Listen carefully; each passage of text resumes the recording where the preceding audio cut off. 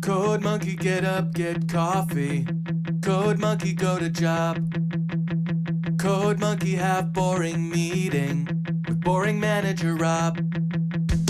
Rob say code monkey very diligent, but his output stink. His code not functional or elegant. What do code monkey think? Code monkey think maybe manager wanna write goddamn login page himself. Code monkey not say it out loud. Code monkey not crazy, just proud. Code monkey like Fritos. Code monkey like Tab and Mountain Dew. Code monkey very simple man with big warm fuzzy secret heart. Code monkey like you. Code monkey like you.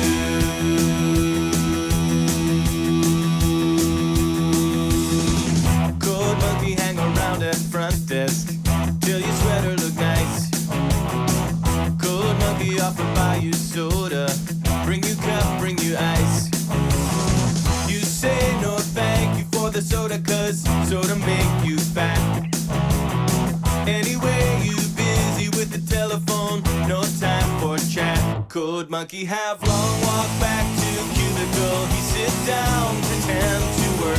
Code monkey not thinking so straight. Code monkey not feeling so great. Code monkey like Fritos. Code monkey like Tab and Mountain Dew. Code monkey very simple man, big warm fuzzy secret heart. Code monkey like you. Code monkey like you. A lot.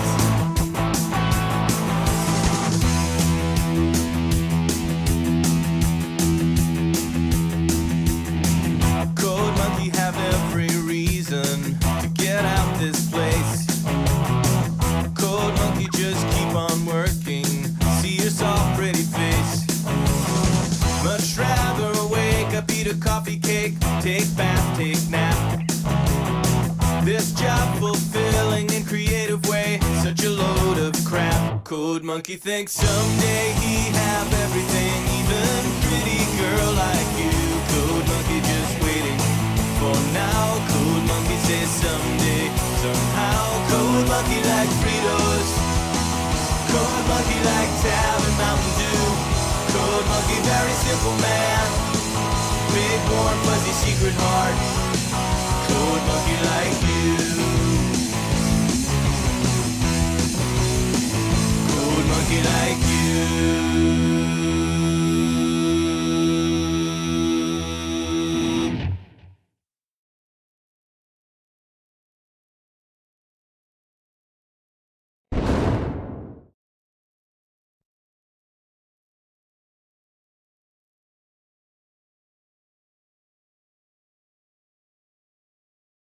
Oh wait, I don't need a Scooty no more. I'm here on my own. Listen, wait, Doritos and Mountain Dew, is that song where that comes from? That whole stereotype? Is it just that random fucking song that then got used for Code Monkeys on G4? That where it come from? The fucking writer of that song then needs to get like a huge, once again, me in charge of fake marketing world here, needs to get a huge fucking check from the Frito-Lay company in all reality for creating that branding. But, well, you know, we can't talk video game development without talking justice for the people. No jobs in your community, whatever, but if there is an Asian somewhere who didn't get paid enough to make a game that you play, oh my god, the people will riot. Yes, hello, welcome. I am the #1 RPG Maker streamer. It's true. But unlike all the other devlogs, instead of crying all day about a game that we may or may not make, it's all positivity and fun, entertaining times here. Because if you think about it, nothing can go wrong because we had no standards to begin with. And I think we're doing great so far, quite frankly. So last time, well, you know, we should just do the usual. We should just boot up my lovely game. Well, our game, I'm sorry. Our game We made this together. The Sims 97 Cat Girl Diaries. Gonna get a playtest going and switch the screen over here.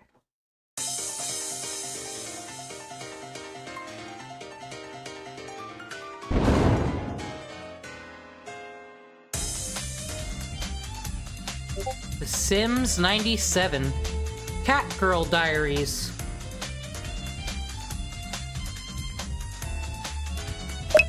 Gotta start a new game, of course. Always gotta refresh us. Look at that desolated desert back there.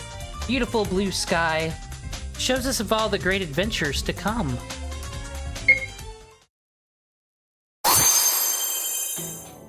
Sound effects. This is space. Space is a place for adventure and advancement. But only if you're a hot fox girl. Sadly, you've been born a cat girl named Emily, who isn't even middle class. This is space, where stars are born. Oh, sorry. Can't ruin my amazing dialogue here. Where the stars are born, but these stars are boring. This dialogue, though, is contributed by chat member X Bounty when we needed a great intro scene. You know what stars aren't? Boring VTubers. Be a better VTuber. Be more than a PNG tuber. It's your destiny. Okay, so the game was made for me, clearly. It's up to you, Emily, to do something and make this game have sales, so we don't have a YouTube video and complain about it. No, we will not be like the other devlogs. Wait, you're using my suffering to make money? Enjoy your adventure! And that's what we did last time, was created that cutscene. I think we'll be doing an actual in-game cutscene next. But let's refresh us on her world. This is Mom Dog. She hates us for, you know, not being a fox girl. I could rejoin the family. Dad's over here nervously pacing because Dog Mom put him in debt. This is my home. This water basin. However, I haven't been allowed to have clean water. Not since the war. Okay, game nitpick right here. Look at this. Look at this. Oh, am I not able to click on it again?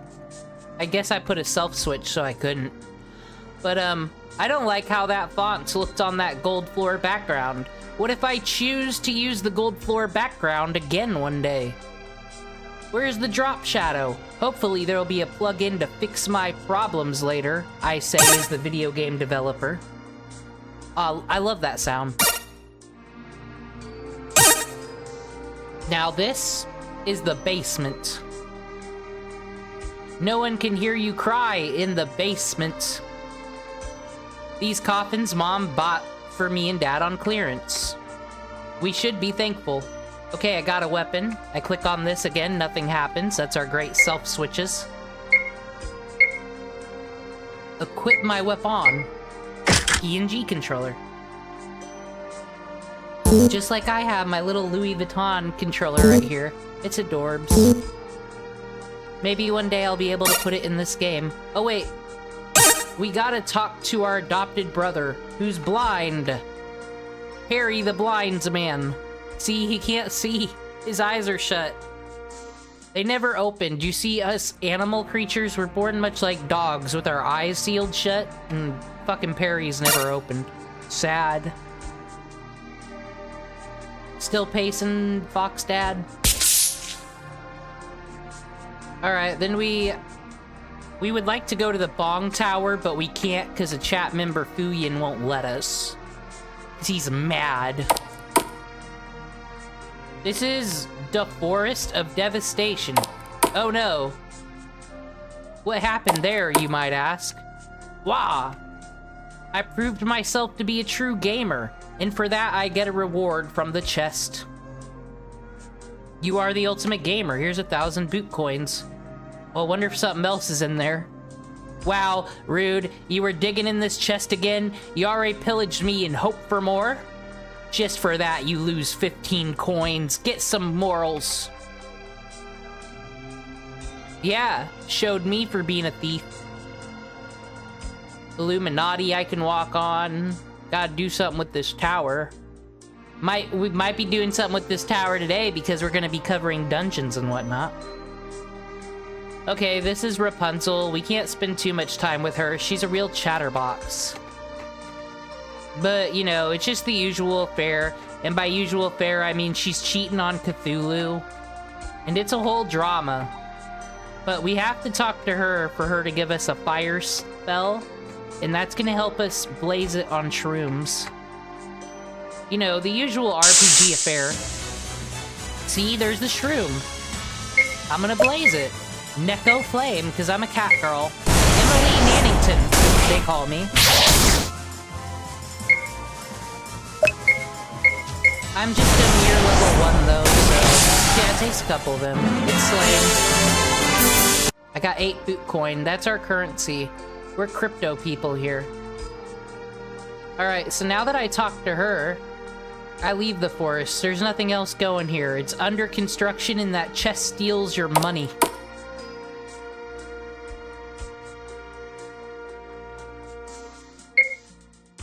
Oh wait, oh no, okay. I have messed this up.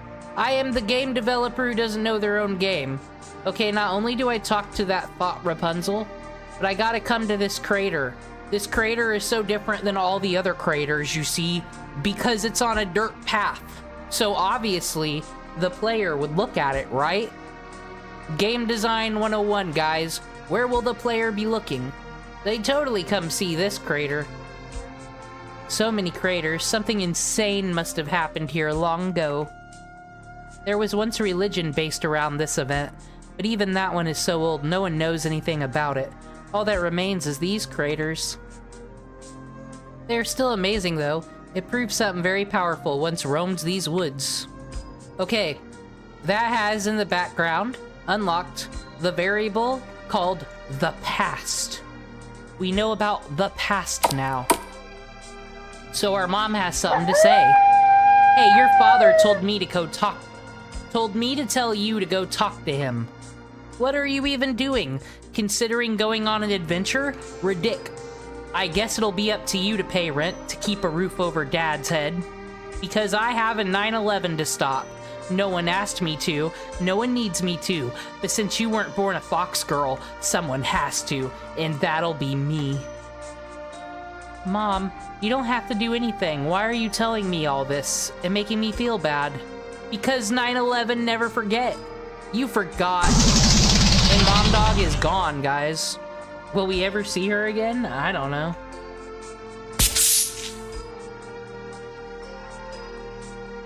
Okay, and we also gotta keep in mind Rapunzel does tell us that we have to get to the 5th floor of the Bong Tower. But, okay, we gotta get to the 5th floor of the Bong Tower. We haven't made Fuyan's messenger move yet. That's gonna be our next game mechanic we gotta work on.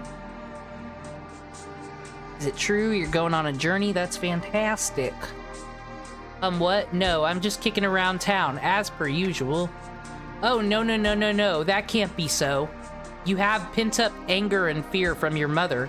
You saw a crater and thought about the past. It means you have to be a hero. You know, the game just says the quiet part out loud, really. How can I be a hero, Dad? I live in a small community in a world divided by a river. I can't do much.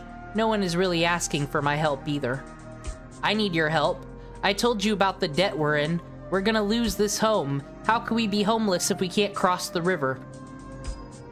You going on an adventure solves all the problems. You can fix your self-esteem so I can be a good parent, and I can run a shop for you so you can give me money. Win-win. ... Welcome, my customer, I mean daughter, and this is our store we got. I will also exchange boot coin for precious metals. See, now, what we want is the forgery kit. We already don't have 1,000 because I was greedy and touched the chest. And I made it so the monsters do not give us money. Currency has not been added. That is stupid. Why would any fucking critter of the woods be running around with coins? Not in my game. They drop plastic and toys and things that we will collect and sell. Might be working on that today as well. Drops for the monsters, like I believe the goblins have like Cyrax's Akron, Ohio metal. That'll be something that we can sell for like 500 pieces of gold. Basically, I'm forcing the player to grind. But I was thinking this would be a cool mechanic to get currency like, this will be simple, but for other things, we could do trading, bartering systems. Something I really do want to... Like, I'm just skipping past it right now, because it's not that big of a deal. But I love the idea of just cryptocurrency and no money. Dude, check out that chest over there. One day. So that's what we have so far. So really, what I'd hope to get done today is start on that bong tower.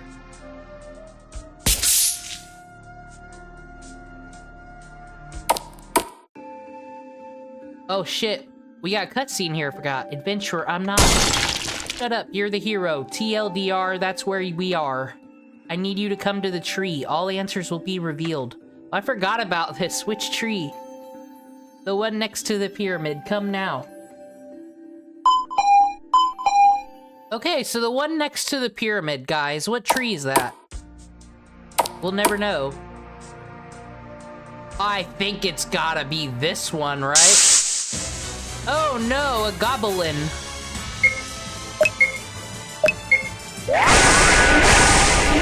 I used a spray bottle on the nasty troll. I'm just using generic monsters for right now because I just don't have it in me to power scale at this moment. But these are easy things where later down the line we can easily change them, swap things in and out. So I'm not going to stress about it right now. You got an extra 500 gold for being a cool person. Cool. Oh, sorry, I meant the tree in front of you. It's close enough to the pyramid. Fuck you. I gotta walk there, what the fuck? Hello, hello, welcome! I haven't had any guests since... I forgot all about this. Well, since never. But please come talk to me, I'll be a good fox. I mean kitsune nursemaid, and curse you right up. Meow, I mean nah? Nah? Yeah, nah, it's what us fox girls say, don't you know? Only foxes I know is my brother and dad. I've lived here all my life and never heard of you. Are you truly a kitsune? When my mom comes back from 9/11, she might want to. Fox girl in hiding? I knew they'd never find me here. Who? My parents, of course. They are off doing 9/11, so there is a good chance no one will find me. I can work on keeping this secret. I'll make sure to heal you. Dude, did I put curse? I might have to fix her dialogue. At a price, of course, because something capitalism.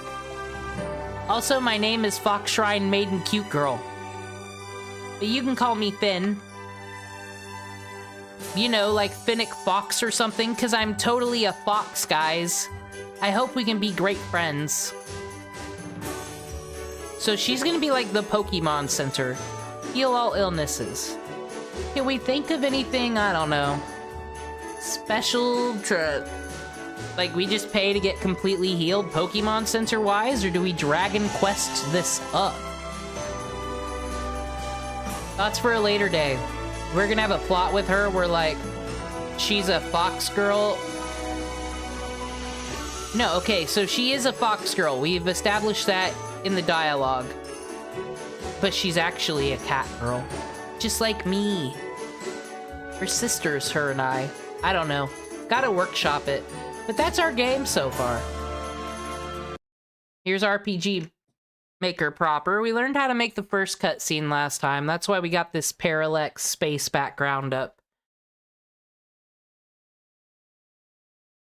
And then the game starts and we're in front of Mom Dog. I don't know if we really need an intro cutscene past what we have already, but I don't know, maybe... I want to go through all the tutorials anyways, in case there is a hole. I mean, like a... Every tool is important, is what I'm saying, and I don't want to miss anything, because this is a very simplistic-looking program. But if you miss anything, you're gonna get really mad later. That's my hot commentary on RPG Maker. Alright. Time to start getting into the tutorials.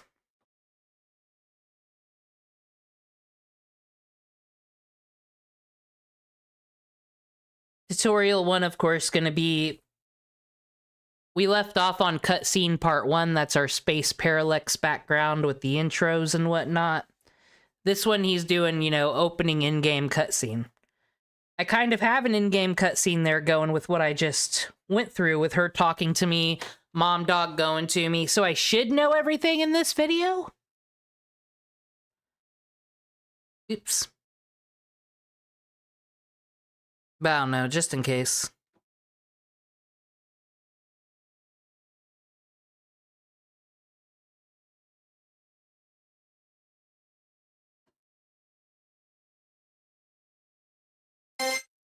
So last time, we created this intro right here, which is going to be the abstract intro. And so you know what's going to happen here. We're going to go through all this, yeah, blah, blah, choose a name, whatever. But then the important... Now, there could be, dare I say, an actual, like, marketing reason. No, not marketing. I'm just going to use the word marketing, I guess, for every little thing that's smart thing to do for my game, for the consumer. But we are playing female main character, but... Our demographic is true gamers, so, you know, female. We got a lot of males playing their female character. No big deal. Silent Hill 3, Day One Cry. Oh no, they made the main character a woman. No, no one did, because the game was good. So who cares? But because she is a female, you don't get to name her. She's Emily. Y'all would name her something rude. So... that is why we have not implemented this. part is what we're doing today, which is the more cutscene-ish intro, which is going to have a cutscene that plays at the beginning of your game after the abstract intro if you choose to use it or not use it. And so, as you see here, our player is now entering the town and they're going to say all that stuff, and yeah, now we can play the game. And that's what we're going to be doing today. So first of all, let's actually change what's happening in our original intro. So let's go up to the event right here. First thing we're going to do is make sure the player transfers somewhere else. So in the previous tutorial, we actually transferred the player right here. But instead, we want to transfer them to the first cutscene, which is going to occur right here. So let's stick them somewhere out of the way. So we'll put them like right here, and then that'll be good to go. And then next, let's actually remove this change transparency off, because we want the transparency to remain on. Let's go to Town 1, Room 1, into this place right here, and let's create a new auto-run event for this cutscene. So we'll do auto-run, we'll go up here, we'll have this person say, "This place sure is empty," like that. It's good enough. We'll hit OK, they'll move down a bit, so we'll do like set movement route of this event, or give gold. So here's an important thing when doing moving events, and we haven't talked about this already, which is the fact that when you have an event like this and you want to move it, make sure you give it a memorable name. So for example, give gold, because by default it's something like E001, and that's impossible to know like what event that is. So just keep something like person that moves first or something. I don't even know. It doesn't matter. Just give it any name. It won't affect the game directly, but it does help you choose which NPC to move when doing movement routes. After, we might use what we learned here to make Fuyin's messenger leave. You know, activate what happens when we get the forgery kit. Since we've made that item exist or not. Should be able to do that today. So let's move them left twice, let's move them down, let's make them, like, wait a bit, so wait, like, 20 frames, turn, up, wait, another 20 frames, and then turn down. Yeah, sure, that's good enough. Wait another 20 frames, like that. You want waiting a lot, so it paces it out. Anyway, after that's done, we'll set it so we show the text of, I wonder what I can do. And that'll be that. Then, after this, we're going to transfer the player to the next place a cutscene is going to occur. So first, we're going to transfer them by going to the transfer player right here, click on a new place, and we'll do it to the outside of the town right here, like right here at the edge of the town. Once again, we'll keep the same thing, but we want to make sure the player is looking left, so we'll make it so direction is set to left, like that. And we'll hit OK, and we'll be good to go. And now this time, we want the players to be visible. So this time, we're actually going to take our original thing, which was the change transparency off, and turn that on. So change transparency, turn it off, like that. And then we'll go into Town 1. They'll start off right here as visible. So in Town 1, we'll then create another auto-run event. And then here, we'll make it so we'll do a movement route for the player. So like, yeah, here it is, set movement routes. Player, move left, move down, move down, move down again, move left, I don't know. Then hit OK, and the player will say, this is a town and stuff. Yeah, there we go. It's a beautiful default dialogue. It's going to appear when they first enter the town in the beginning of the game. And once this is done, we'll turn this auto run event off. So we'll set self switch A on, and then we'll create a new event page and make it so if self switch A is on, it'll go to this. And also, we gotta make sure to do the same thing with the other event, else it's gonna be a little weird when we enter in this room. So if we go in here, we'll make it so that at the end of this, we'll also turn self switch A on here, make a new event page, make it so self switch A is conditioned for this new event page, and we are good to go. And now when we play our game, we'll once again go through our abstract intro, blah blah blah, yeah, name, whatever. Next we'll go into our second intro, which is going to be this cutscene without the players inside of it. So it's gonna move left, move down, wait a bit, turn around and stuff. What can I do? And now we're gonna go to our players right here. They're gonna move around. This is a town and stuff, yeah, and all that stuff. And now we can play. And if we go into this house right here, we'll find that the auto run event does not run because we turned it to self switch A, and then that turned it off. And for the most part, that's really all for this tutorial. That was sort of quick and short, but that's really the point. Like, for the most part, you should already know everything that's required to actually create a very introduction type scene. Now, what we do is very basic, and you're going to want to create like more NPCs interacting with each other, and more stuff clinging together, working together, fixing together, doing stuff. But yeah, we didn't, but maybe we will in the future. But that's all for this tutorial, so until next time, RPG Maker tutorial end.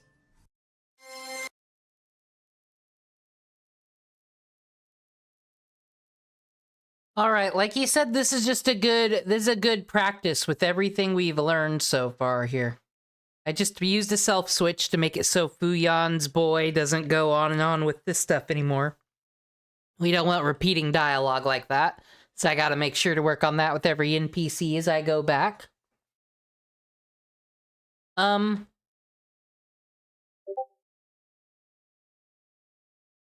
Cool. I'm gonna create copy event page, new event page.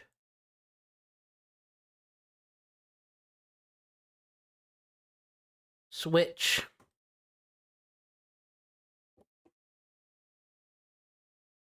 Forgery kit.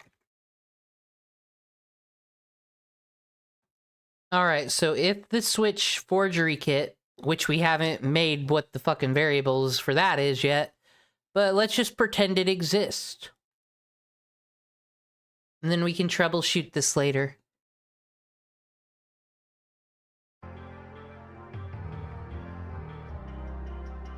Alright, so if switch forgery kit's on, gonna have an auto run.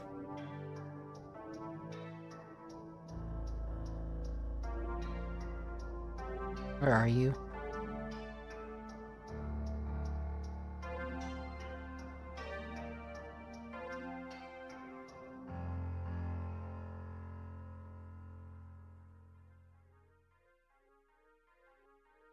Okay, so, well, just in case I'm getting a little confuzzled here, we can always go back to Mom Dog. Because, yeah, hers was auto-run. I've already done this before. Set the thing moving. Just do the text. And then set a control switch to turn it off. Not a problem.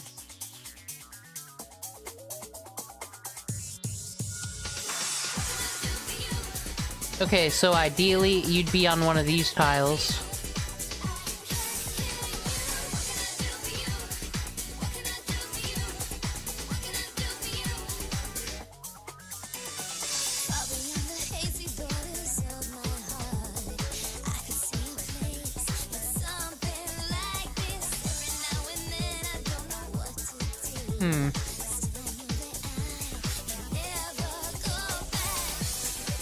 Sorry, I was just remembering that Final Fantasy X2 is actually the greatest JRPG ever made, and Square Enix has done nothing but, you know, go downhill ever since then. It's quite a sadness.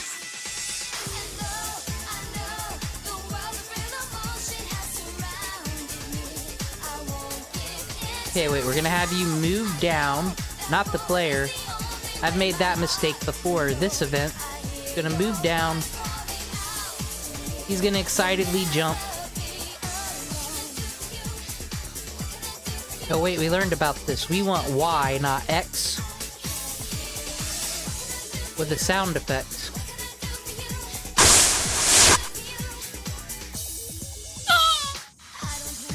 That sounds about right.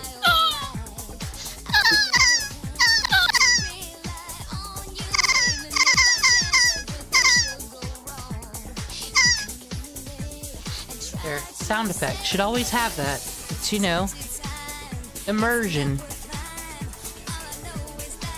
Wait for completion.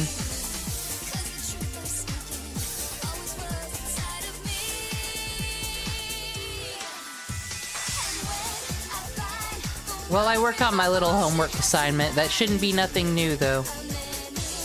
I'm gonna try to make it so the variable is gonna activate when you buy the forgery kit with like 5,000 Bitcoin, Bootcoin of course. Then we'll get the item, then that'll hit the variable, then Fuyan will move, and then when we get the dungeon tutorials, we can finally start on the Bong Tower. How exciting it'll be. Our Tartarus. We can be the Persona 3, if we believe.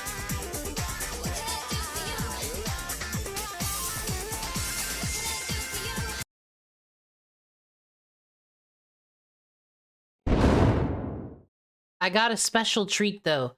Last time we were doing RPG Maker and I was doing things in the background that didn't really need explained, we watched some fun videos.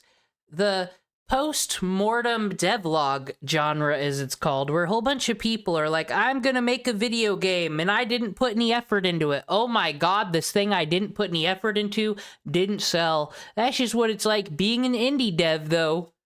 It's like, well, why didn't you try better, make a game you care about? That's what we did last time. I got some more of those for today if we get to them.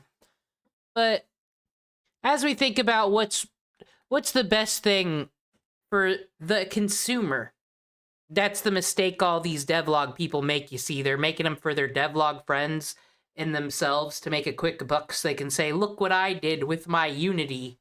They're really good at Unity, actually, all these people.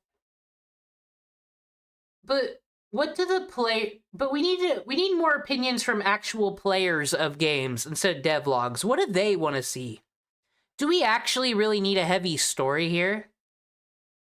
Some people would say no. Some people say they don't care about stories in video games. They always hit the skip button like it's Fate Grand Order or something. Doomer Media was one of those people.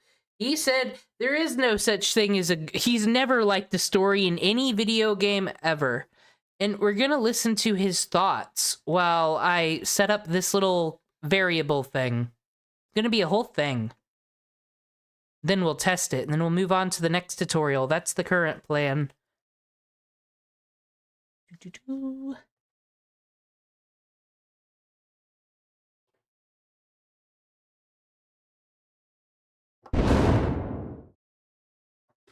I'm excited for this. I heard this is one of the greatest crash outs of our days on the internet.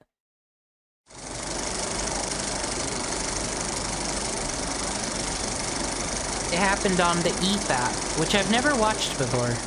How much is that franchise worth? Like $10 billion? Well, $100 billion? What the fuck is that? They're just gonna do nothing? They paid $5 billion for it. That's how much they paid for And Star Wars. it is not worth more than when they bought it. I don't see how it could be worth more, really. Yeah. No chance. Really? That isn't that high, honestly. I think if it does end up being worth more, it'll be because some Star Wars mobile gotcha game gets huge and kids start playing. Oh my god, you're right. That's like the best thing they could do with the IP. Well, and I guess there's stuff to do with video games, right, where it's been more of a mixed bag, as I understand it. Like, a lot of people like the Jedi Fallen Order. Like, Hey, I'm playing RPG Maker today. By playing, I mean working on the video game. Yeah, RPG Maker Monday. So, all the content today is video game related, and I think this is relevant. Do we need stories in video games? I don't know. game. Okay. Battlefront 2 kind of came out, was not well received, but then it improved later. But I think at this point, it's not an EA exclusive thing anymore. They're now Like Yeah, no, Ubisoft's that's- making a Star Wars game. Remember when that was effect was reversed for Cyberpunk? So like, the game sucks, and then Edge Runners comes out. It's like, let's play fucking Cyberpunk again! Yay! Hey, make good shit, and then especially people went back to find the game was in a better state. It was a lot more stable, Yeah. and things like driving didn't feel like shit. It's actually one of my newest videos. Cyberpunk wasn't that bad on the PC. I mean, Well, like, people exaggerated a bit on I the had It was trouble pretty. with it. I had same. Yeah. It was a bit buggy, but it was still fun. It wasn't like I a thought dog so. shit. I mean, Well, if maybe you can get lucky with PCs. The mass I- majority, from what I've I'd heard, say the had more like awkward really thing big is- problems. I mean, I had a pretty good PC. I mean, back in the day, Yeah, I had an excellent the experience. Batman game that came out, I could play that. Like it was one of the Oh, Lucky people. Arkham Knight, right? Oh, really? yeah, because that ran pretty fine for me when I played it back in the day. Meanwhile, for other people, it was an absolute Yeah, attack. but basically Cy- almost yeah. everyone else was like really Cyberpunk shite. ran quite well for me, but it was still like there was a lot of just fundamental design things that were kind of fucked about Cyberpunk. Like, and a like lot of the them open are world improved not being an now. open world. Yeah, I mean, what I actually found in I recently did 2 playthroughs of it and then made like kind of an updated impressions video, the Edge Runner update.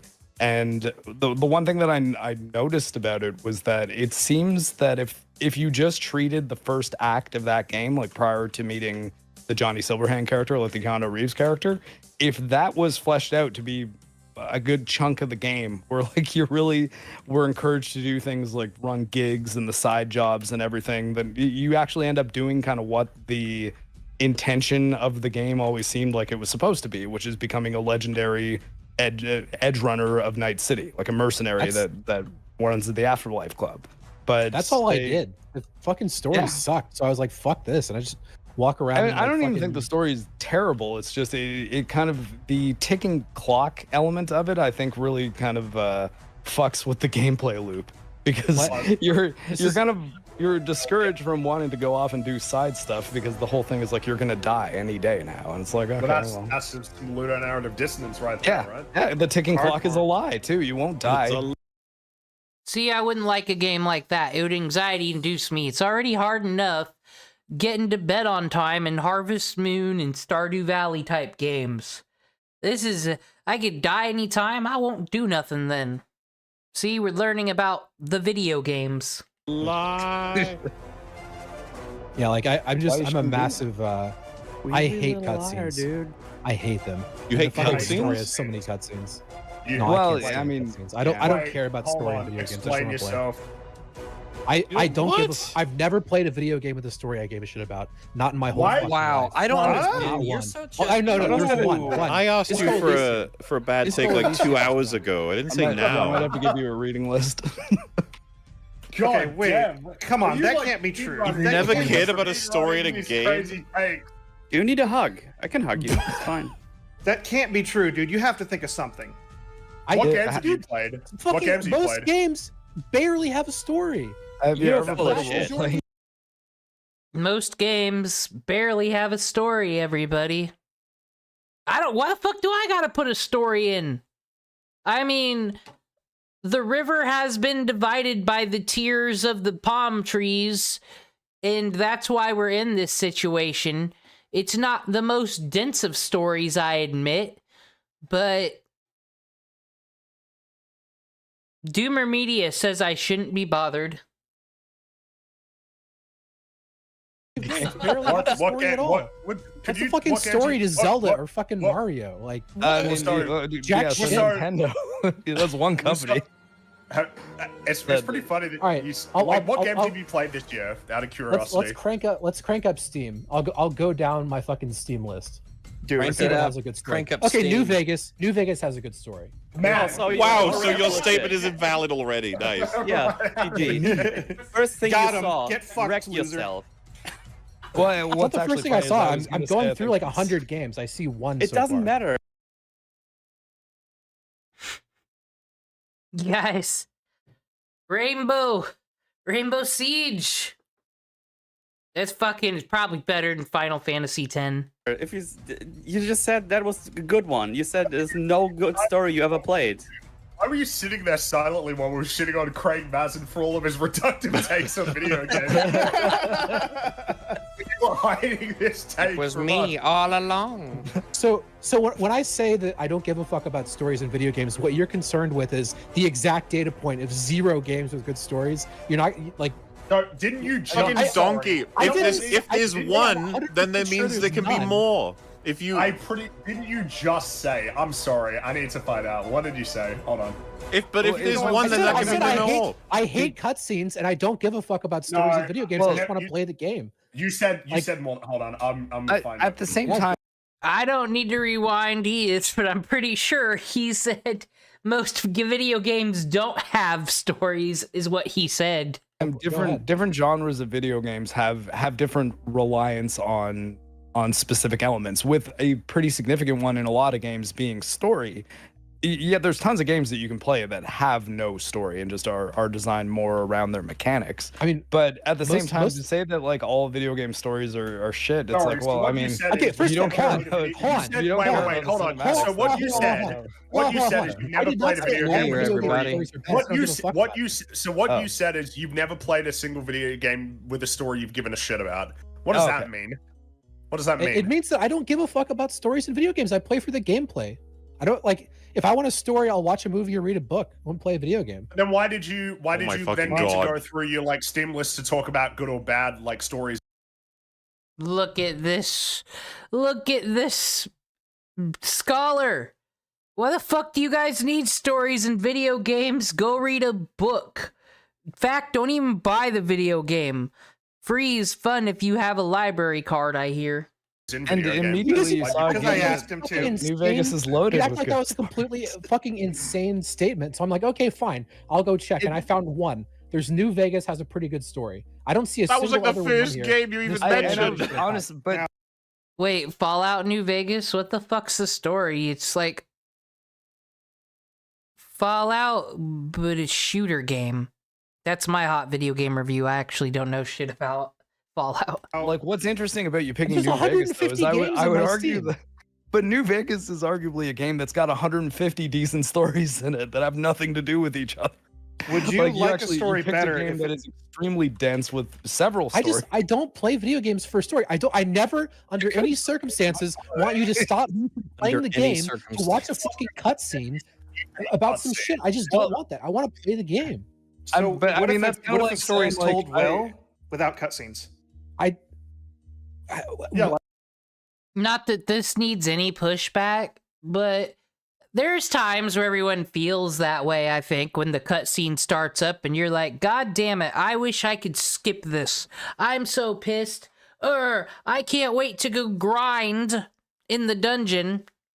Everyone's felt that way, but I think the best, most successful video games are the ones that have a good ebb and flow. Like Persona, I think, is the best.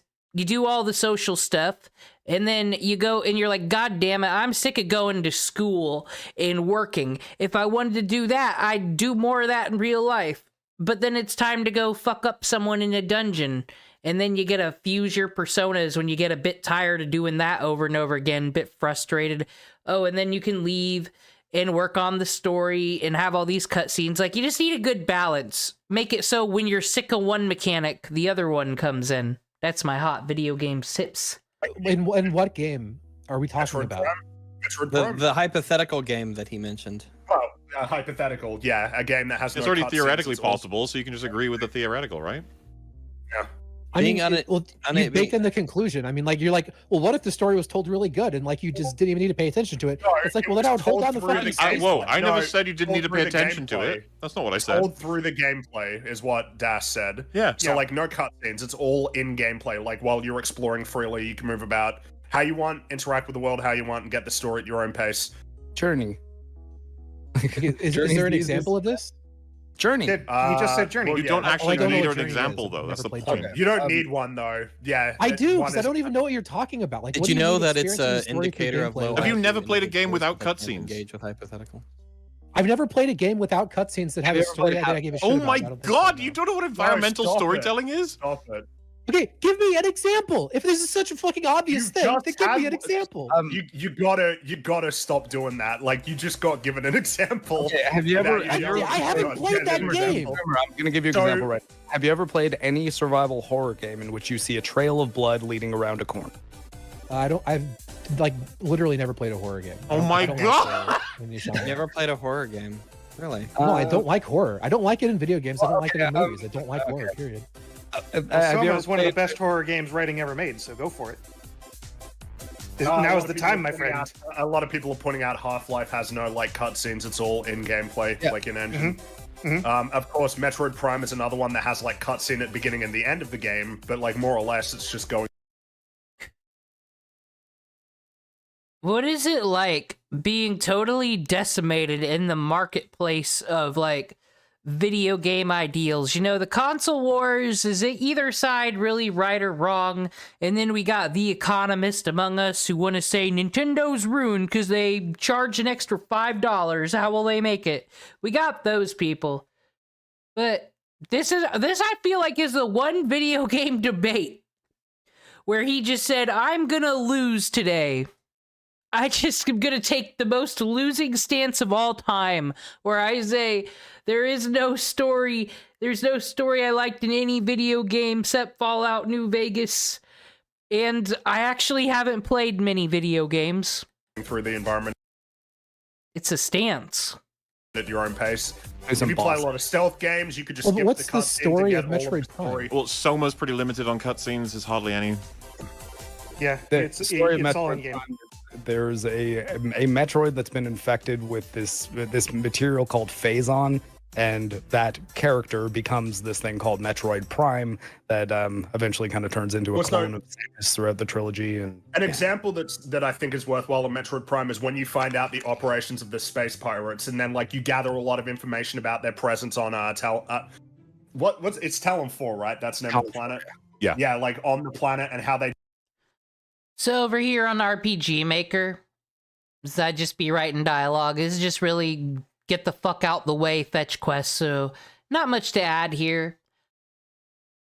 But like I say, since we're talking about Mom Dog, he's pointing out that's not like her, but we're gonna get a choice. We're gonna do the thing where we have the choice. Do we feel bad for lying to Fuyan's kingdom and his messenger, or do we not feel bad?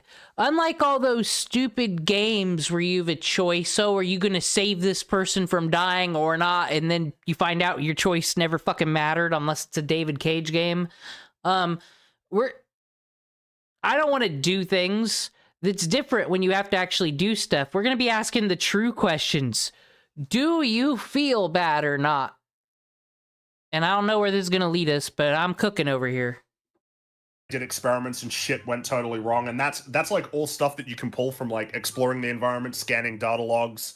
Like none of that is like exposition. It's not delivered through cutscenes, but it's all a story that you glean at your own pace. It's something that video games are uniquely positioned to do. Environmental storytelling. Yeah, I don't Dark Souls and whatnot. If I have the option to take the story at my own pace, then I'll just ignore it.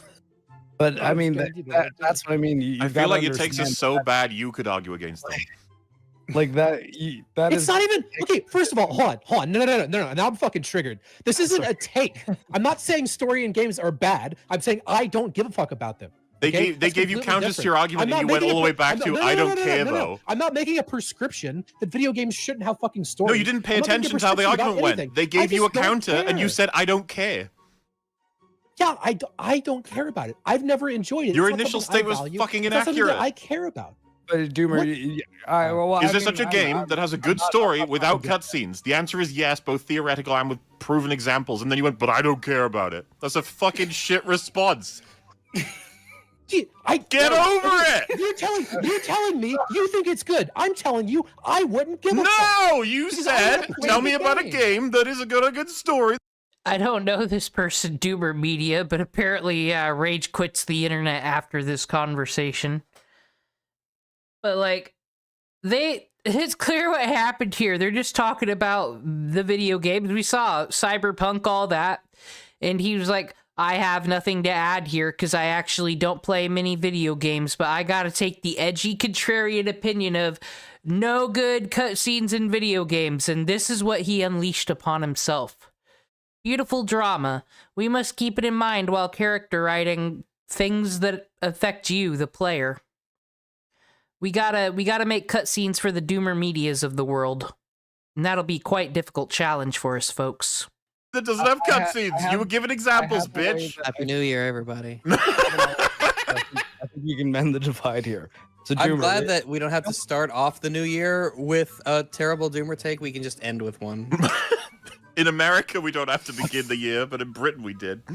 Doomer film. This isn't even a take. This is you guys fucking getting triggered over nothing. It's not a take. Saying that I don't like horror movies is not a take. It's not saying that horror movies are bad. No, it is not. Yeah, it is. It's just my preference. I'm not saying anything is wrong with horror movies. I'm not saying that they're bad. I'm not saying that there's a fucking... No, that is not a take. Saying that I don't like a classic thing is not saying that there's anything wrong with it. I'm not saying there's anything wrong with you liking it. If I say, for example, that Top Gun Maverick is a piece of shit, that's because there are flaws with the movie that should affect you if you're fucking paying attention to it. There's nothing wrong with horror movies. I just don't like them. Happy New Year. I'm gonna hop out. It's been really good time. Lovely to hear from you, more, Em. you prick. Yeah. I love you guys so much. I want to come on for a real Leaf Epis. Dude, Em, you should be the one that annihilates him the most. You do a lot of gaming stuff. Absolutely. Yeah, but the thing is that even he knows that this is a stupid thing to say. And that's actually the most aggressive thing you've ever said. Yeah. Even he knows that. I don't understand. Can somebody please explain what is wrong with me not liking stories in video go games? ahead. Can someone please explain? Happy New Year. I love you guys so much. I'll see you later. I love you, Em. Bye-bye. Wait, see you later, Moriarty. Bye-bye. What I was going to say is it might be worthwhile to walk through the chronology of what happened here. So I think your initial claim was that you hate cutscenes. That was like claim number 1. And then when we asked, like, could you like expand and clarify? Claim number 2 is I've never played a video game with a story I gave a fuck about. Did I say absolutely 100% never zero? Or did Fuyin, I'm trying to set up today to get your messenger boy to move the fuck out the way of Bong Tower. And I'm being set with a moral issue, because we have to save the world or something for some reason. So, like, we're just gonna lie and say, oh, hey, look, we got a permit. We're totally gonna fix that entrance, totally. But we're not going to. So I'm gonna be asked the moral question, do I feel bad or not? And I really didn't mess with variables the first time I did RPG Maker, but this time around, I'm gonna have just morals and bad user. And what this means is we're just gonna have, like, you know, Paragon, bad person, that type of thing. I don't even know what we're gonna use it for yet. Be like our fucking Harry Potter house at the end. I don't know, you're just the bad. So I'm making it add a constant each time we have this bad ethics.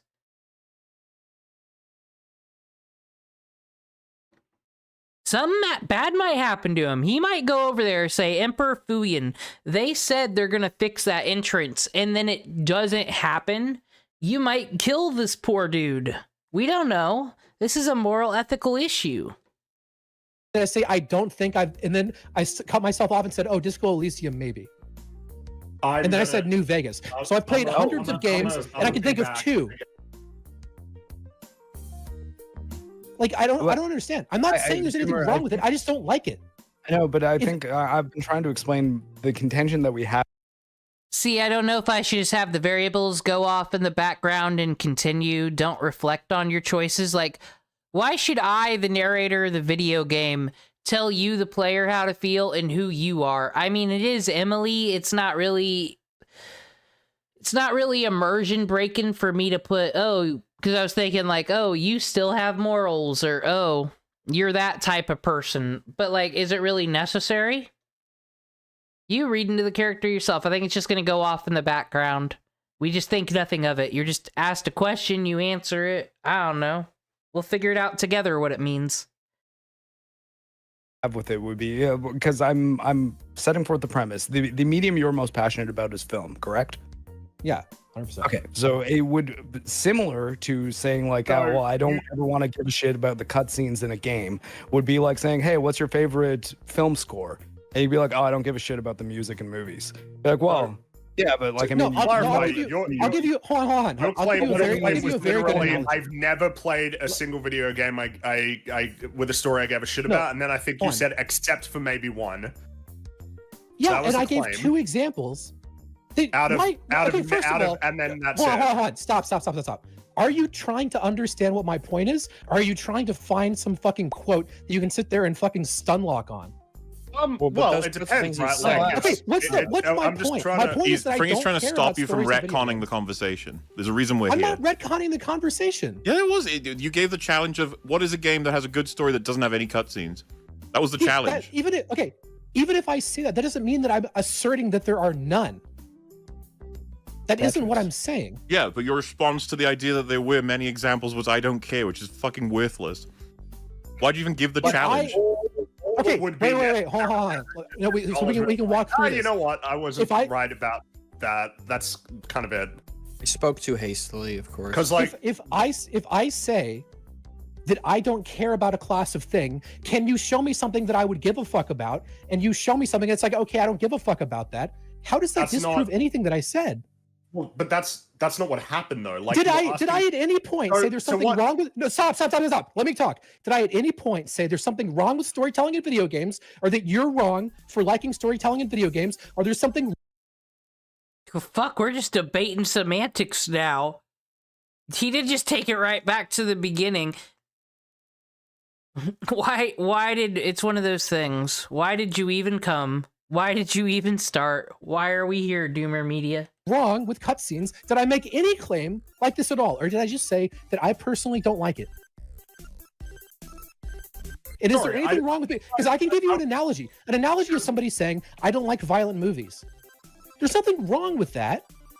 No, again, because it'd be nice to at least like sort of pin down on this one thing, was that you asked for like if the claim is I don't give a fuck about.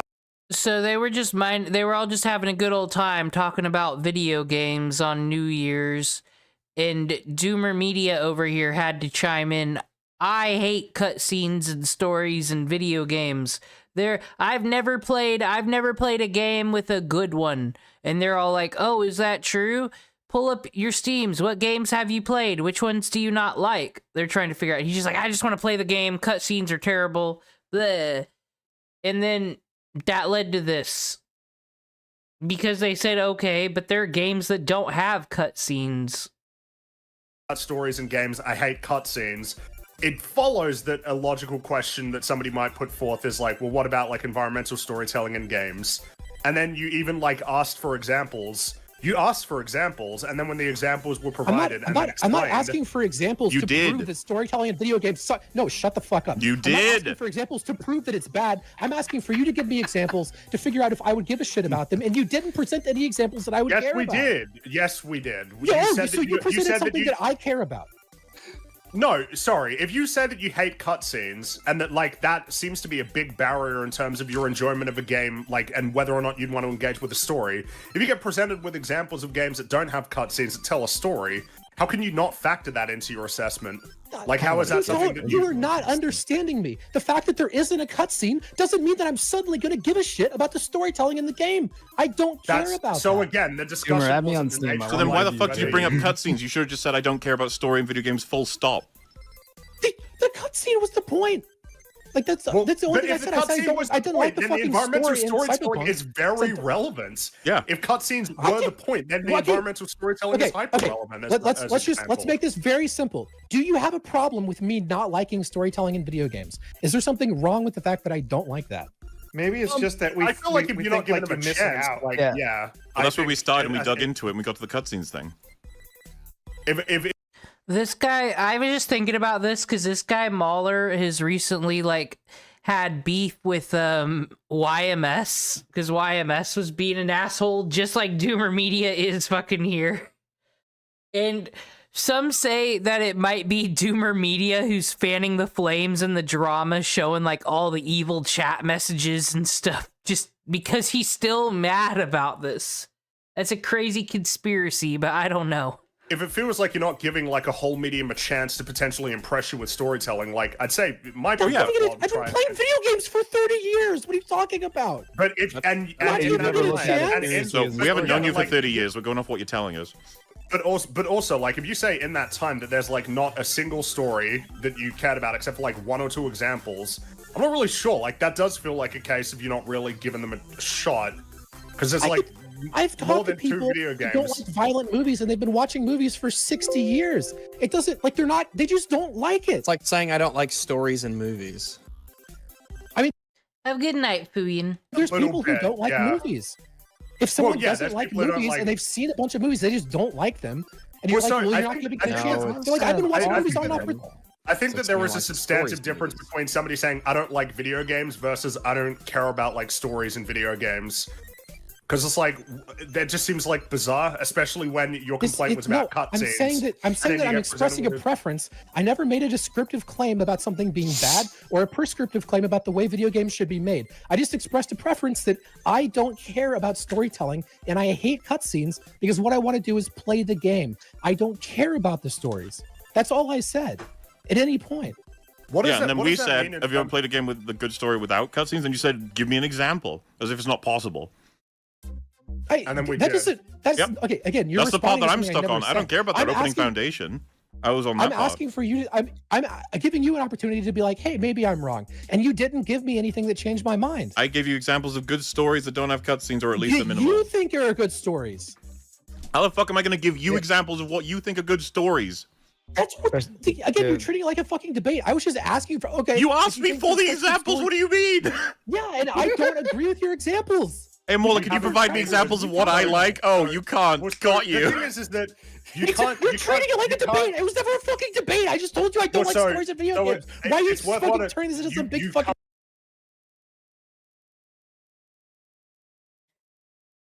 Yes. I have heard this debate from people before, but usually you just ignore those people because you're like, that's a stupid opinion. No. This is that stupid opinion, but actually challenged with facts and logics no one should have to say, but it happened. You'd already turned into a debate when I said it's theoretically possible, and you're like, yeah, but I want examples. Well, by the way, you can't disagree with examples you haven't played, because you have, like, no reference. I didn't disagree with them. I said I haven't played them. You mentioned some game Journey. I've never played it. Didn't you just say, like, 10 seconds... Sorry, am I actually like, losing my mind here? I thought, like, 10 yeah, I think you guys are. I don't know what the fuck you're talking about. No, it's all simple to me. You know, you just can't admit that you know, right? Yeah, you said something dumb. I did nothing wrong. No matter what you fucking idiots! I did nothing wrong. Jesus Christ! Oh, I know you feel that way, but it was really straightforward. You fucked yourself over when you said that. It's really straightforward. I just told you I don't like something. I didn't say anything about it being bad or wrong. I didn't say there's anything wrong with you liking these things. Do you remember the part where you said you need an example, not the theoretical? Do you remember that happened? That doesn't. How does that mean that I'm impugning something about what we provided you examples?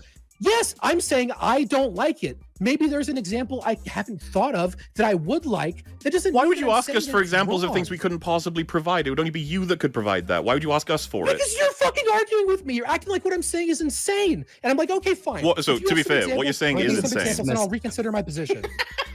To be fair, what you're saying is insane, by the way, just for the meta. I just think it's oh yeah, it's insane to have a preference. Okay. No, that's not at all what I said. That's not what I said. I don't know how you've gotten onto this thing where this like should be a debate. This is equivalent to me saying I don't like horror movies, and you respond as though I'm saying that horror movies. If you'd said I don't like horror movies, and I said why, and you said because I don't like acting, I would have had the same fucking issues with you. Yeah, that's more what I was getting at with the music. You said you don't I think it's that you're. Yeah, but like I think that we understand your premise as. No, I don't think you do, or you wouldn't be arguing with me. You have to walk that one. No, but I was trying to put it in words for you, just so you'd understand kind of, or at least where I seem to understand it, because I don't want to say speak on behalf of others. But it was more that it seems like you're being very dismissive of an entire element of a medium. Yes, and saying, I am.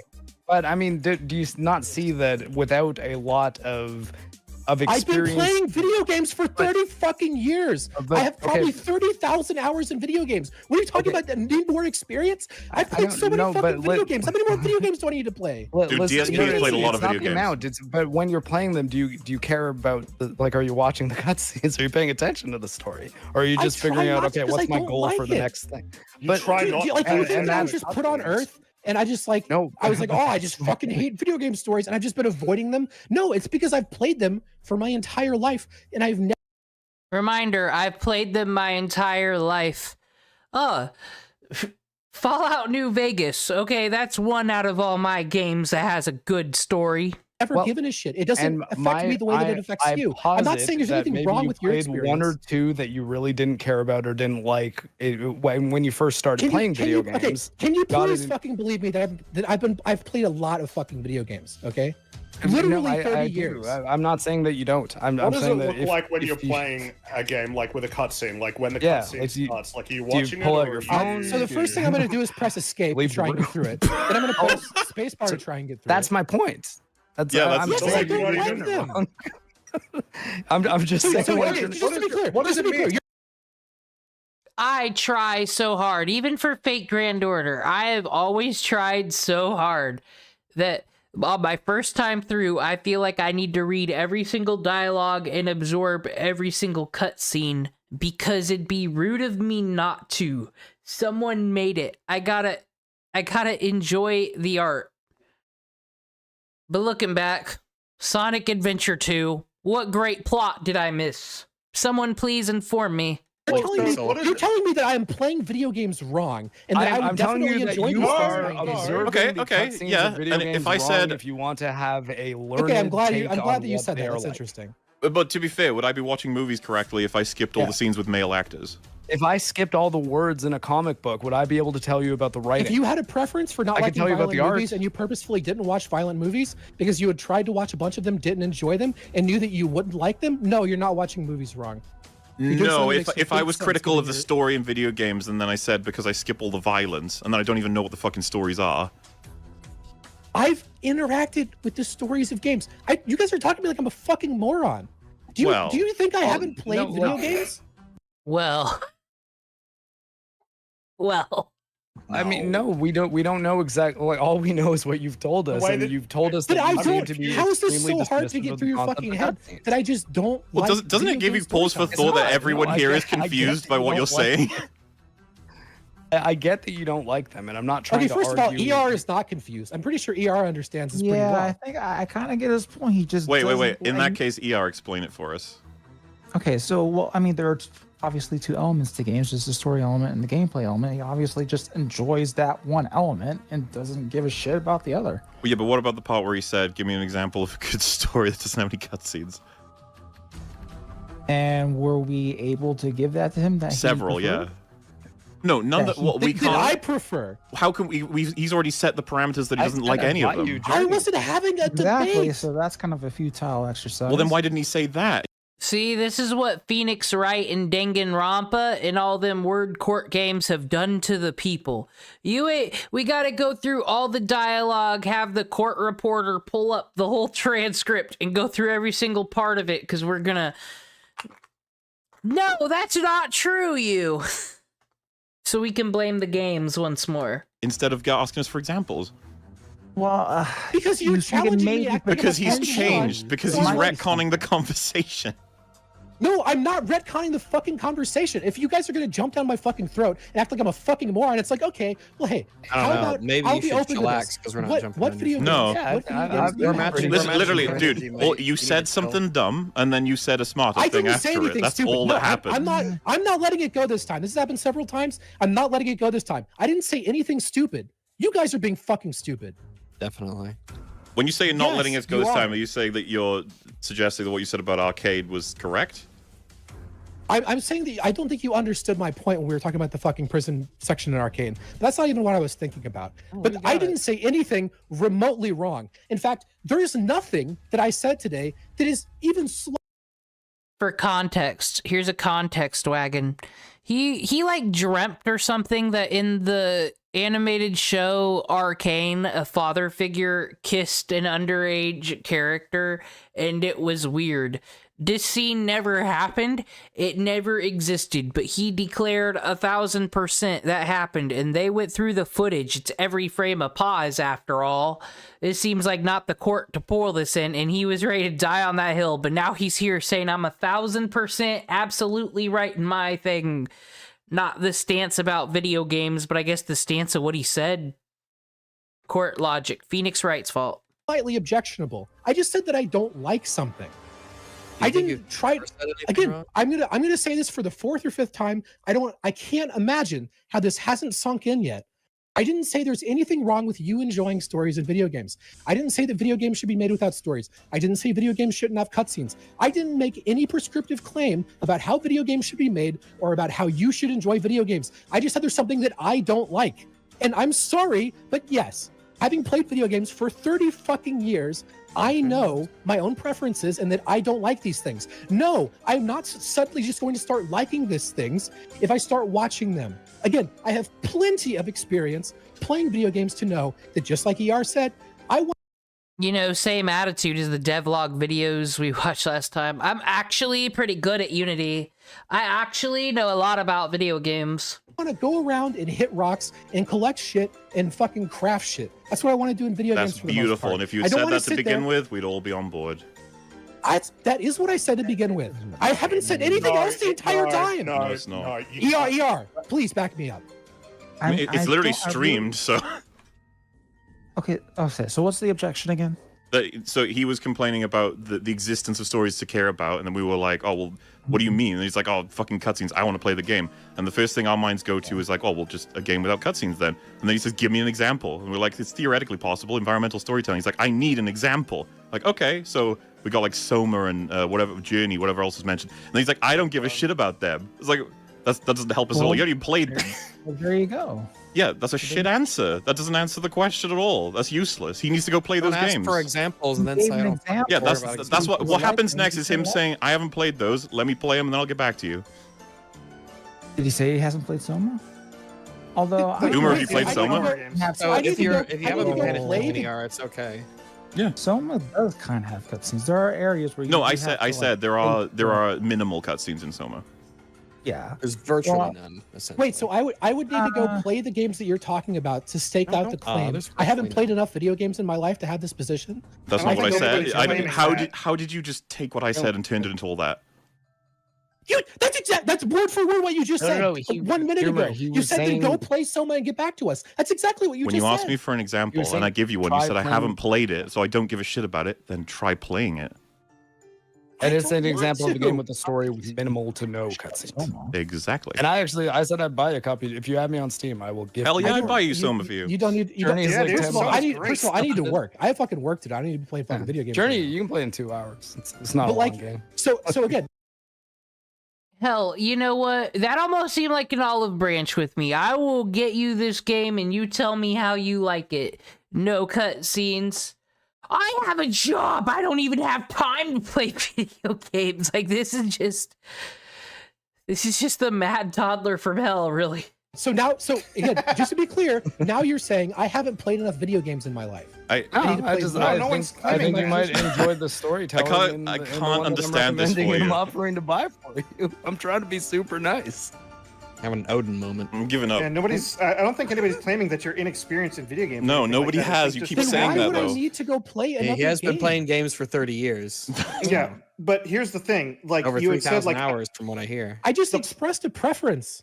The problem came from the fact that you had come here saying like, oh, video games, like, you know, their stories, I hate them and stuff like that. But then you gave qualifiers chances to like them, but then you barred them anyway. So that's why people are frustrated. Yeah. Did he though? Yeah, that's why it triggered everybody else. He said, give me examples. Here's the examples. And he said, fuck them. I don't like them anyway because I don't like stories. Like, what? Well, then don't ask for examples. Just keep that as your central point. I don't like stories in video games. Some examples, and then you gave some examples. He's like, well, no, I don't actually prefer these. He said he doesn't fucking care about the examples. Yeah. You're asking me what Yu-Gi-Oh deck to get? That's a mistake. Go for ones with URs. Always. Do that. That's literally where the conversation broke. Right. It's a really simple area for where the conversation broke. He misspoke. He should have said, "Oh, I did not misspeak. There was nothing that I said that was a misspeak. Why did I don't try? understand. Fool that you are, Mahler. Fool that you are. No, but like, if I again, this conversation have wouldn't have happened. Sorry. When I say, can you give me examples? I like on, if you're talking Duel Links, I like the what is it, Mirror Force? That used to have a cool set. I'm not invoking a debate. I'm saying, hey, maybe I'm wrong. If you can give me an example of something that I've played that I would care about, then maybe I'm wrong. If you give me examples of games that I haven't played, obviously I won't give a shit about them. I haven't played them. Well, how was anybody meant to know what games you played? I know. How was anybody meant to know that? That's a like, come on, you know that's ridiculous. We're not in a debate. I'm just asking you. So why did you ask for wait, no, sorry, hold on, back up. So if you say, give me examples, and then we provide examples, so we fucked up because we don't know what games you played. I didn't see you fucked up. We're in a fucking debate. I just told you I don't like something. So when you said, I need a... So what have we learned about video games today, folks, from this? When discussing making our video games, when comparing it to others, when enjoying things, don't have a bad, stupid take for the sake of having a bad, stupid take. All friends, we learn from the other devlogs, everyone you know is a possible Steam wishlist person. You can't go around with this attitude. How you gonna make games with this attitude? Whatever Doomer Media does, don't do that. Examples, and we said the theoretical should suffice. You said no examples, and then we provide them. You should have said, no, I need examples that include ones I've played. You should have said, yeah, if what you're saying is honest right now, what you would have said is, no, can you keep suggesting ones until I've hit one that I've actually played? That's what you would have said. But you've changed your mind. But you changed it. That? Like almost word for word? No. I don't, no, you didn't. You said I don't give a shit. And I think you've changed your mind, basically. Yeah. Or like, you're misremembering the conversation. Like, I don't know. Okay, so... just to be clear, this is a great example of what I was talking about earlier. So if I go back earlier and I fucking take notes on what we said in this conversation, is there any chance that you will admit that you're wrong? Why did he keep it going? Why? If I had the time, and maybe, like I said, who knows, the further we get with stuff. Fucking... just an inescapable dialogue tree. If you're one of these people, morality, I don't know. You get mad at me when I went backward to try and figure out exactly the things that you said. You said that I was like trying. I didn't get mad at you for going back. You haven't. Again, I know exactly what I said. You can't win this. I know what I said. There's nothing wrong with what I said. I expressed a preference for not liking something. You guys are the ones who turned this into a fucking debate. Again, there were a couple of times when, because I was legitimately struggling to like remember like exactly what had been said, that I went back, found out what it was, a statement that you were denied, and then I said it, and then nothing came of that. Which is, it's not like, I don't know. I guess it's just kind of odd. Is like, these are things that were said. If I say I fucking hate cutscenes, I don't think I can think of a single video game where I gave a shit about the story. If I make a statement like that, the point of the statement isn't to say there are definitely zero games. Remember, it was I've never played a game with a story. What does that mean if you skip the cutscene? This is just too supremely autistic. Yeah. I've already checked out. Hello, you just... And that is the best way to get yourself out of a drama when it comes like this. You also don't want to hang out with no doomer medias like this. They will drag your video game company down too. Oops. All right, currently I decided to use the cat girl to forge the thing, because we're also going to use a dual purpose with her, in that she's going to start crafting things from her monster drops as well. Whatever she's going to do with that, I don't know yet, but I like to leave the possibility open. But for right now, she's just going to make us a simple permit. But for right now, and you'll see all the dialogue when we test the game.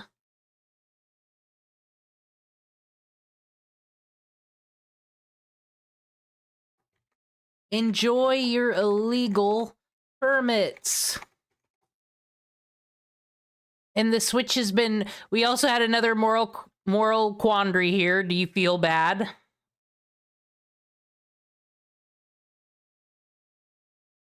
Although I don't... We need her, though, here. Cat girl. There we go. Blah, blah, blah. Enjoy your illegal permits. And then this shouldn't happen again because it'll take the forgery kit away from us. I also need to make it so Fox Dad can't sell us the forgery kit anymore. But that'll be... I need to get me a little notepad, write all the things that need fixed later.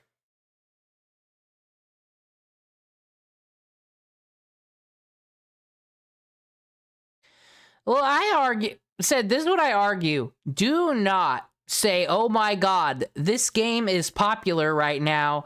I need to make a game like it. Because it won't be popular by the time your game's done. I think we all know this. What you need if you're going to go create something and you want to make your mark, make your money, live off of your product, it has to be something that is authentic and comes from the heart and is something that you can't get anywhere else. That's just how it's going to be. Some say AI and all these easy tools is going to oversaturate the market and how can anyone do anything? The corpos, blah, blah, blah, blah, blah. No, it's actually better because the people who have original ideas are going to fucking shine through the haystack. So I don't recommend making a game just to make a game, just to make $5 on Steam. Because you paid $100 to put it on there. That's a horrible investment. That's dumb. We don't make bad investments on this channel. We don't get doomed. This is advice coming from the #1 RPG Maker streamer, so everything I say is correct. Okay, so I'll be at the forgery kit. Forgery kit will be gone. The problem is I'm gonna have to grind in the game. I made the system. I made the rare drop. The rare Cyrax drop. And we're gonna have to play it. We're gonna have to play it and grind. You know why? Because we can think of ideas on what the monsters should be, actually. We can think of some mechanics. Have a good old grind sesh. Because that's what I'm gonna make the player do, because I'm a dick like that. I think this is all I can do right here for right now. This should activate the forgery kit switch. And then that'll activate Fuyin's dude and he'll go away. And then we can start working on the bong tower.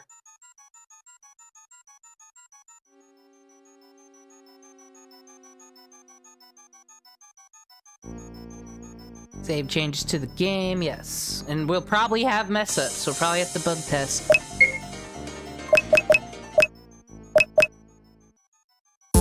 Turning the background music off, because fuck it.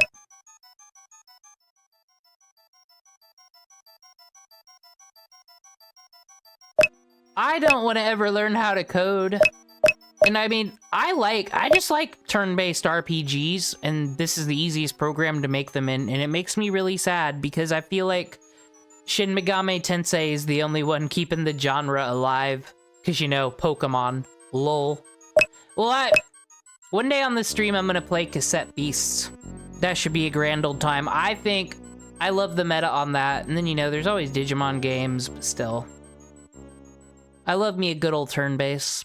So, one day, I'll just make one. How about that? If no one wants to make me a good one, I'll just make it my damn self. That's how it'll be. Oh, can I just continue on one of these?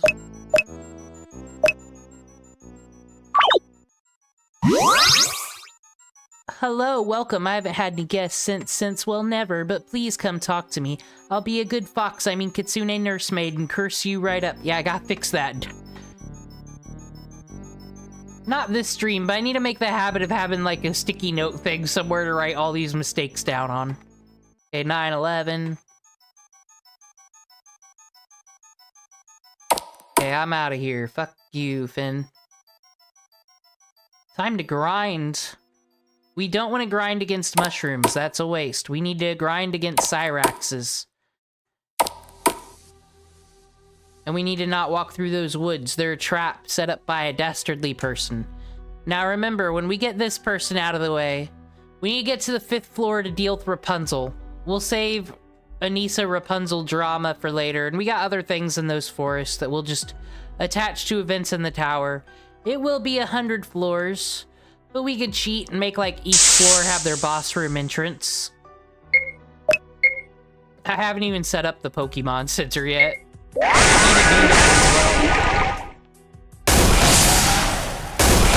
Thank goodness the trolls are super weak to the spray bottle.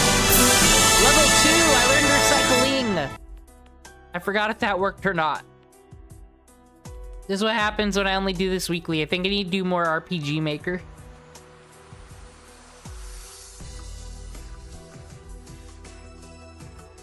I'm gonna start making some more videos for it too, with all the dumb, boring stuff, you know, cut out, some clips, something fun. And then that way, while I edit it, I can once again remember how to use RPG Maker. First, you gotta separate the trees. See these two? They don't like those trees over there no more. God, I was such a nice developer here. Recycling. Stores HP. Oh. Can I attack? Yeah, because I got a PNG controller now, and it lets me attack 3 times like that. That's cool. I might die. That would suck. Playing my own game, getting frustrated. Whoa.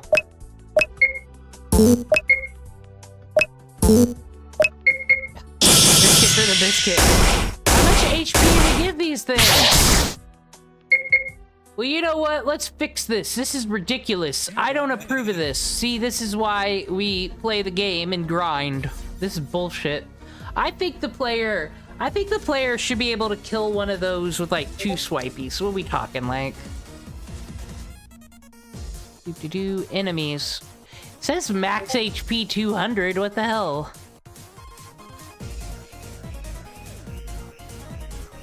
Let's do 120 on them.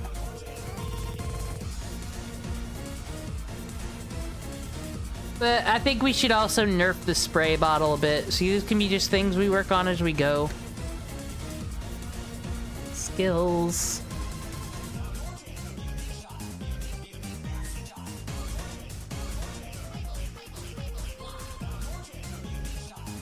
Where'd I put the spray bottle? That's the... Yeah, there it is. Okay. 300, dude. That's just too much. How about 25 plus... Yeah, let's nerf that. Let's see if that works pretty good. This is just the regular wave, but... Most mages don't get multi-spells off the bat, so let's just calm right down here.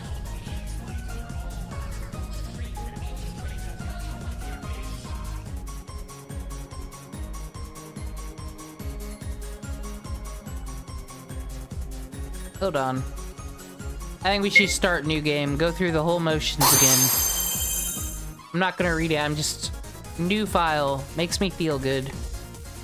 This can be our wonderful cutscene testing.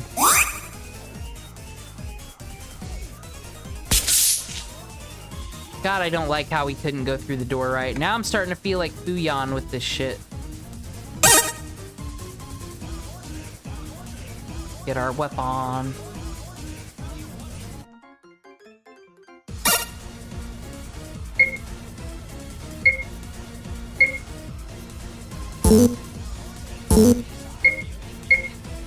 I hope I can make my own UI for this one day.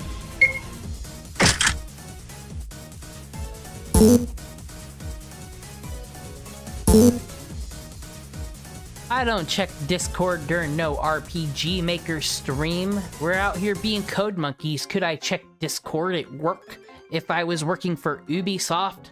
No, I could not.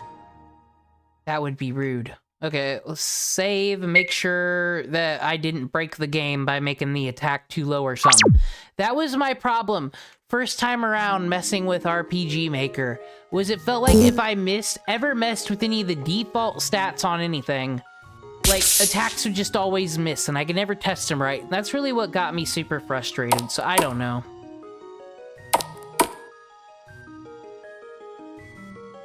This'll be, yeah, we need like Pokemon egg breeding our area. Okay, please work.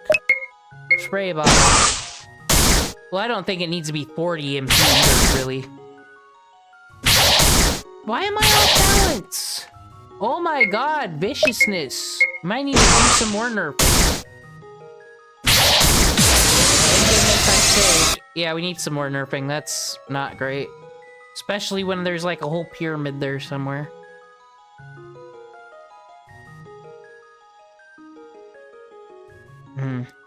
It's just lower it by 15. How about that? Lower you.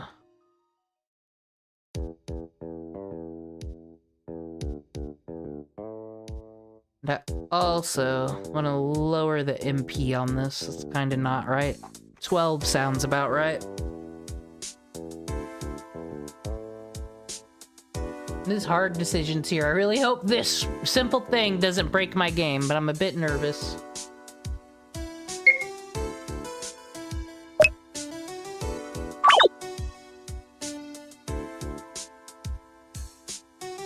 Okay, this will be our stretch of Pokemon land, since we can walk through the trees.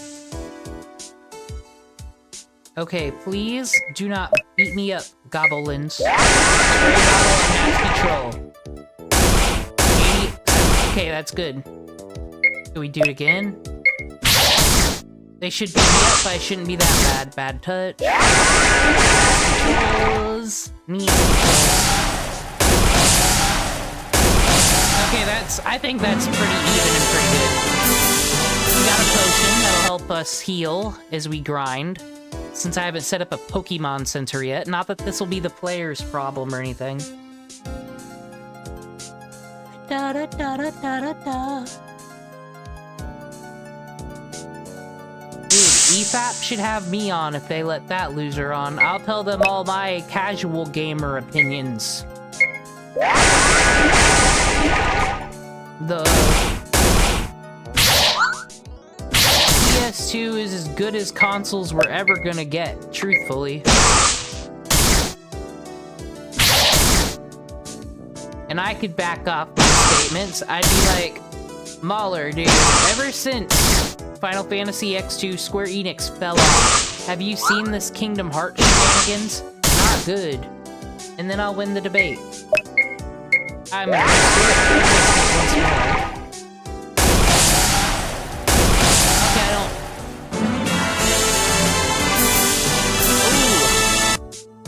Ooh. I don't know if I still got recycling to work or not, but I got that lovely potion.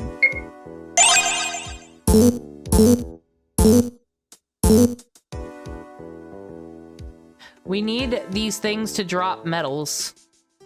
Here, while that game's running, let me double check.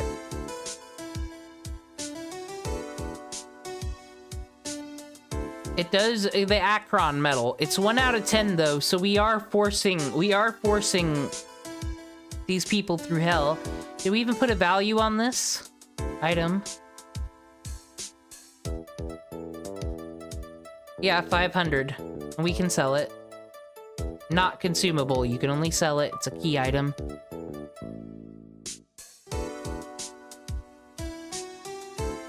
Just for test. Yeah, because we're already in the game file. We gotta be in the head of the players. Is it too much? Should we have gotten one by now? They're worth 500 gold, and we need 5,000. The players should already have 1,000 gold by now. Or boot coin, whatever. So that would mean... Alright, so we got this. So that would mean 1,000, half of that is 500. We need 4,000 coins, so that would be 4.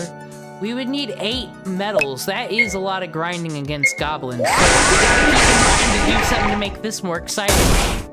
See, instead of just saying, we want to make a game that does this and you fight this. Nah, we're thinking on what's annoying or not. We're here for the people. These goblins are still too cruel to me. Gotta find a way to cure some paralyzation, of course.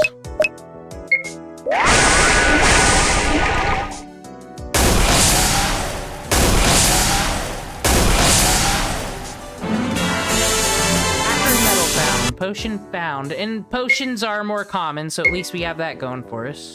Though we will have a Pokemon Center by the time someone needs to grind.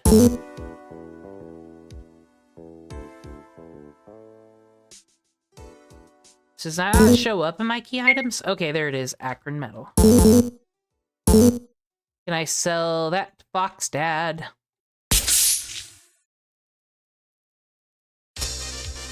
Why are you pacing? Oh. I was already collecting medals and didn't do the stuff. We gotta unlock the past. And luckily... I'm never fixing it. Never. We will not loot the chest again. Okay, that was messed up. That's something else that needs fixed later. Add that to the bug list. What's up, Rapunzel? Her talking about her cheating ways.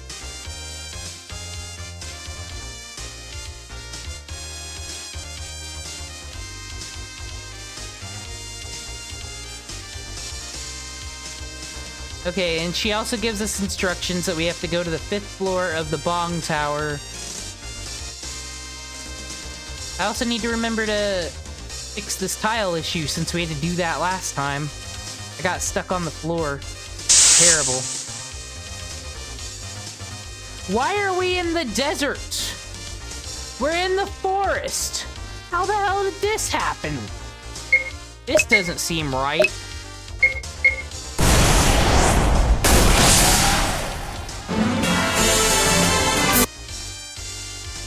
But now it's gonna be that thing where since I fixed the water spell, I'm gonna be like, oh no. I gotta balance everything, okay? This cutscene's triggered. Oh, I am gonna go talk to Daddy. Thank you. Alright, and we've activated the shop. I'll save right here, too.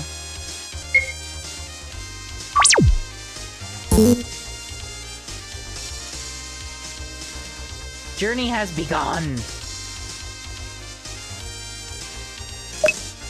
Sell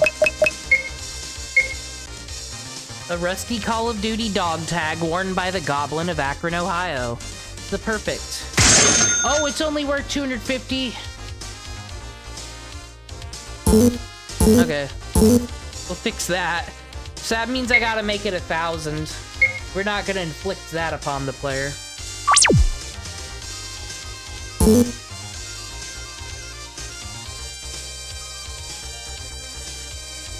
Alright, so I didn't think it'd take me so long to get this set up, or that I would grind, but I am gonna choose to, because I really do want to keep in mind the amount of time it'll take the player to achieve such a quest. Ideally, you would have more than just the player, because you'd want other people to play it. How long does it take them? Because other people grind differently. Some people don't have the patience for it. So I recommend using moments like this to peer review, and just keep doing it yourself, and keep thinking, what if I am not the person who made this game, and I don't think it's the greatest in the world, it's my first exposure to it, is this taking too long to grind? But while I do that, we're gonna do like last time. We're gonna pull up the wonderful videos on game devloggers, other people. You gotta see what they're up to, how well their game did.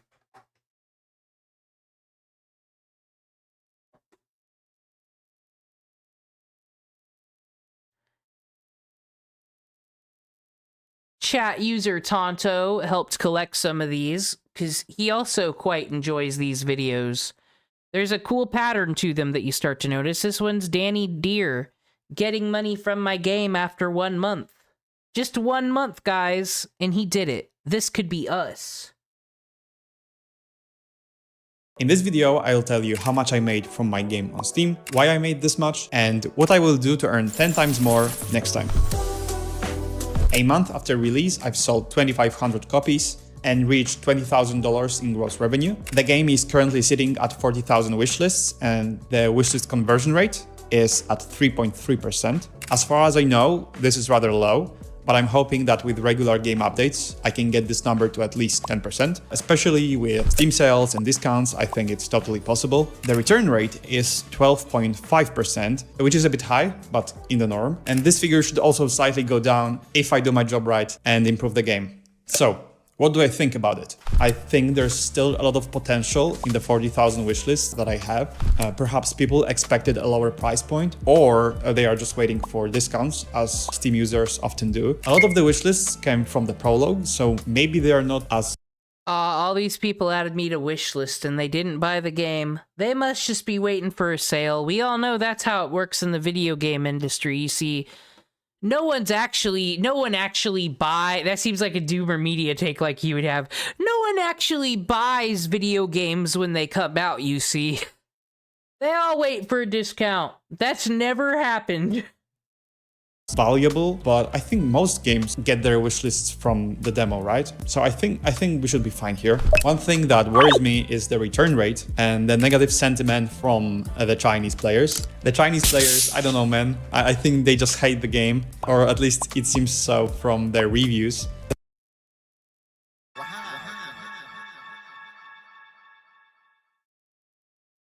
Tonto gave me a link to this video and wrote like a sentence to describe all these videos and did write, "Released a game. The whole country of China hates it." Well, we've seen the genre get blamed. I haven't seen enough evidence to say we can't blame the whole country yet.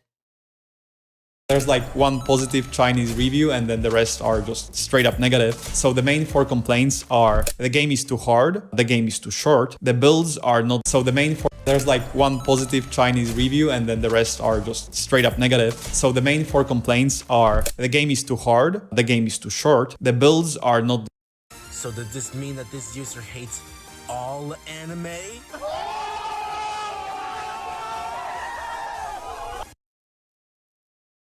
This is some like if fucking Goldilocks was a goddamn video game developer, I guess. Just can't have it anyway. Distinct enough, and then the combat feels clunky. The first 3 issues, I plan to fix them in the upcoming weeks. Not something I'm worried about, no big deal. But the last one means that I attracted the wrong audience, I think. The combat is like the best thing in my game. This is some politician speak. He needs to run for office when he's done for this, guys. When you can't blame the genre, when you can't blame the whole country of China, blame the consumer. But I see how some people could feel that it's clunky if they don't like. Here's 5 things I will do differently next time to get 10 times more money. And one bonus thing that I guess is more of a question to you. Oh, dude. After China, wait, what? So after China didn't fuck with him, didn't buy his game, like one whole person gave him a good review. I'm gonna 10x that money this time, bro. Is he gonna sell us a fucking... Is he gonna sell... If this guy's ever selling cryptocurrency, don't fucking listen to him. Feel that it's clunky if they don't like the type of game that I'm making. And I think that could be prevented. So, here's 5 things I will do differently next time to get 10 times more money. And one bonus thing that I guess is more of a question to you, because... I'm so glad also that these people put out games they don't want to make to fail, so we can learn from their mistakes and learn to 10x our money. We don't have to put out the bad game. This game's already perfect because we're gonna have all this guy's advice. I am so fucking hype. 5 ways to 10x our money, guys. We got this. I don't know myself. These will be ordered from the simplest and easiest to apply to the most complex and the most important. Next time I will wait with choosing the name for my game until I know what I'm doing. I started this game with the intent to create a Vampire Survivors clone, hence the name Hollow Survivors. But during the development process, it wasn't really fun and I had to pivot to something. The advice I just said not to do. Oh, people were all into Vampire Survivor, so I made a game like that, and now are we saying that we're pivoting to fucking Hades? Okay, you literally did. More like Hades/Dark Souls. This is a problem because people who are buying my game and love Vampire Survivor are expecting a survivor-like, something similar to the thing they love. Oh yeah, wait, I forgot. I'm not supposed to give these criticisms. He learned his lessons. I'm sure. Here, I'll turn all this stupid stuff off. Okay. We can all live in peace now. So as we listen to the hot advice, the name, oh. Yeah, don't call it something survivors. We're just learning about the name. So when they see something completely different, it's no wonder some of them didn't like it because it's not what they expected. It's not that the game is bad necessarily, it's just that it's marketed to the wrong people. Basically, I named my game in the prototyping stage because I wanted to release a Steam page as soon as possible, which was a mistake. Thank you. Thank you. Guys, we're gonna rant on a country. What are we gonna learn about China today? Apparently, Chinese players do not use Discord and do not have access to Steam discussions, so the apparently, people in China don't do the same things on the internet we do. Crazy, huh? Who would have ever thought this? I learned 10x the money now. Fuck China. We don't appeal to them no more, because they can't add me to my Steam wishlist and discuss how awesome I am. I might be projecting. only way they can communicate with you is through the Steam reviews. They literally have no other way to let you know something's wrong. Communicate with you is through the Steam reviews. They literally have no other way to let you know something's wrong with the game. They need to leave a review. So next time I'm gonna set up.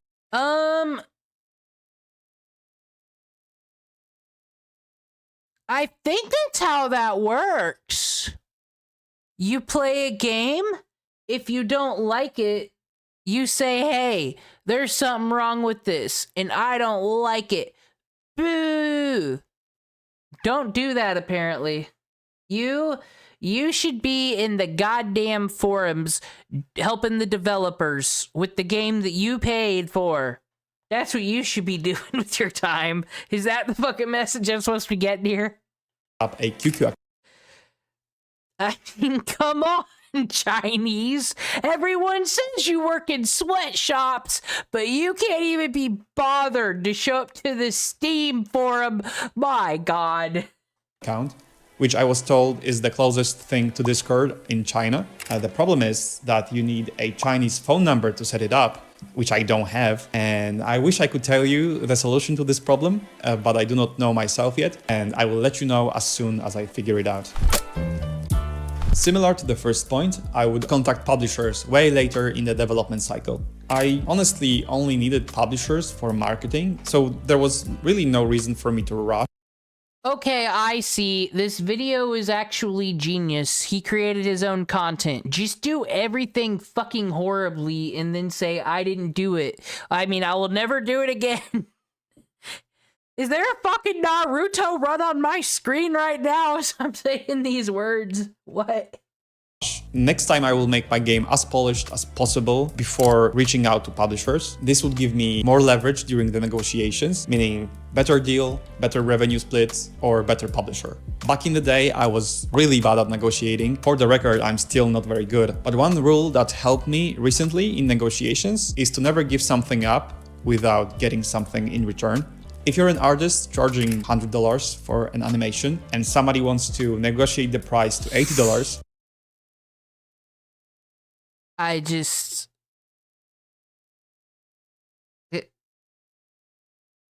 not very good. But one rule that helped me recently in negotiations. I'm so glad we're getting advice from someone who doesn't know how to negotiate, but I guess he'll learn and 10x all that money.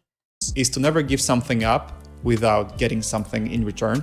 If you're an artist charging $100 for an animation and somebody wants to negotiate the price to $80, you might say, sure, but the animation will have less frames or the delivery time will be 2 weeks longer. You give some, you take some. Also, this is quite important. Make sure your publisher is publishing games in a genre similar to yours. For example, my publisher is mainly focused on simulators. So when they are reaching out to influencers, what I'm assuming is happening is they just send out emails to their...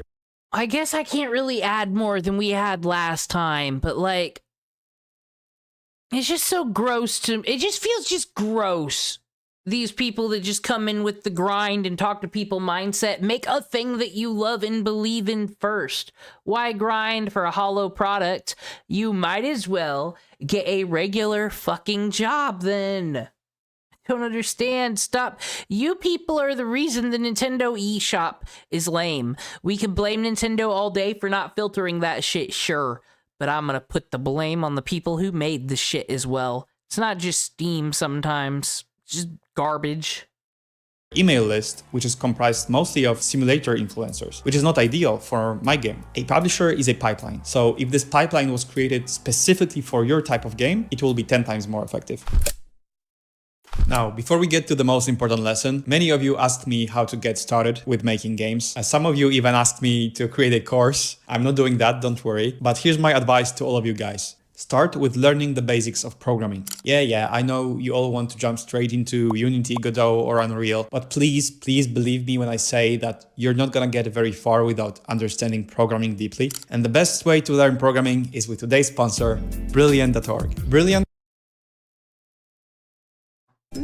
Suspicious. He got a goddamn advertisement in this YouTube video for this? What? Bar seems low, guys. Why am I not like Jay Leno tier? What the fuck? Okay, new rule. Especially, even if something looks like an interesting product and you're like, oh, that could be helpful for when I do this thing next month. If the YouTube video sucks, do not buy it.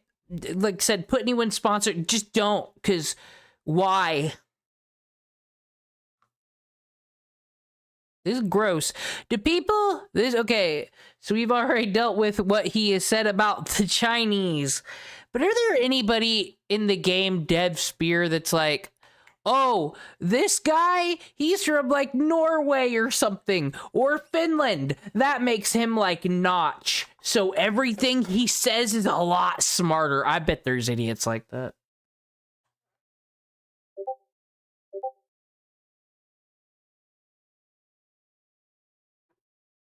Helps you learn everything. Well, even if they don't want any video game success, this is still some fucking pandering then. Who watches these videos? I wouldn't take advice. Everybody takes advice from the dude who made Smash Brothers, the person I'm gonna get murdered for not remembering the name of. Like, he made videos, everyone watches those. He puts out good products cared about. Like, so what? Why is this wasting space on my internet? Every day with thousands of interactive lessons in programming, math, data analysis, and AI. Because it's interactive, you need to actually interact with the problem, which is 6 times more effective than just watching a YouTube video. Trust me, I've been there. Passively watching YouTube videos has nothing to do with learning. You can watch 1,000 YouTube videos and I guarantee you won't get very good at programming. It's only when you actually interact with the problem that you start to understand it. On top of that, with Brilliant app, you can learn whenever you want. On the bus, during...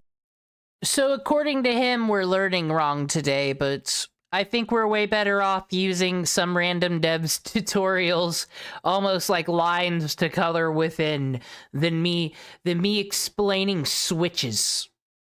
Like, I could just do the things, but I like learning this way. I think it's different for everybody. Don't tell me what to do in my game development, sir. The dinner, at work, you can either browse Reddit for 30 minutes or learn something useful. Use Brilliant for 30 days for free by going to brilliant.org/DannyDeer or by scanning the QR code. You'll also get 20% off an annual premium plan. I would personally recommend you to start with the course Thinking in Code. This is the most important conclusion I have after releasing my game. Hollow Survivors doesn't have a viral potential. There is nothing that would make people share the trailer with their friends. There is nothing that generates excitement And when people are not excited, the game is not popular.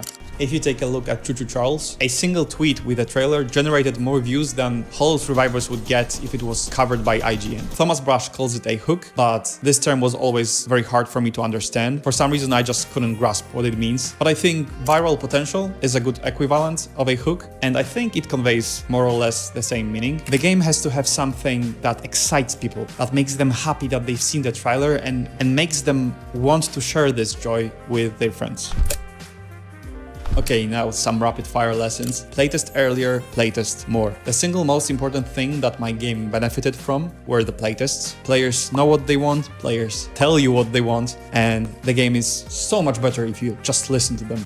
So guys, what we learned in summary: if you make a bad, shitty game that is the copy of some that is currently popular and it doesn't do well, you won't make money. So instead, make a better game and do everything better. And suck up to publishers that make games that you're gonna make. That's what we learned today. Is everybody a better video game developer now? Reach out to influencers on your own. I should have done it. I assumed the publisher would do it, but the truth is, I know the niche better. I know all the YouTubers that should get this game into their hands. So it only makes sense for me to actually do the work. Even if other people are doing marketing for you, it never hurts to have more marketing, you know. Release on multiple platforms. This is something I want to do once I finish updating the game on Steam. This can potentially significantly increase the revenue, and there's really no reason not to. Make the game better. It's self-explanatory. It's probably the most important thing. Having a great game means you'll earn more from the game. It's that simple. And I truly believe that. So yeah, just make a good game, bro. What are you waiting for? And finally, the last lesson / question to you guys. Maybe I should have lowered the price. I wonder what would happen if the price was $5 instead of $10. Would more people from wishlist just buy it instantly?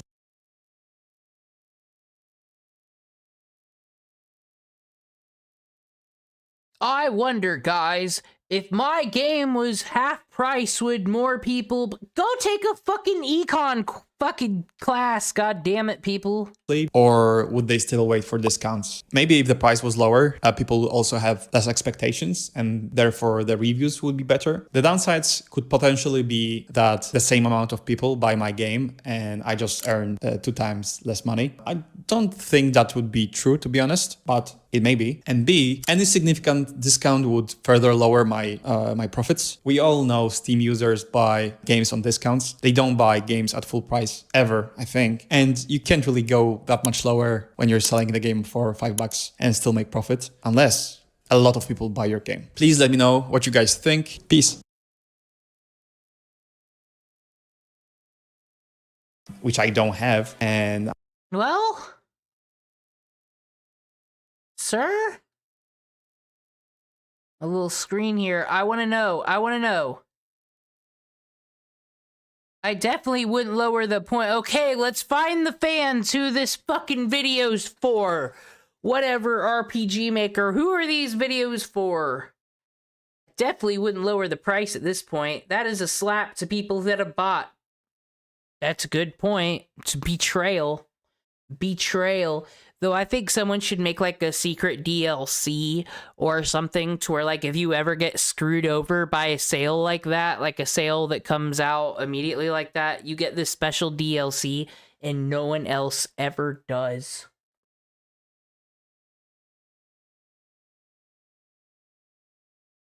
Congrats on the launch, and keep in mind there are at least hundreds of fully fledged companies that achieve poorer results than you. Equipped with multiple employees, freelancers and such. You talking about Ubisoft, my dude? 2 logical fallacies. It's not the wrong audience. Anyone who bought your game by definition is the right audience. Thank you for pointing that out. The fucking Chinese still bought his game, didn't they? Like, they were interested. Clearly, they were his audience. All right. That's enough of that silliness.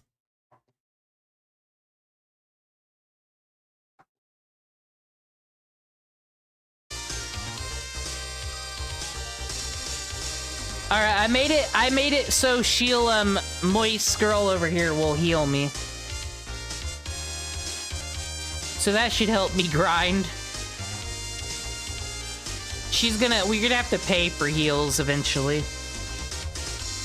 Oh, and then again, I don't think we should do pays for heals if we're not dropping gold from encounters. That might not be a good decision.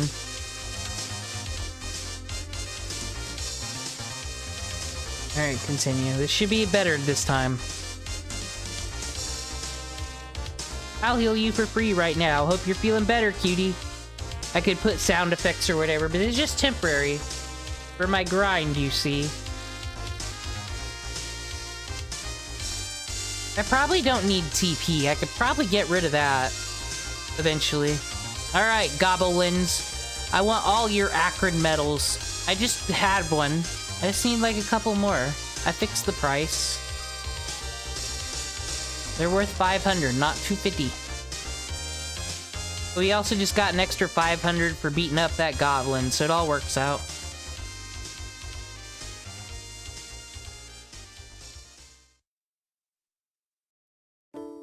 So even at this level, it still takes about 2 of these spray bottles.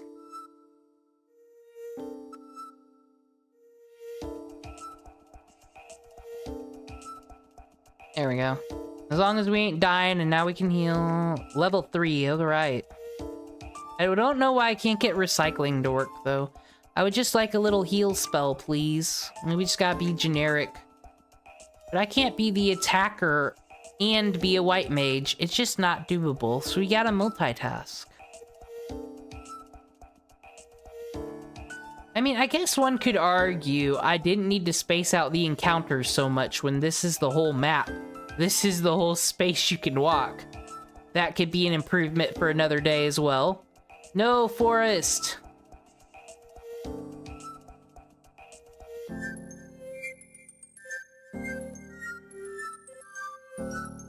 But also why I like doing the tutorial thing, color within the lines, is I have always been a sucker, and I've only seen this a few times, but the game where it gets like more articulate as it goes. I remember one where it like starts off with like regular Game Boy graphics, and then you'll eventually be in the Nintendo 64 era. Things get more colorful as it goes. That's a cool concept, and I would like to see that. Yeah, I cannot get this recycling attack to ever hit. I'll just try it once, everyone. Kill in the trolls.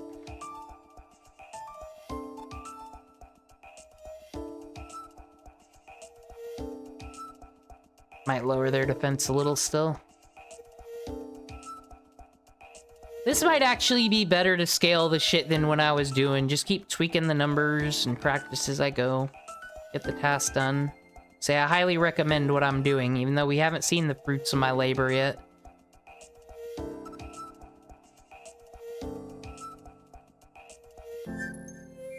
How are we feeling about Emily, our main character? Think she'll find her self-esteem and feel better through beating up goblins? We really gotta think about these things.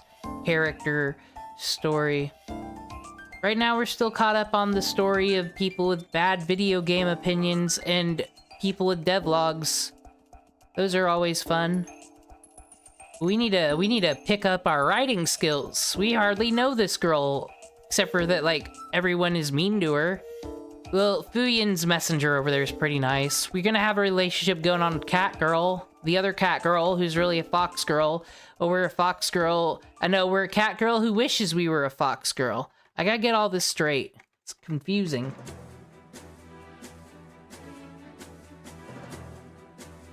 I have upped a level and we're still having troubles.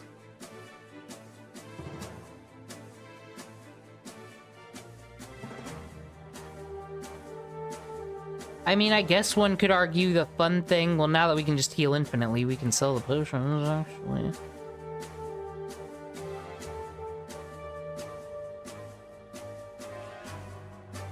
I mean, there is that crazy goblin pyramid.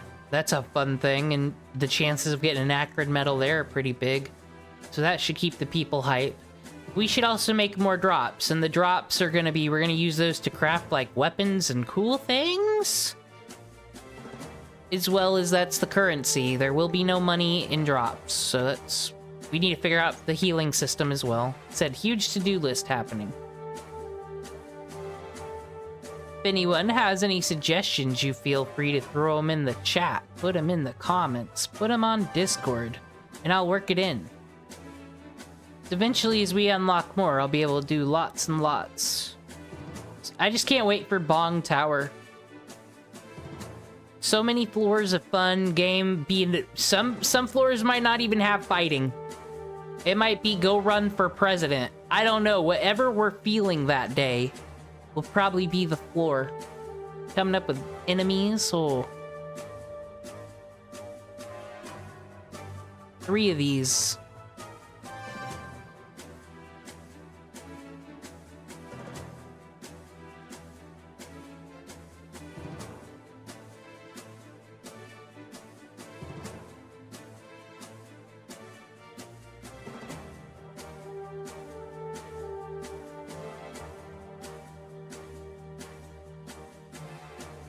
Aw, dude. Okay. Maybe I should up the rate. That's what I'm thinking. That's what I've got to do for the people. We gotta up that rate. 1 out of 10. 1 out of 10. Because, I mean, this is the beginning. We kind of gotta, you know, it's supposed to be kind of a tutorial. We could do crazy monster hunting shit later.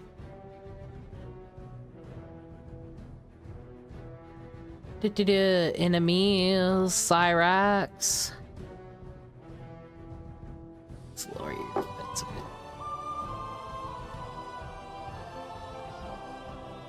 You're fucking goblin. You don't got luck. For what? 15 XP, element rate. Okay, that drops out of 1 of 5. I'm gonna make this 1 out of 8. Dash your work. For the rate we're having medals, 1 out of 8. We'll see. Oh, there is a Sonic Chinchilla, though. We gotta watch out for that shit. Okay, playtest once more.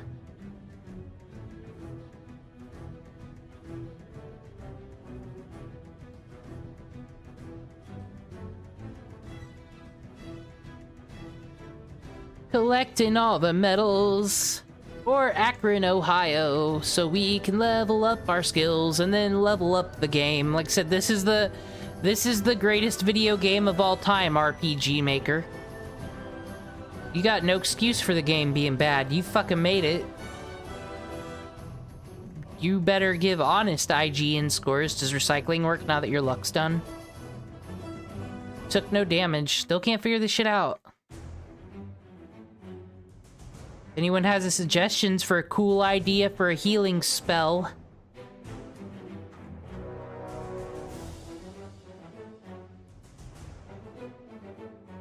A healing spell that fits Emily, something that says something about her. Would she really be a recycler when all she owns is a water basin? See, sometimes just ask questions of your characters. What would they be doing? And you figure out their personality.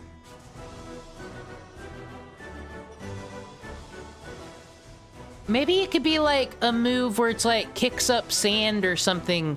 Like it weakens their attack and then gives you a heal. Something multi-purpose like that. I don't think that'd be a bad idea.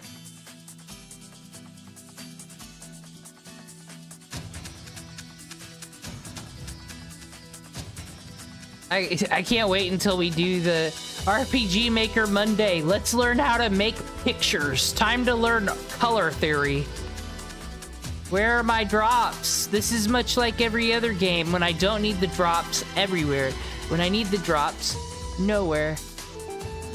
One more hit, then we'll see how much money we got.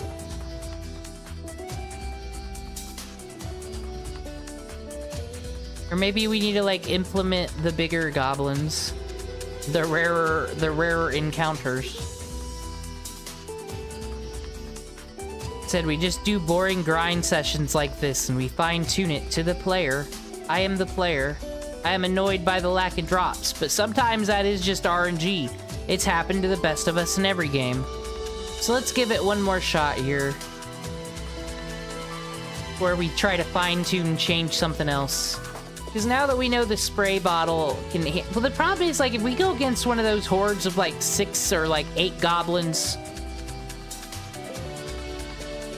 Well, let's see how we do with 3 at this level. You just gotta hope that the spray bottle hits. Because, like, they're all gonna gang up on us, right? With that bad touch, which paralyzes sometimes. Maybe I need to take away their paralyzing ability. And that'll make it more safer to have higher drops. I mean, higher encounters on these in the hordes.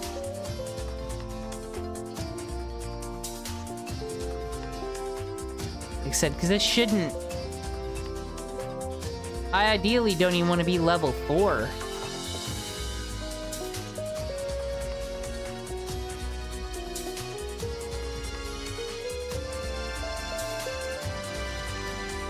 You gonna drop one?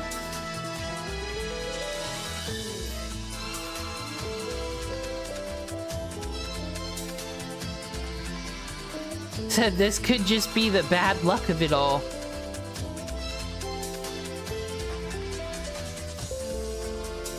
Alright, we'll heal and fine-tune again. When I...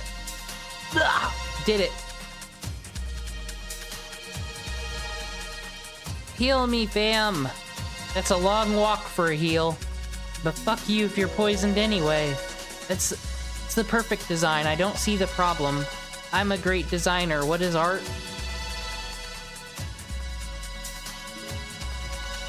Alright. What can we change? What can we change? Database. Troops. See, we got the 1. That'd be the most common. Well, the way you access this information actually is the map here. Edit. Yeah, okay, we got 10 on the single.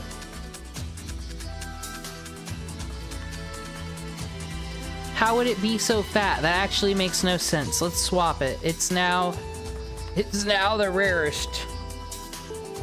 There. No, not 11. It's 1. Skinny little fuck. Might change that into something else. We'll leave that as 1, because, I mean, we got the spray bottle, and this should be easy. We shouldn't have to waste that MP on that. Alright, let's see if this is better now.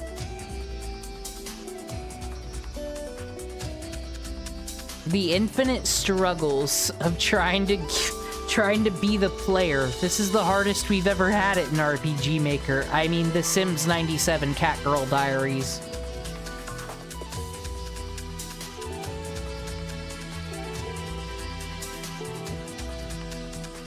Alright, let's see how our encounters be. I should have upped the encounter rate. That's something else I want to look into. Is there a way that I could change the enemies out here as the game goes, as we go up more floors up the Bong Tower? Or, like, maybe after the tutorials, we can just get rid of Cyrax? Because, like, I also don't want the player out here be fucking farming metals all goddamn day with their hyper skills and being a rich person. We don't like the rich in this world. Not this game world. That's why the monsters don't have money, because they're second-class citizens. Because the patriarchy something something. Alright, 3.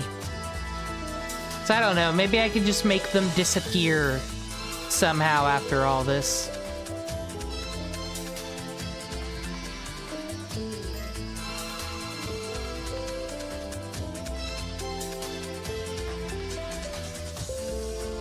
But if it's a huge encounter rate, then no one should be out here farming metals.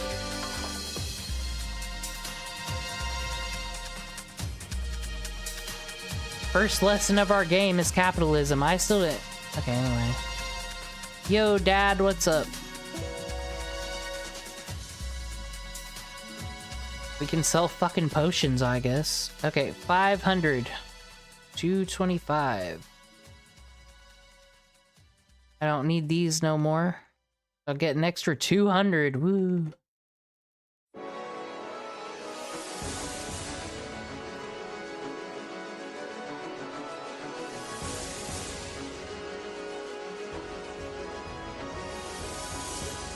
We're halfway there. We'll buy. What's all right? Yeah, we need 5,000.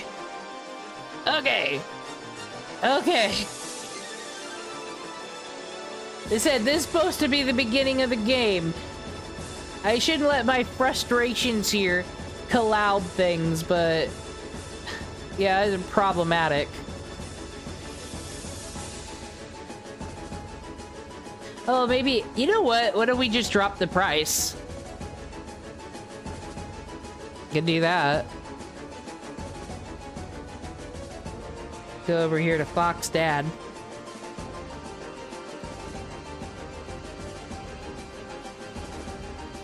This will be the compromise here, you see. We get a forgery kit. Take down items.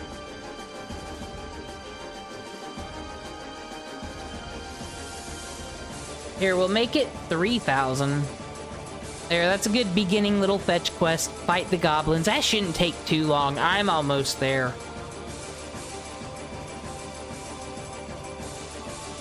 Though it does feel like these damn goblins were dropping more things before I changed the route. Made it 1 and 8. 1 and 8, I don't know. Okay, that's our change. Now it's cheaper. But I think the amount of time we've been messing around would be about the time it would take to gather that, so... Makes sense in my head of game development. By that, I mean I'm like every other devlogger. I haven't put out a game yet, but let me build a solitary game, then we'll work on this. This should be our side quest. Freaking floor 3, make a video game within RPG Maker, on RPG Maker. Turn this into the engine. That's the fucking... Do it using an RPG UI. We are not gonna get that fucking complicated. Let's not.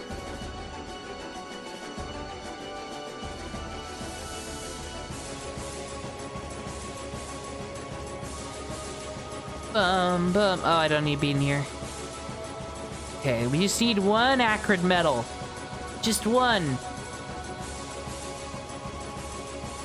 And then perhaps later we'll work on the fun system of items we can exchange these drops for.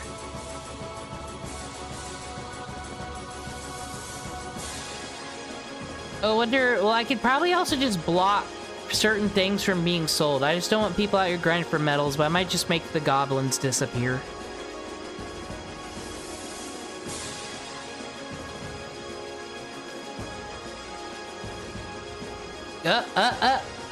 No drops, you motherfuckers. But it was a wise decision to not have the single one no more. That's just frustrating.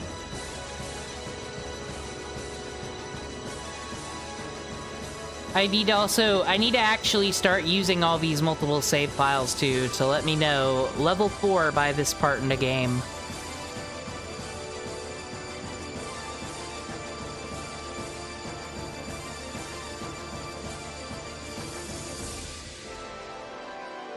Oh my gosh. If I fine-tune again, I'm up in the encounter rate. God damn it. Yeah, I can't. And since I'm making the goblins go away anyways, who cares? Since that's what I'm deciding upon. Since the goblins will disappear. Go to our map here. Every 80 steps, more like every 16. That seems right. We'll, of course, have a new file later where we'll see if that's acceptable or not for, like, level 1.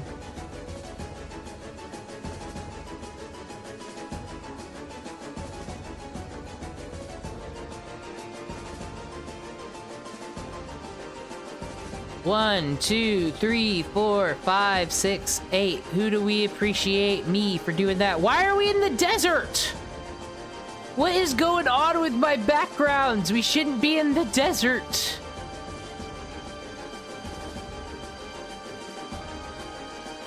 Do I have like random on or something?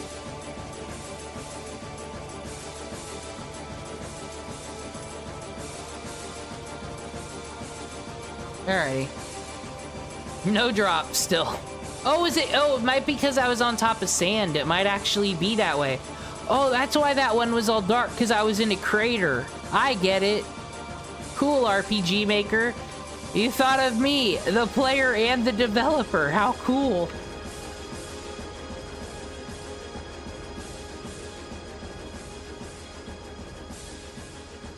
Potion found. Woo! Now that I turned it into 1 and 8, that means 1 and... Well, we all know that 7, 8, 9, so 8 is like the murderer, right?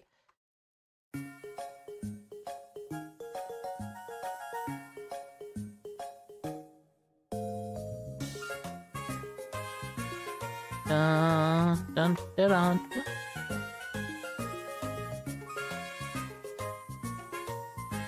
Drops? Thank God. Don't know if I have enough. Maybe at the potions. Hello, sir. I hear you've cheaper prices now.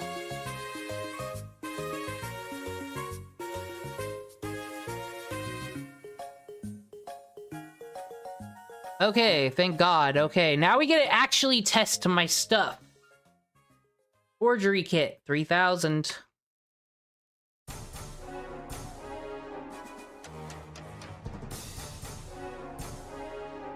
Okay, I have the item.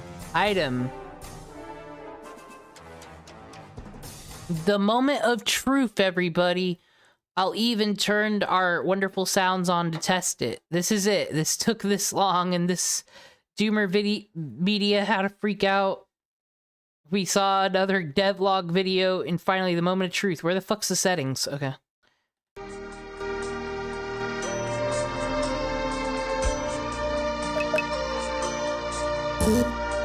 Alrighty. Nothing should happen out here yet. Hopefully, okay. You still doing the same? Sorry that I live on your front lawn. There's some exposition that needs fixed. Please get the entrance up so I can return home. Okay. Alright, I should be able to go to my homie in the tree. The tree that doesn't stand out at all, so it might be another tree later. What is it that you brought me? Okay, I turned her switch.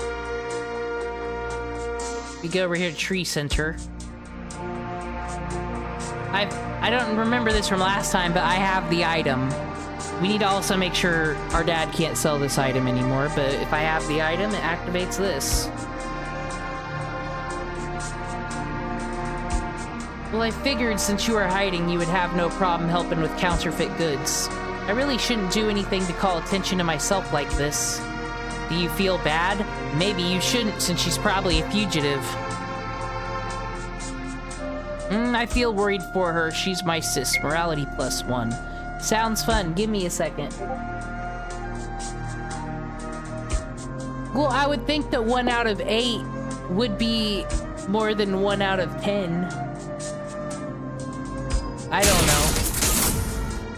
Okay, there's a sound effect. This gave me a lot of inspiration. I might be able to help craft more useful things in the future, but for right now, enjoy your illegal permits. Okay, I didn't feel like making a key item. Okay, she's still healing. That's nice. I feel better. Graphic that up a bit more. I don't want to waste time on an item. We already have the key items that are the drop, so... That should have just activated a switch. And that switch should be active when we come out here. Whoa, what is that? I need to make my player face forward. That's something we should add in. It's a permit. My dad just signed off on it. Yeah, what a weird way to have a conversation in front of the palm trees while I face behind you. It's a permit. My dad just signed off on it. He's finally gonna fix that entrance. Are you serious? I was beginning to think you'd all do nothing and the Riverlands would be divided forever. Are you serious? I was beginning to think you'd do... Okay, I just copied and pasted that. That's a fix. I was beginning to think the same thing, but Mom Dog finally figured it was time. That's why she left. To get supplies. Did she, though? That doesn't sound like her kind of thing. I guess people can change. No one is ever gonna fix that entrance. Are you lying? You are lying. Do you feel bad about lying? Yeah. Okay. Thank you so much. I'll tell Emperor Fuyin right now. This is probably gonna look bad. I hope this makes him feel better. He can't cross the river, folks. We're stuck here forever. Oops. All right, new plan. Let's fix this. We saved with that chick.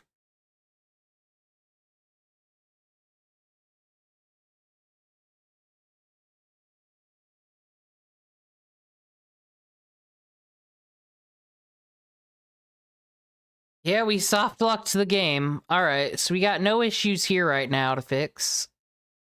Well, let's get rid of curses. Cure you. Who let me do this?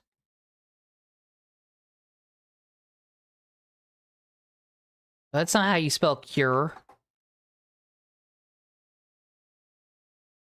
Alright, fixed here.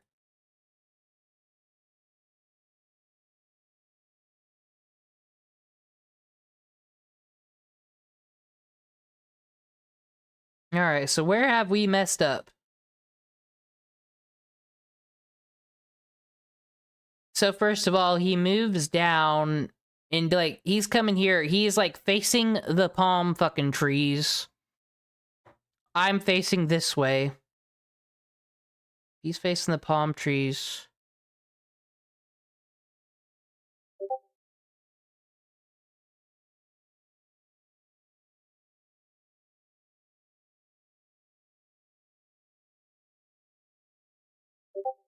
This is gonna be so... This is gonna be so lame. Okay. So we also need to move to the right twice. 1, 2. Then can we make it look down?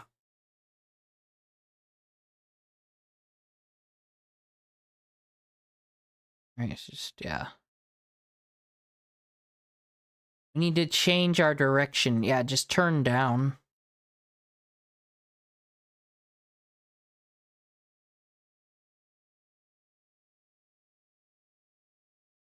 I'll have to slide it in here, but we also need new.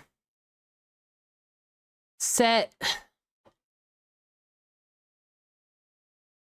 Another one of those.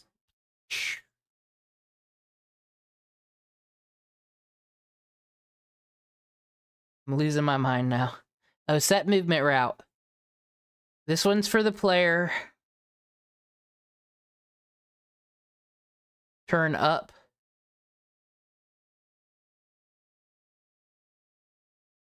Put this all the way up here.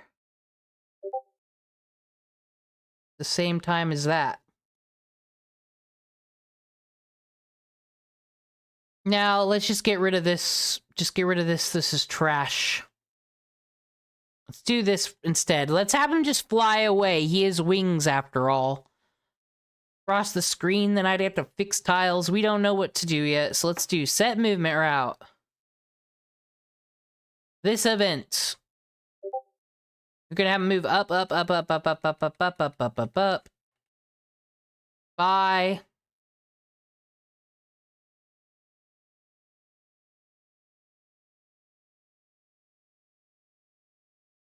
Up, up, up. Now we don't need all these. I don't want him to just get crashed, but I guess we'll test it. But I also don't want it to be on the screen forever.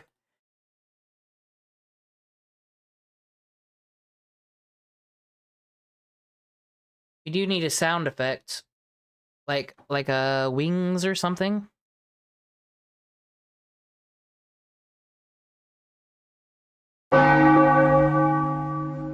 Not that bell. No, that's like hitting things. There we go.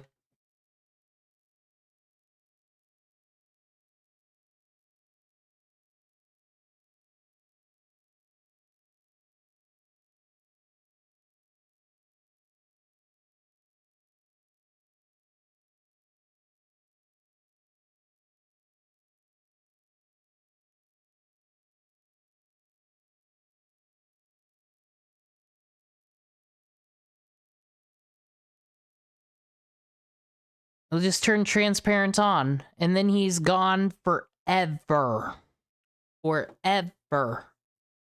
Let's see if this works. Apply. Luckily, we saved before we soft-locked the game. I have no idea if this will work. Like a slide whistle. I'll check that out next time.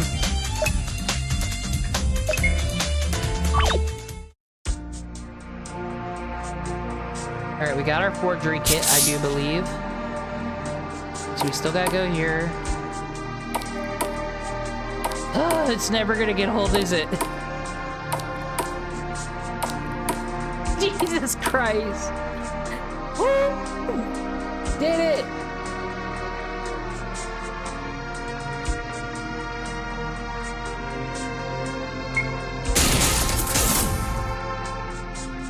I think I still felt bad. Alright.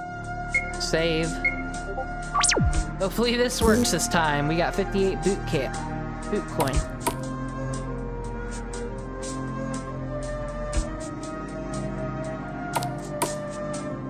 Okay. Okay, we're all facing each other correctly, and we heard the correct seagull sound. What that was, we can't... Don't worry about it. Whoa, what is that? It's a permit. My dad signed off on it. Okay, we know this. Oh, I didn't fix that dialogue yet.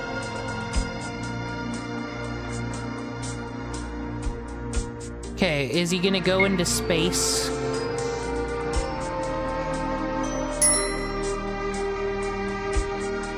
No, he just disappeared.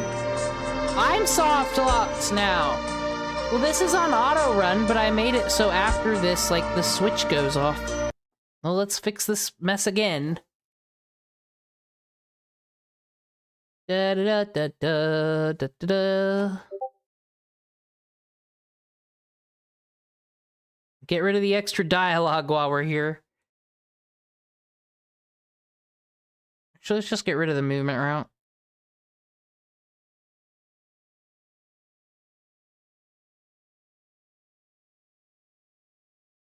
Control switch B should be turned on, and then that should activate this, which is nothing. Nothing is here.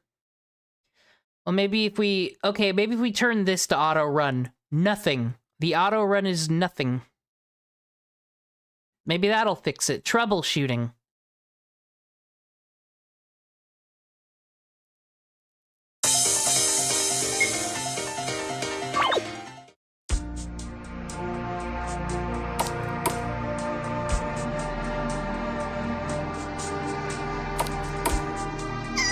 Seagull sound down.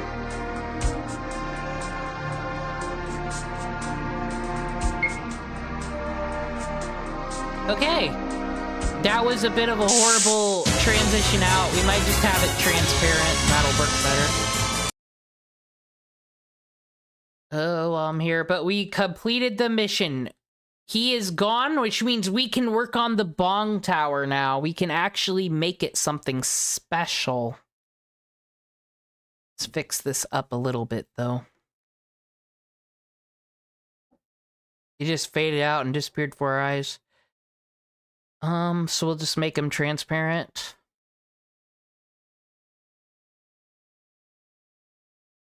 I said none of these animations or anything I'm doing here is really good. It's just more of testing the skills very quick.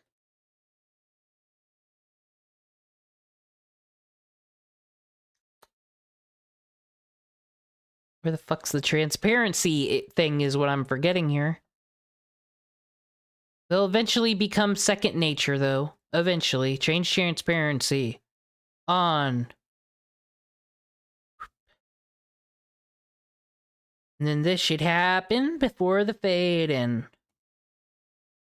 Right, one more test, and then we've done it.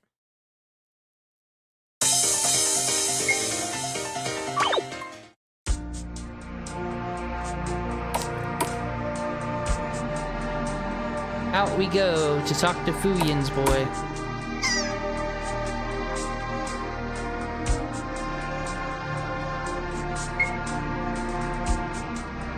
Andy's... No, not me! Oh my gosh! That's my bad, though. No, not my transparency. Dude, I think we gotta do it through movement route would work then. I already know how to do that. Set movement route. Not the player. This event, transparent on. And put it between the fade out and the fade in. And life should be okay. Will this be it?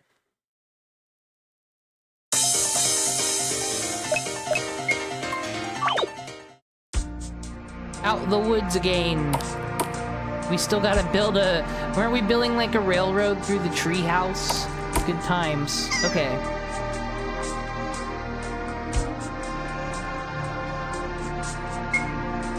Please work. Yay! Now we can just walk... Can't walk over the lid. We'll make an entrance there. Alright, I'm gonna put on the second tutorial now. We finally made it there, everybody. Woo! I'll write down the timestamps, because I still do that, even though that was quite a long gap since tutorial 1, but you know. That's what we get off for putting this system off for too long, I guess.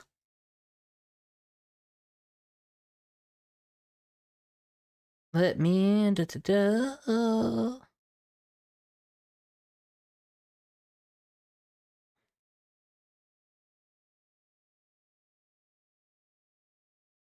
Alrighty, what are we learning now? Vehicles. This is actually probably not gonna apply to anything we're doing right now, but I guess we can make it work. Because what the fuck we need a vehicle for? But we've gotta learn.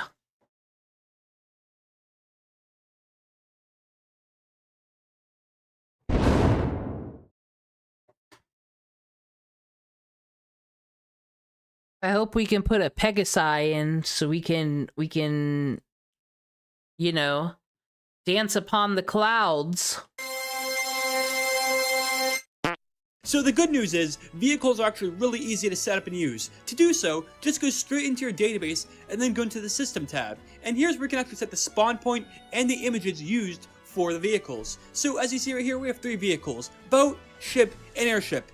But let's slow down for a bit. Let's actually talk about what each of these 3 vehicles do. So to start off, boat lets you go in water, and then specifically in shallow waters. Well, we won't be using a boat, because that would just defeat the point of getting the piece of wood, you know? Ship lets you go into deep waters, and then airship will pretty much allow you to fly anywhere throughout the entire world and land pretty much anywhere that has land on it. And yeah, so as you can imagine, these actually represent how early on the player should actually obtain one of these like vehicles. So for example, you want to give the player something like the boat very early on, so they have a certain limited amount of place they can travel. Next, you'll give them the ship later, so they'll have more area to travel throughout the entire world. And then near the end or middle of the game, you want to give them the airship, so they have full control. Nah, just go airship right away. And the way you fucking upgrade is how many airships and how many airlines you can set up to run those airships. And then sometimes there's government shutdown and you can't use your airship at all. When will there be a government shutdown? Well, that depends on what's happening in politics. Or to figure out what happens in politics, you're going to have to read the newspaper, which is only available on floor 78, I'm afraid. So keep that in mind for later. That's when we'll introduce the airships. Control over where they go throughout the world. And that's pretty much the entire focus of how vehicles work and how you should actually implement them into your game. But enough of... Nah, one floor has to be like a dealership, right? Like, we should be able to figure out how to change the vehicles, gosh. Let's actually make it so we set up these vehicles to be used inside of our game. So to do so, let's actually go to this part right here and set a spawn point for our boat. So we'll set it so it's like right here, I don't know. But the problem is, as you can guess, we're gonna need some water for our boat to actually swim in, else the boat just isn't gonna work. So, once we're using this tile set right here, let's go to the very top left and select this water tile. And this will allow us to put down some shallow water. So let's actually put some down just to make it so this map is more like an island. So around there, around there, around there, and then around there. And we are good to go. As you can see, our boat is now inside the water. So let's go save and play our game. So in our game, simply go to the vehicle and click the enter or Z button and you'll enter the vehicle, and now you can just like go around the water with it. It's that simple. So using this in your game, you could potentially make it so you go around the water. And of course, if you have an encounter in your map, you can still encounter enemies on the boat or the ship, and you'll have them in this cool little background area where now you're fighting enemies. Hold on.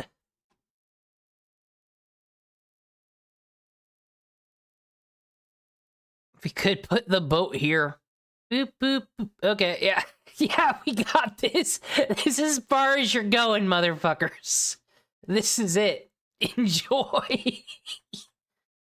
Let's test it. Vehicle. Boat. Enemies on your ship. It's pretty awesome. So let's actually extend our map quite a bit. So I'm going to go down to the map, hit edit, go up to the width and set it something bigger. So like 30, and set the height to maybe something like 15 like that, and make that all more area right there. Then use a paintbrush to paste down a whole ton of new water all over the place. But this time, we're going to go to this tile right here, which as you can guess is going to... Wait, what does this do without me actually paying attention?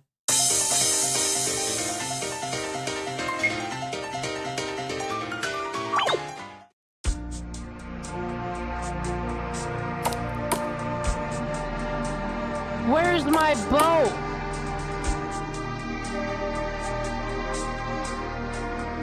Oh, we're supposed to lay it down. I didn't pay attention, see? Now we gotta go back. Look what I did. Look what I did to us. And then around there, and we are good to go. As you can see, our boat is now inside the water. So let's go save and play our game. So in our game, simply go to the vehicle and click the enter or Z button and you'll enter the vehicle, and now you can just like go around the water with it. It's that simple. So using this in your game, you could potentially make it so you go around the water. And of course, if you have an encounter in your map, you can still encounter enemies on the boat or the ship, and you'll have them in this cool little background area where now you're fighting enemies on your ship. It's pretty awesome. So let's actually extend our map quite a bit. So I'm going to go down to the map, hit edit, go up to the width and set it something bigger. So like 30, and set the height to maybe something like 15 like that, and make that all more area right there. Then use a paintbrush to paste down a whole ton of new water all over the place. But this time, we're going to go to this tile right here, which as you can guess is going to allow us to put down deep water. So we'll put it all around right here. And now that we've done that, let's actually make a new island right here. So the goal of the player should make it from this island to this island. But the problem is, there's deep water in the way. So to get past that, you're going to need to use a ship. So let's go to the system database, go to ship, and set the spawn point for the ship like right about next to the boat. So first of all, let's get into our boat. And if we try and go through the deep water, we'll see that we can't because we're in the normal boat. But if we go into our ship, we can actually go through that deep water and make it to the other island. And as you may notice, the ship is also a lot faster. And so when we get to the other island, simply hit enter or Z and we can get out of the ship, and now we're here. Yay, it's that simple. Now finally, let's go and set some rocks in between the ocean. Now this will make it so that even the ship can't get past this part, but the airship can fly over top of that and make it past all of this crazy stuff.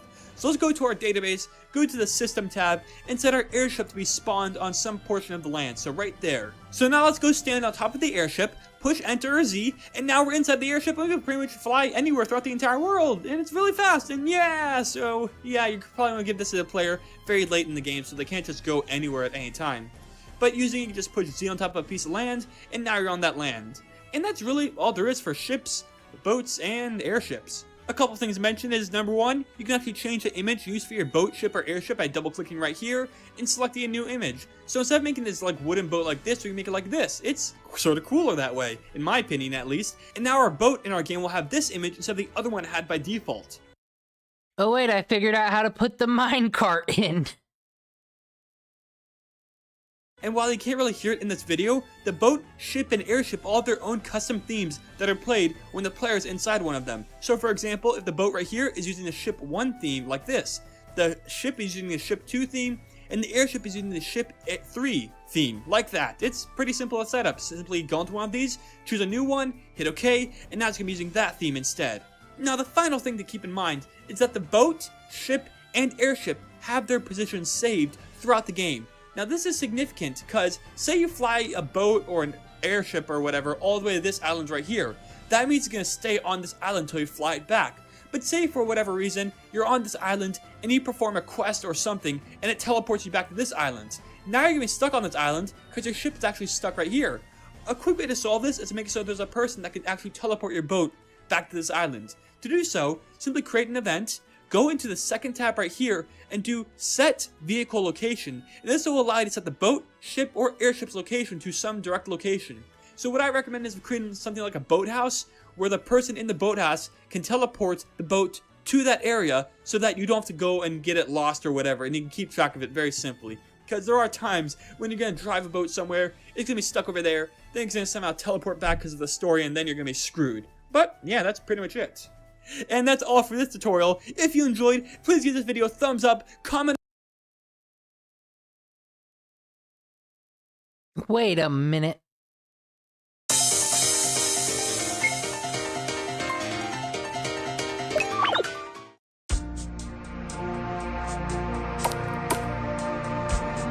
There's no boat here, though.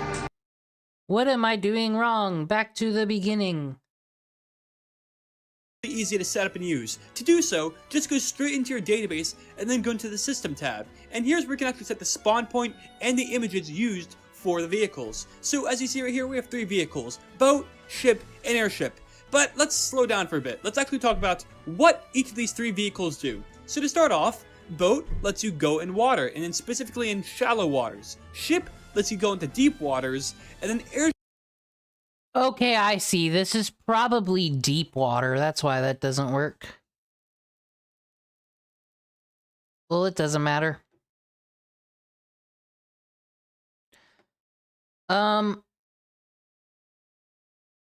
Maybe after we... you know what? Yeah, I know what I'm gonna do. Gotta test it to make sure it works. Airship.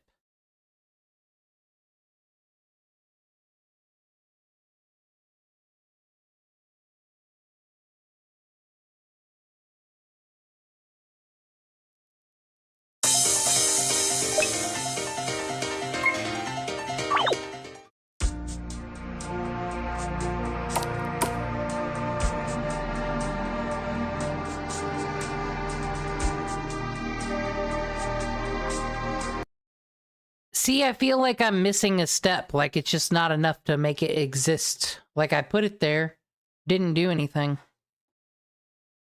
Ship will pretty much allow you to fly anywhere throughout the entire world and land pretty much anywhere that has land on it. And yeah, so as you can imagine, these actually represent how early on the player should actually obtain one of these like vehicles. So for example, you want to give the player something like the boat very early on, so they have a certain limited amount of place they can travel. Next, you'll give them the ship later, so they'll have more area to travel throughout the entire world. And then near the end or middle of the game, you want to give them the airship so they have full control over where they go throughout the world. And that's pretty much the entire focus of how vehicles work and how you should.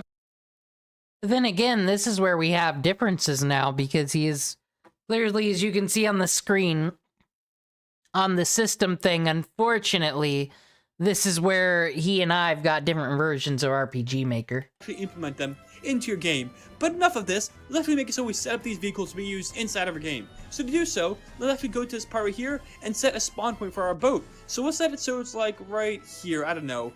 But the problem is, as you can guess, we're gonna need some water for our boat to actually swim in, else the boat just isn't gonna work. So, once they're using this tile set right here, let's go to the very top left and select this water tile, and this will allow us to put down some shallow water. So let's actually put some down just to make it so this map is more like an island. So around there, around there, around there, and then around there, and we are good to go. As you can see, our boat is now inside the water. So let's go save and play our game. So in our game, simply go to the vehicle and click the enter or Z button and you'll enter the vehicle, and now you can just like go around the water with it. It's that simple. So using this in your game, you could potentially make it so you go around the water. And of course, if you have an encounter in your map, you can still encounter. I don't know what I'm doing wrong. I'm just trying to have it to, you know, prove I can follow instruction here. There, I put the boat there.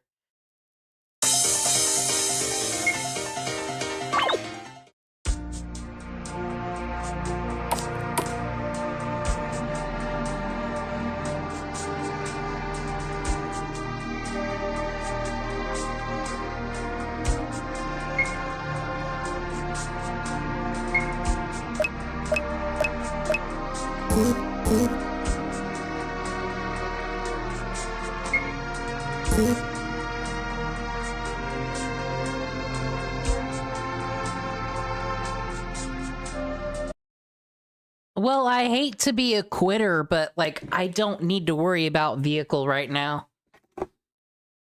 This is the one where we're gonna go. We watched the tutorial, but, like, need to really keep note of that because I can't figure out what he did. He just put it there and then he gets in the boat. I got these things here. They don't appear on the map. I don't know. Confuzzling. Alright, but anyway, for right now, I'm gonna go take a very quick break, and then I'll be back and we'll move on to tutorial number 3. And we'll watch some more of those devlogs. We need to start working on our dungeon soon. That's really what I'm hyped for. Start working on Bong Tower. That's why we came. Put on some tunes and BRB.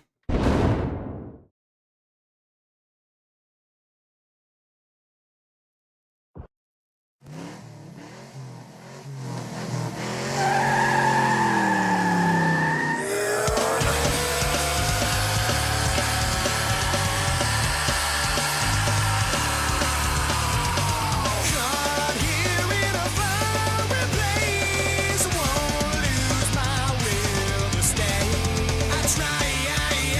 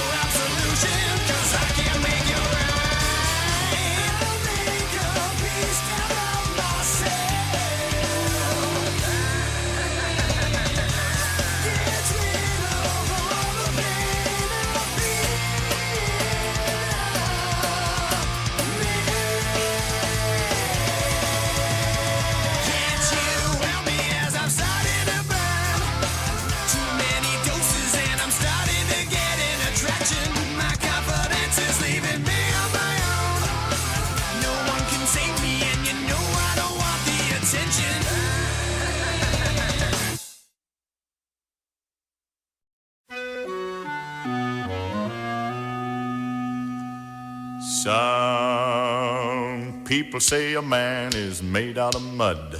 A poor man's made out of muscle and blood. Muscle and blood and skin and bones. A mind that's weak and a back that's strong. You load 16 tons. What do you get? Another day older and deeper in debt. St. Peter, don't you call me, 'cause I can't go. I owe my soul to the company store. I was born one morning when the sun didn't shine. I picked up my shovel and I walked to the mine. I loaded 16 tons of number 9 coal, and the straw boss said, well, to bless my soul, you load 16 tons. What do you get? Another day older and deeper in debt. St. Peter, don't you call me, 'cause I can't go. I owe my soul to the company store.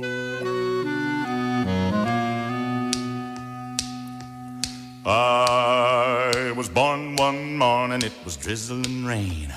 Fighting and trouble are my middle name. I was raised in the canebrake by an old mama lion. Can't no high-toned woman make me walk the line. You load 16 tons, what do you get?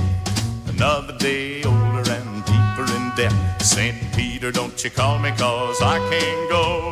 I owe my soul to the company store.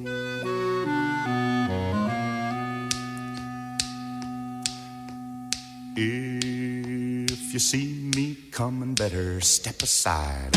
A lot of men didn't, a lot of men died.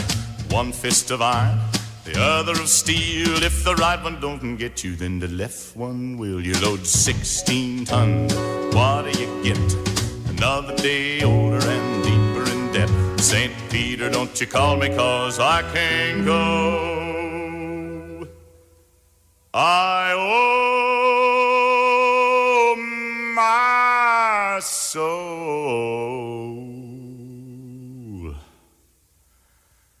to the company store.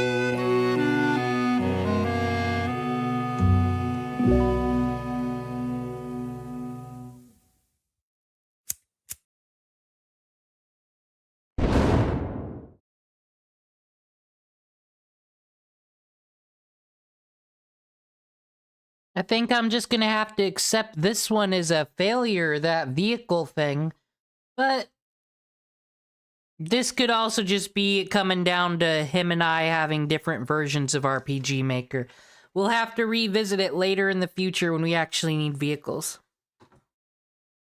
Tutorial number 3 is what we're here for. Dungeons! Woo! And then we get to watch fun devlog videos while we work on the first floor of the Bong Tower. Alrighty, let's go.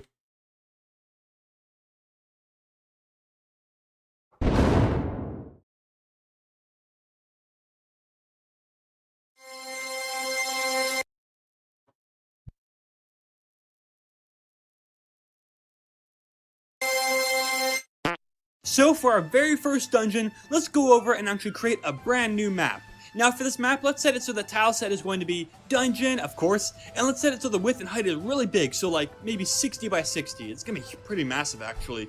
And we'll name it just dungeon, like that. Very simple, very easy. We'll hit OK, and now we're good to go.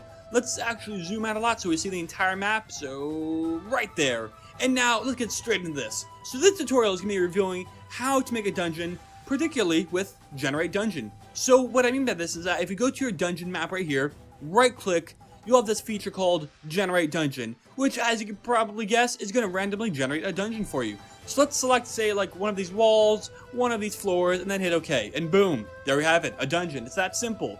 Now if we actually go back to our Generate Dungeon feature again, we'll notice that there are quite a bit of features. We can choose a type between rooms and maze, options of add margins or wide passages, and so let's do a couple of these. So like obviously adding margins will make it so the whole room is like more shrunk together. So if we hit OK, you'll see that it's like more put together. If we choose to do wide passages, that's gonna make so the passages are a lot bigger than normal. And now if we choose to do a maze, we're gonna get something like this, which is gonna be more oriented towards like a maze type structure instead of that like room by room based structure. And of course, if we go in here and do something like add margins and wide passages, it's I think what we'll do is, like I said, there'll be like 100 floors, but every other floor is like the entrance or the gimmick or some kind of town or civilization. Then we'll have an actual dungeon. We'll figure it out as we go, as we do our infrastructure in the Bong Tower.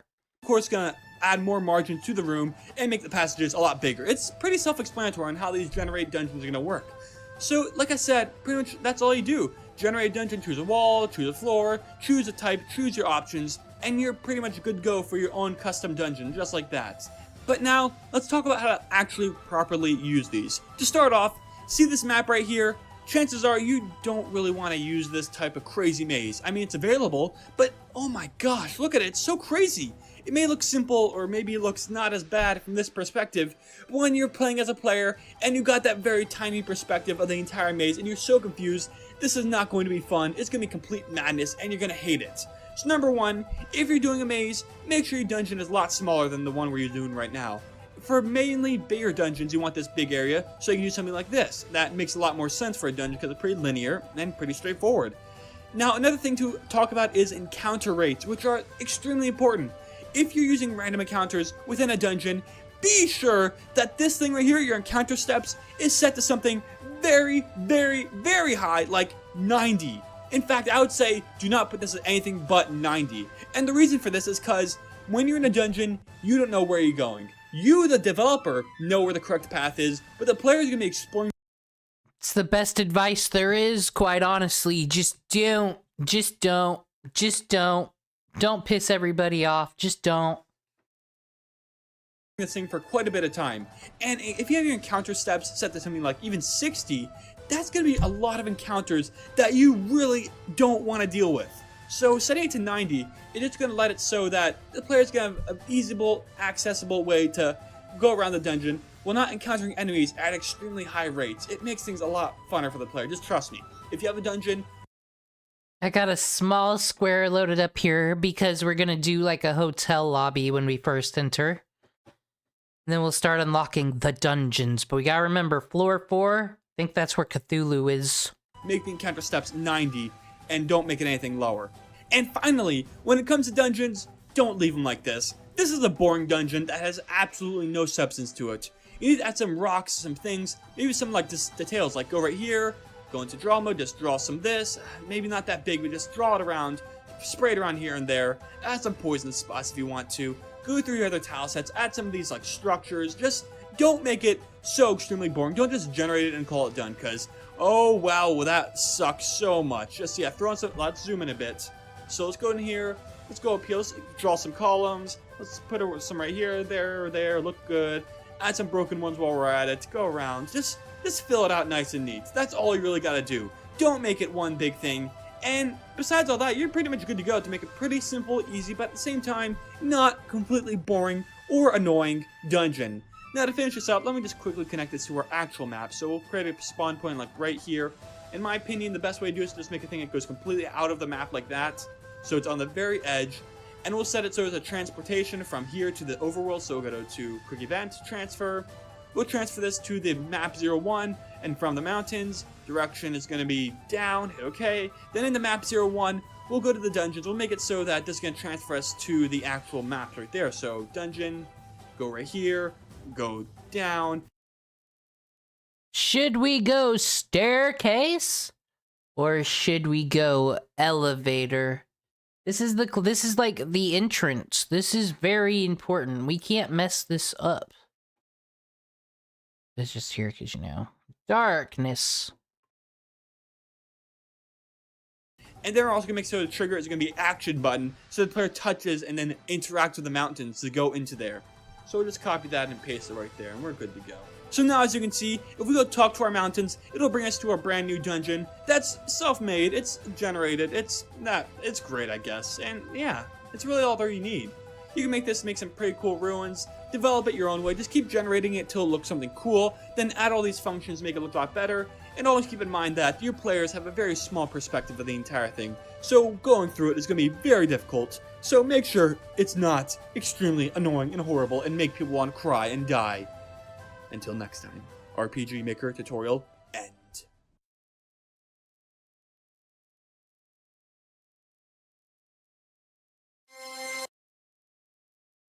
Oh no, boss is not ready for that yet. Put on some music and go into chill mode. Oh no, everyone can see my Windows Movie Maker. It's all over, folks. Not Windows Movie Maker. What am I, boomer fucking media maker? Alright. Everybody likes a good lobby with pools. We'll just go as we go, okay? Well, water lilies.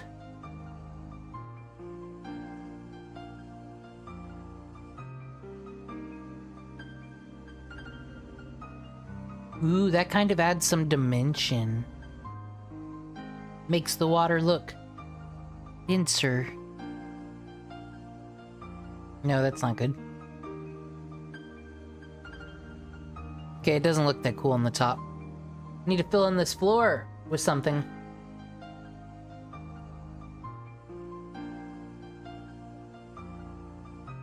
This kind of looks like gaudy 1920s hotel.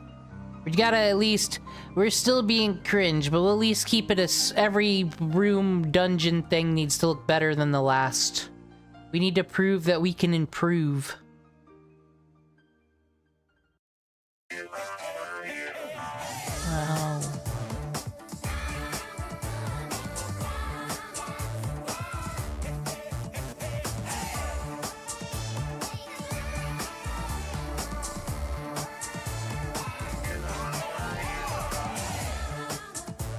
Not gonna leave the floor like this is kind of ugly.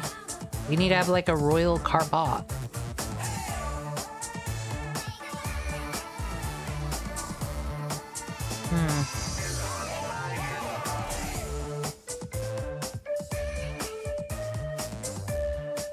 Oh, we never even checked out the other tiles yet. A lot of things and stuffs. Oh, we could just Minecraft this, put this on top of the thing. Possibility. And here's all the cool possessions.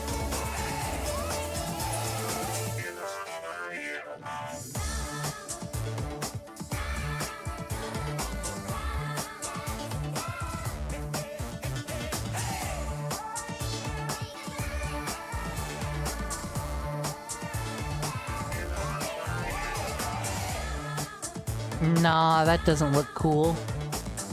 Wood next to water? What are we? Disgusting.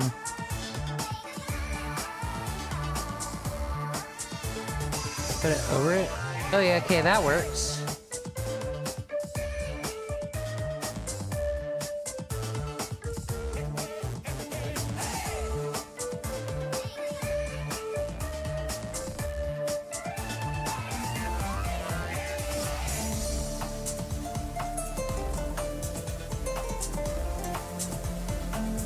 Oh no, it's not censored. Fuyan would fucking lose it. Lose it, he would.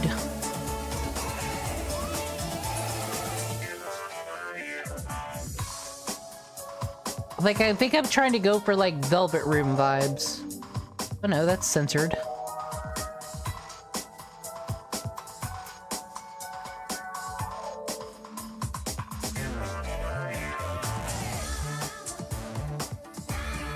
Okay, you can make it, like, look sideways. Not that way, but... There we go.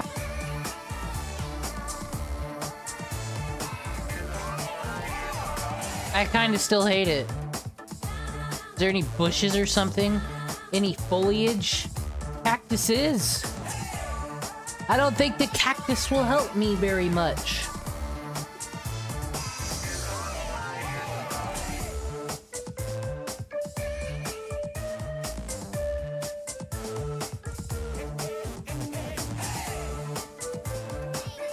No, I hate it. This has been the most difficult stream of my life, trying to figure out how to make this cool room for cool celebrities look amazing. Then we got all these foods and columns, and we still can't make this work. Well, I'm the one who chose to do the default practice. We could just make a dragon.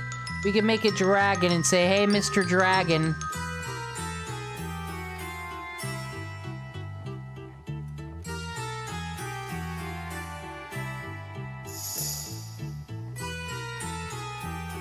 But it's not centered correctly. Disgusting.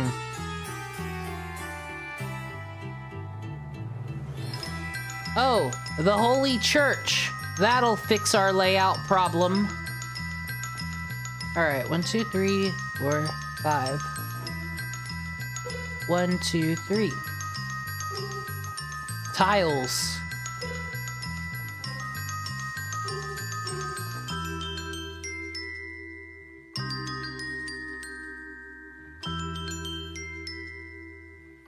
Oh no, not there, fool.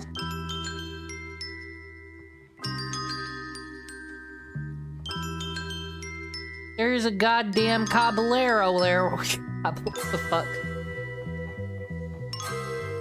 Fix it.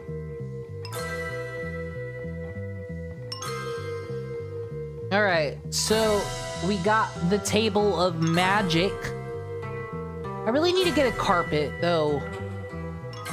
Disgusting. Everything's clashing.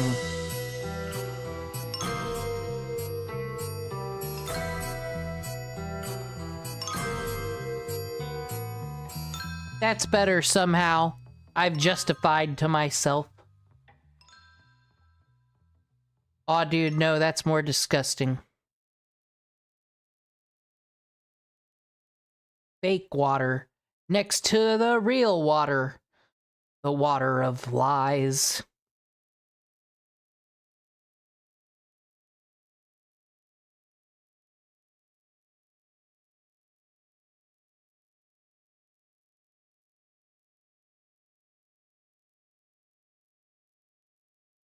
Actually, what am I doing?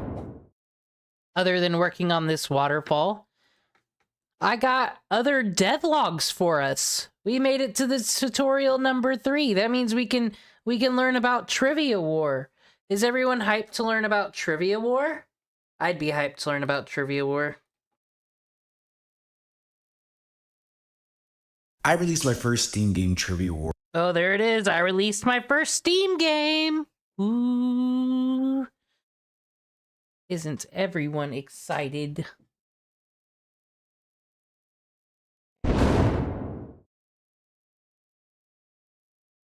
I'm just trying to think how to make this pop. Maybe this guy with his game will inspire me. What would he have done?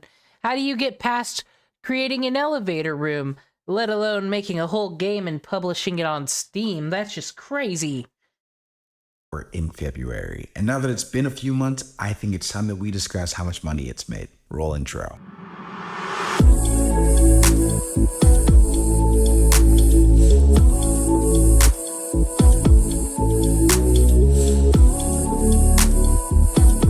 Now, I'm not going to hold you hostage or make you hunt through the video to find the number. As of recording this video, the gross amount I made on Trivia War is $1,214. And now that that's out of the way, I'm going to get into some more specific numbers, what they mean, and of course, what do I think I could have done better or differently. So if you didn't already know, my name is Tez Fraser. I'm a game dev and content creator. And on this channel, we talk about everything game dev, tech, and even art. You should like to subscribe because I didn't make you hunt through the video to figure out what you actually want to know. Also, if you're interested in making that number go up, you could always buy Trivia War on Steam. I appreciate every sale, and all of it goes to... Whoa, guys. He, like, gamified selling games on Steam. We can be part of the help, not part of the problem if we buy it. How much did it make, though? If you made too much, though, we can't help the rich. Supporting me, this channel, and of course my transparency. Links in the description. Anyways, back to business. Let's take a look at the raw numbers. I released Trivia War for $9.99. As of recording this video, I have sold 135 copies, which honestly, I think is a great number. You know, that's well outside of the range of family and friends. People that I don't know played and enjoyed my game, which I think is really cool. And it doesn't hurt to actually make some money from games too. First time in years that I could say that confidently. But if we look closer, we can see that I have about 20% returns, which is kind of high. And I have a few reasons that I think that happened. I think the first being that Trivia War is not a very long game. You can play a lot of Trivia War incredibly fast, which is why you see an average time of around 16 minutes. Shorter games will always have a higher return rate, somewhere in the 12 to 15% range. So that wasn't insane to me. Eventually though, when my return rate started to creep into the 20s, it started to become alarming. And honestly, at first it kind of hurt to see the returns. I spent months of my life creating this game the best that I could. And I think my description and trailer are a very accurate representation of the game, but I started to notice something. Many of the days I'd get a return, I'd see 2 downloads from the same region. I think reading comprehension is to blame. Despite me telling people that it is a local multiplayer game, and that the only way to do online multiplayer is with Steam Rollout Play, I think these people went ahead and bought the game anyways, realized they couldn't play online together, and promptly returned it. Now, I have no direct evidence of this, but I think that my hunch not only makes sense, but is marginally supported by the fact that there were several times I had multiple buys. I'd say he's right. In a region, and then saw the same number of returns within a few hours. Honestly, I'm not sure if there was much more I could really do to stop this, other than maybe make an extra bold disclaimer similar to what Boomerang Fu does. That being said, I think an 80% acceptance rate is not bad for my first Steam game ever. You live and you learn. I mentioned earlier that the average game time is 16 minutes. That's pretty low, but once again, that's the nature of the game. I really didn't do any testing to see how long the game would last. But for my next game, I'm hoping for it to be a lot longer than that, and in turn, hopefully that discourages returns. We could also see that of 135 downloads, there were only 121 unique players, and 29 people returned it. Meaning, there are people that potentially returned the game that never even played it, and that there are people that own the game that have never played it. The latter, I can't complain. Money is money, and I'm perfectly happy to be in the back of someone's Steam catalog. It's kind of not. The most important number is probably the $870, which represents gross revenue, minus taxes, returns charged.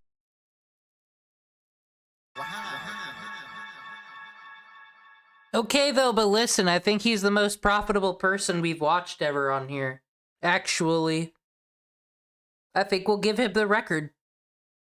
Because everybody else seems like a crypto scammer liar, quite honestly. Chargebacks, etc. This is the number closest to what I'll actually get, which I still don't think is a completely accurate number. But honestly, I'm not sure. Math is hard. So I'm recording this in July post-summer sale. Also, Steam payments are about a month off, so I actually haven't received any of the money from that sale yet. I can tell you what I've actually been paid out and into my bank account, and that's $541.19, which is a far less exciting number than that $1,200 from the beginning, but you know, that's several $100s that I didn't have before. And I think I have $50 to $100 coming my way next month, which for the record, Steam only pays you once you've reached a minimum threshold of $100. Duckman Sins, why didn't I subscribe? We should just follow his life, quite honestly. We need to... See, it's one thing, guys. It's one thing to, you know, hear about releasing the first video game on Steam. How did it do? I'll do better next time, they say. But will they do better? Will they? We gotta fucking find out. We gotta find Duck Guy. Since I released in February, I've had 3 payouts, but one of those months I did not actually meet the threshold. So that is something to note. Your money will be in Steam Purgatory until you make enough. Here's something that's cool about a Steam release. Once you release your game on Steam, your wishlist will climb significantly. That 440 was somewhere between 60 and 90 when I released the game. So releasing it actually gave it much more exposure. If you're paying attention at home, you're probably wondering why my $10 game with 135 copies.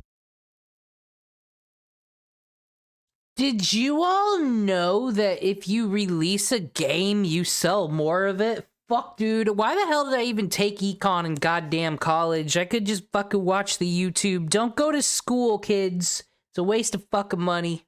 doesn't have a gross revenue of $1,350. There's two reasons for this. The first being that I have Steam manage my price to be market appropriate. $10 for a game in the United States is cheap. Whereas somewhere with a lower cost of living, India for example, that could be very expensive. Perhaps the equivalent of a $20 game here. So Steam adjusts the price to be appropriate for the market that the game was bought in. The second answer is sales. I'll be real with you. Trivia War literally goes on sale every single month and participates in all the Steam sponsored sales as well. My game mostly only sells during sales. And that might be the case for your indie game too. Some money will always be better than no money. Put your game on sale as often as you can to maximize your revenue. Now, as far as profit to work, we can break it down like this. I worked on version 1 of Trivia War for 2 months, with version 2 coming out about a month later. My net is $870. It cost me $100 to put the game on Steam and $0 to produce it, not including my labor. So if I paid myself directly proportional to the amount of months that I worked on the game, then I would have had a monthly salary of about $256. Now, you might not think that's a lot of money, but for a lot of people, that number is zero. So I'm happy. It's also basically now become a form of passive income for me. Now, will I update the game anyways, despite the revenue not being worth it to do so? Absolutely. I'm an indie dev, and if I was in this to make tons of money. Oh my god, though, guys. Look. The game didn't do too well, but he's still gonna update it, and he said he's got the record. He's done better than anyone else we've looked at. It might be because he cared. $970 worth of caring. Take fucking notes, duck guy. I wouldn't be here. Do I want to make a game one day that's really popular and cool and does make a ton of money? Of course I do. But I make games because I love to do it. Now it's time to reflect on what I think I did wrong and what I think I could do better. We touched on it a bit earlier, but I think I should have been even more explicit about it being a local multiplayer game. And to take it a step further, I'm not sure if I would produce another local multiplayer game. It was difficult to test and it's a pretty niche market. There's a barrier of entry for many gamers, many of whom who play solo or online. I'd probably also do a better job of advertising. I say this every time, but I've got to be better about getting my games in front of faces weeks, if not months before I release a game. That way, on release day, I had tons of people anticipating, waiting, ready to buy and review. I'd also say maybe the price point was a bit of concern for some folks. I based it off the common price of similar games like Jackbox, but Trivia War was not nearly as polished, so I can see why maybe some folks didn't think it'd be worth as much. I think the last thing for me is I wish I'd given myself more time to do things like graphics. I am not a professional artist, and I basically did all the art I could from the game. But if I had more time, I think I'd have tried harder or even done a better job of trying to find someone that could make the game even better. Now, here's what I think I did right. Getting the game out in 2 months. Making smaller, faster games seems to be the latest path to success. It's so much easier to recover from just a few months of work rather than spending 3 years making a game that doesn't make any money. Devlogs. I probably should have started them earlier, but my devlogs definitely helped to spread the word and in turn exposure for my game, which of course then converts to sales. Scope. I scoped down this game in a way that was manageable, but do as he does, not what I do. Don't buy my game. Ever. Or I'll beat you with a stick. Still fun. And that's a skill that's hard to do that I'm actively still learning about. And finally, I think the best thing that I could have done was actually release my game on Steam. I'm going to do a full video about this, but let's just say not all app stores are built the same. Anyways, I've drone on about this for far too long at this point. If you made it this far in the video, please like and subscribe. It encourages me to continue to be transparent on live. And that in turn helps you all to know what you're in for as an indie dev. Let me know in the comments how your Steam game did, or if you have any questions that I didn't answer here. I'd be happy to do a follow-up. Once again, my name is Tez Fraser. Thank you for watching, and I will catch you in the next one. $16,075, which is... I don't know what this is, showed up in autoplay, but whoever this is, you've entered the battle. Who's gonna do better? Him or you? Bring it. How much did my first indie game earn in 30 what? 30 days? 30 months? Yes. pretty good, but it does come with some quite large caveats. So sit down and get comfy, and I suppose we can talk about them. So on July 22nd, 2025, I launched my debut game, which is called The Biggleboss Incident. It is a 2D hand-drawn point-and-click adventure game, which retails for, I think it is $14. It's like... This is the shit that gets me. Okay, you want to make your game, it's $14. I can get, like, South Park Stick of Truth for $2.99, can I not? Like, yeah, it's super old, but are you going to make any animated game that looks better than that? So I'd honestly be comparing things to South Park Stick of Truth, because I think that genre, as far as, like, simple animated 2D story, but type of game, I don't know. This looks like the home movies version of something. £12.79 on Steam. I also released it on iOS at the same time. And yeah, someone getting grounded. Yo, if someone, maybe it'll be us, if someone made grounded a fucking survival horror, you probably could sell copies, guys. We gotta get this to the right people. it is the culmination of 5 years of work, which if you care to, you can go back through this channel and watch the entire making of. So I'm not going to go too far into like marketing, because other than... Bro, okay, so... what the fuck is going on here? Oh my god, did this person... Everyone, all gooners, check your favorite VTubers. Check their fucking room review videos. I feel like this guy has sent his room into a fucking VTuber. I don't know who it is. But yes, I remember this typewriter on this fucking table. And this shit right here. But now he's got a framed picture. Is this a user? I will go scrub through my VTuber videos. I swear to God, someone reviewed this room.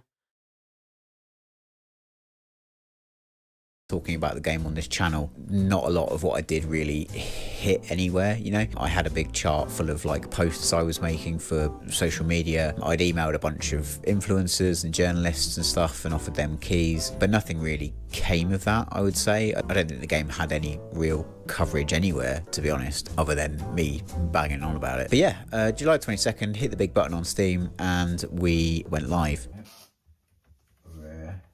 Release my app.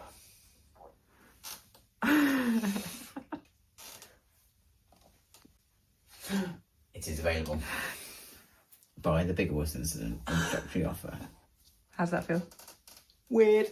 So launching a game is completely terrifying. I don't think I've ever felt quite so vulnerable in my entire life, and I spent the entire morning just like convinced that not only what I'd released was bad, but that would actively break on everyone's machines. And you know, there's a Discord server attached to this channel, and every time somebody typed anything in there and I could see typing happening, I was convinced it was going to be like, game doesn't launch, what have you done, you're an idiot. So yeah, it is a really scary day and week, in fact. Before any like reviews start to come in, you just beset with all these ideas that what you're doing is bad. And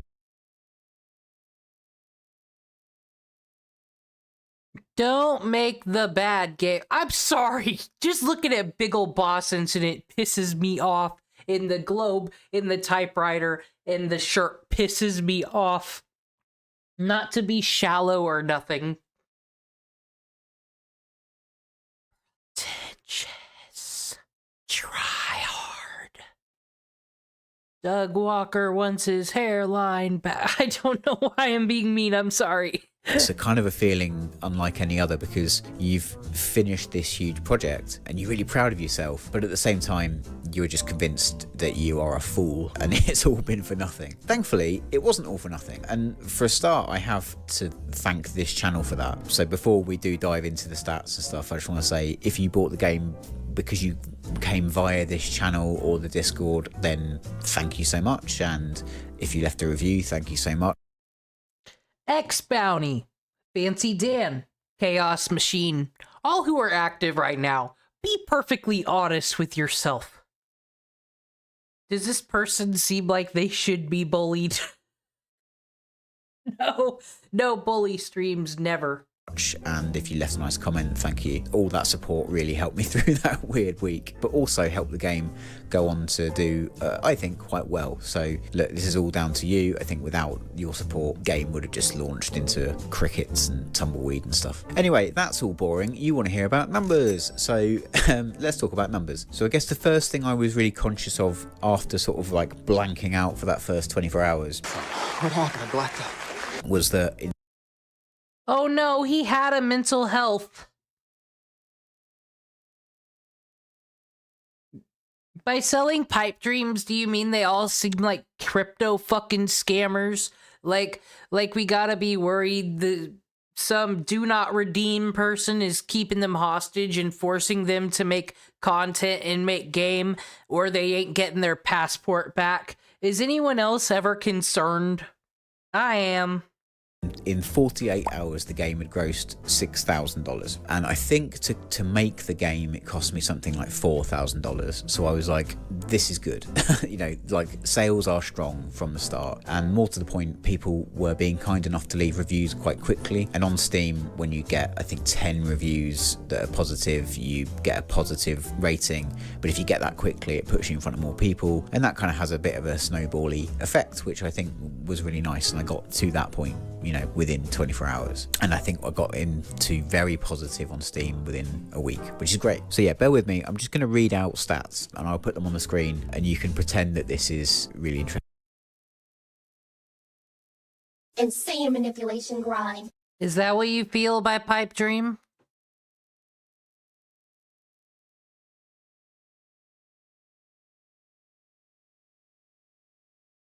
What?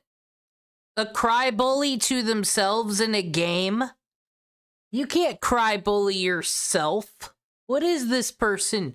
iDubbbz TV? So, at launch, the game had 3,500 wish lists, which is less than I wanted, because everyone says you need...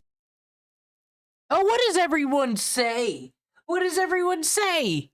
I want to know what everyone says. Do you guys want to know what everyone says? I have a feeling it's, you need a lot of people on your wish list before you can release your game. Oh. 3,500 wish lists, which is less than I wanted, because everyone says you need 7,000 to hit the kind of new and trending. So I didn't hit new and trending, but within 1 week, the Steam gross was $8,638. The App Store gross was $1,760, which gives us a total of $10,398 within 1 week gross. Gross! Within 1 month, that total was $16,075, as I mentioned. On Steam, it was just over 11,000, and on App Store, just over 5,000. Units, Steam 793 in that month, and App Store 1,000 in that month. Reviews, 50 Steam reviews, mostly positive in 1 week, as I mentioned. 80 reviews in 1 month. 4.9 stars in the month out of 47 reviews on the App Store. And right now, it's 111 Steam reviews at the time of making this video. Very positive, 95%. And return rate or refund rate of 3%, which I think is good. And the App Store reviews are 4.8 stars with 91 reviews. Hey, on the screen right now, while I got the hornet's nest all shooken, instead of an elevator, because why would there be an elevator in a world where we need a fucking block of wood? That'd make no sense. You'd think the mechanic would build a bridge and, like, charge a toll or something if that was true. World building, guys. World building. We're gonna have a statue that teleports you to whatever floor, and this makes it so you have to keep going back and forth between dungeons and the overworld and getting things, fetch quest, all sorts of conundrums we can put ourselves in. And then we're gonna use the little Cyrax medals one more time, because it'll only teleport you to the next floor if you got one of those. So not only do you gotta get 3,000 to get the forgery kit, but you gotta turn in 1 item from this floor. Then next time you might need 2 items from another dungeon. Oh, that's how it works. The elevator, a fucking fetch quest, fuck you. Anybody And, we just got one of these generic-ass statues right here. I can't confirm its gender. I can't confirm its tail. Is it a person? Is it, like, a spirit? What should we do? Any ideas? Anything for dialogue? Brainstorm while we listen. Oh man, look at all these reviews. This person must be the best. Impressive production values from a solo developer. Put it on the fridge. So, good. Oh, it's all good.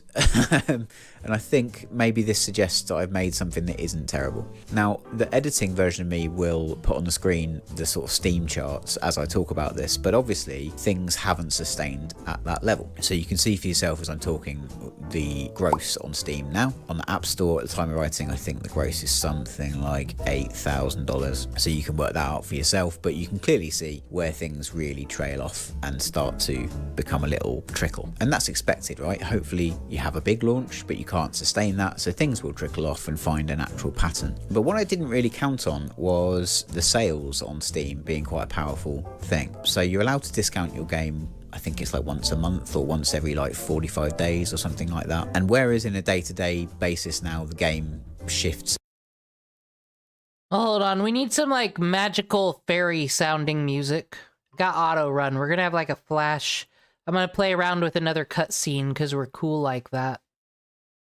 Even though one could argue, hey loser, that forest is disgusting.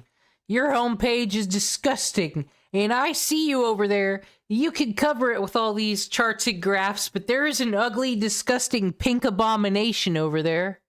Don't worry about it. We need to find a BGM. Play BGM. We need something mystical sounding. But we don't have many choices. RPG Maker won't compose something for me.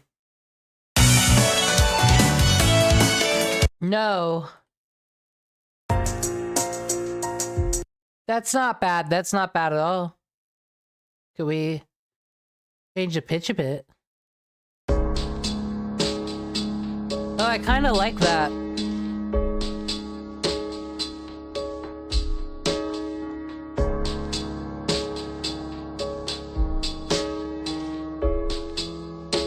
That's pretty good.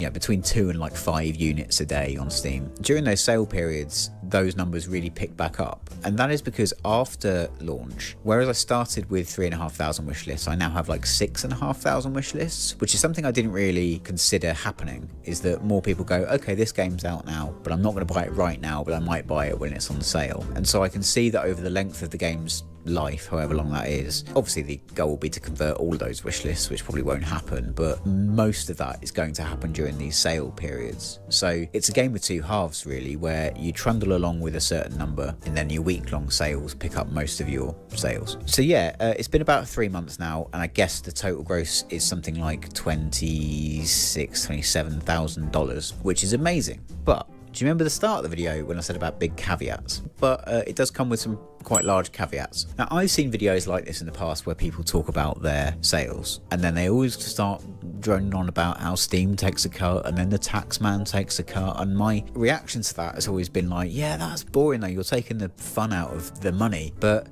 I've come to realise why they talk about that so prominently, and it is because, yeah, a lot of that money goes away. And so, for example, with my 1 month Steam gross being $11,000, a few things happen. One is, obviously, I work in pounds, which is a less impressive sounding number than dollars is. Then Steam takes its 30%. Then there are like taxes, like sales tax on top of that. And so when I got my first month report from Steam, that $11,000 became £5,000, which is great, but it's obviously quite a long way away from what 11,000 is as a number in your head. And then at some point next year I will need to tax that, so that will become even less. So yeah, it is a bit disheartening, but you know, in the bigger picture. There's a game idea, devlog people. Do y'all still worry about the sheriff coming to get the taxes over there in England? Well, I mean, that's kind of how it works for everybody, because like the sheriff's the person that arrests people and does the warrants, and like, yeah, the IRS be like, arrest that bad person. But like the Robin Hood of game developers, hiding the money from the evil tax man. But if you make that game, make sure to pay your taxes. They'll look at you first. People are buying the thing I made, which is mad enough in itself, and so anything that's coming in is good. So what I've been thinking about is this has been transformative for me, and not in the sense that the raw amount of money that I might earn in this entire year is transformative in like a life-changing way in and of itself, but it's more like it's shown me a roadmap to like what could be. There's been a shift from this being a fun hobby that's consumed a bunch of time outside of my like day job to what if, you know, if not game 2 but game 3, what if by that point it is my job? You know, if you have all of these things on sale at once and if you can maintain some level of quality, then yeah, maybe game development as a sort of solo. I've seen some. I don't play these types of games where you just wander and click and story happens and you have emotion. Oh my gosh, whatever this is. But for real, it looks like Go Animate with like a Life is Strange coat on it, like that painterly Telltale look.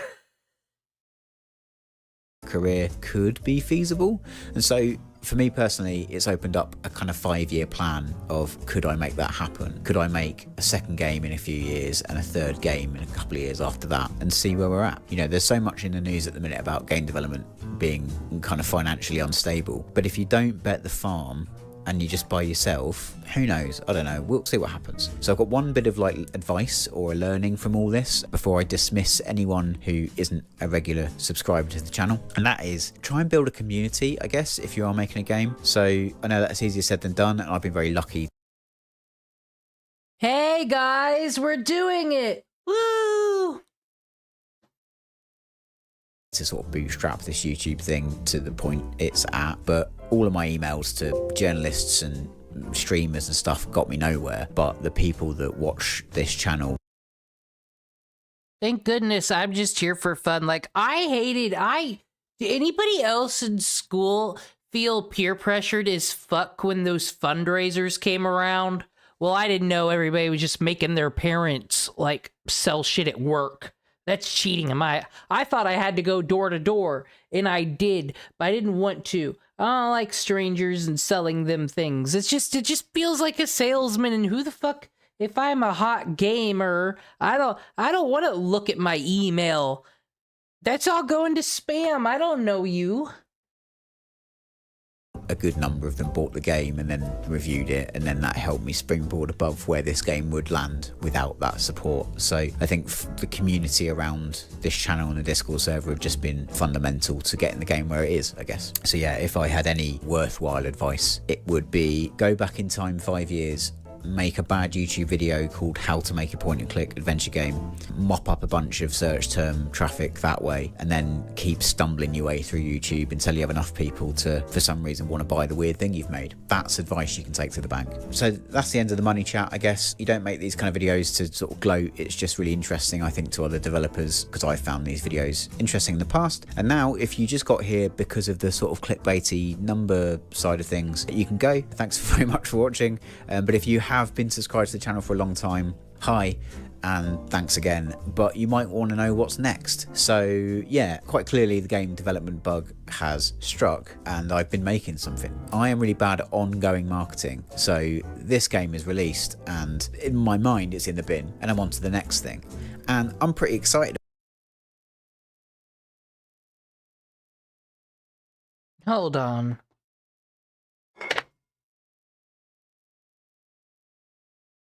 Hey, guess what I have up right now? Theme. You all can add me if you want. And if I'm ever on, I guess challenge me to a Yu-Gi-Oh! If I'm playing like a farm game or something. Obviously, don't bother me if I'm playing RPG Maker. Yes, the Big Ol' Boss incident is $14.99. We can get the demo for free, everybody. I'm gonna check it out. Pointy clicky comedy corporate filler.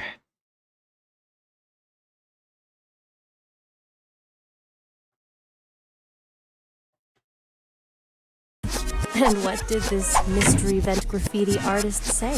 Oh, for the love of... Mostly conspiratorial stuff about the company. In that case, I see those giant rats up here every Friday evening. Okay, this is just getting silly now. Sir, please ignore any visual inconsistencies and continue about your day. So, what's it like being a robot? Every moment I live is agony. Oh, God, really? No. Weird question, but what can you tell me about Biggle Boss Inc.? They are weak, fragile nothings. What do we do here? You don't know what we... I was about to give it a but then there was a bad Arnold Schwarzenegger accent. And by bad, I mean, haven't we all grown past it, or no? Do at the company you work for. Little advice. Sure. Things you say to HR aren't really confidential. I see. In that case, forget I said anything. Oh, dear sweet Tom. You just don't get it, do you? So stay alert. He'll be through here, I know it. Why are you still here? This building, this whole company, it's a sham. Isn't every company? Just turn up, do the work, and remember the company motto. There is nothing sinister happening at Biggle Boss Inc. Should we get the demo? It says it's similar to games I've played, Ace Attorney. It's gotta be just as good, right? Made by Bunkworks. So let's check out the recent reviews. Great return to classic point-and-click era, but thankfully the puzzles weren't obtuse. Enjoyed it a lot. Fun indie point-and-click adventure. I liked the setting and the voice acting was great. Just about the right length, too. Rich thought it was okay, and he's only ever given 3 reviews. Now, chic my pants. They own 203 games and have only taken the time to review this. Oh.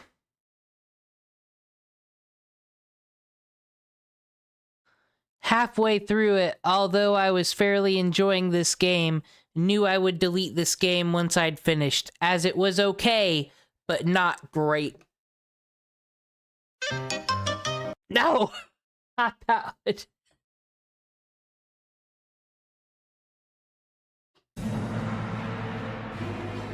The ending, though, was so abrupt that my vote would now be a soft, gently no, rather than a fairly soft yes.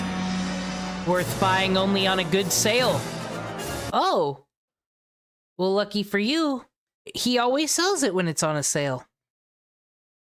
If you don't mind a game ending very abruptly just when you thought it was getting going, I feel a little harsh giving this game a negative review as it was not awful, but it did leave me feeling a little let down. Oh. And 14 hours in, this is a real one.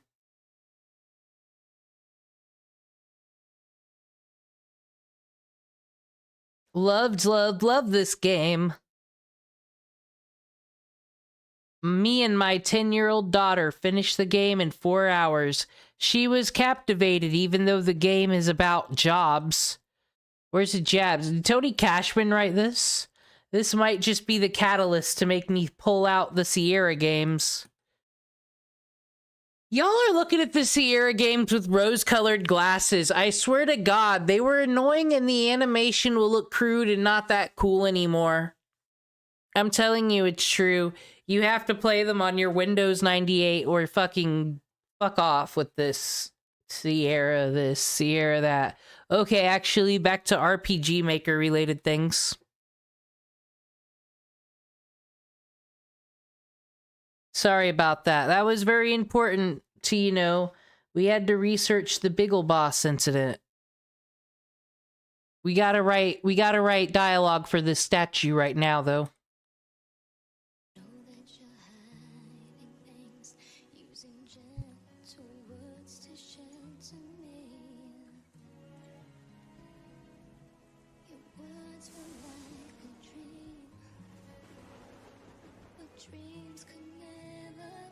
Wait, is that true?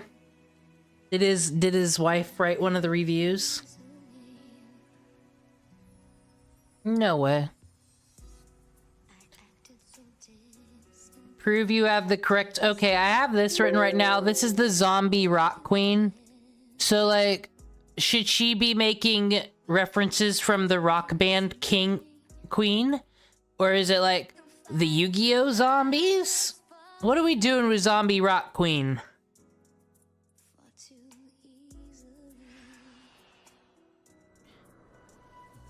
Prove you have the correct alive mind to ascend. I don't know if it needs a face. I don't know if there's a stone face. Doesn't really. It's just kind of a vibe.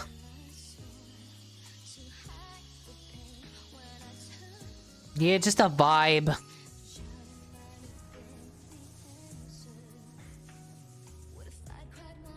Alright. Prove you have the correct alive mind to be able to ascend. Okay, it's too hard to think about Queen lyrics with fucking Final Fantasy X2.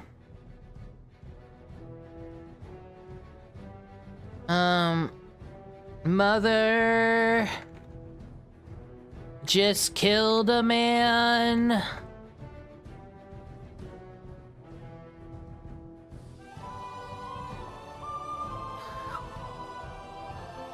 Put a gun up to his head. Alright. And here comes our girl, Emily. She's probably tired. We gotta keep considering Emily the character. She's probably fucking annoyed by this point, so you know.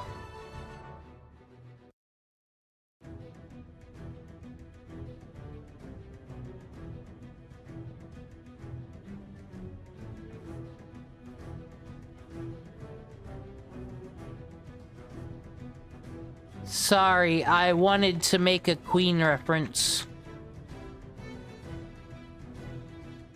It was my own selfish decisions that led me to becoming this statue.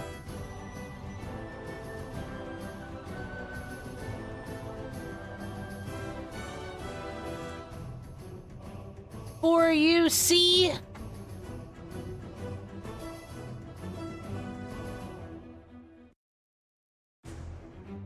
Well, what is this statue gonna impart upon us? Oh, for you see, elevators do not exist and have no place in the Bong Tower.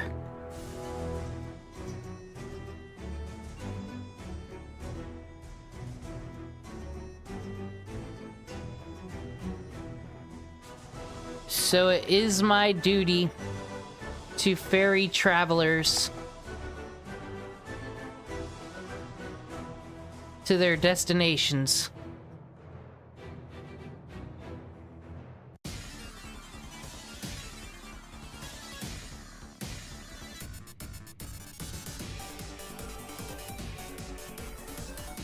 But only if they've earned the right.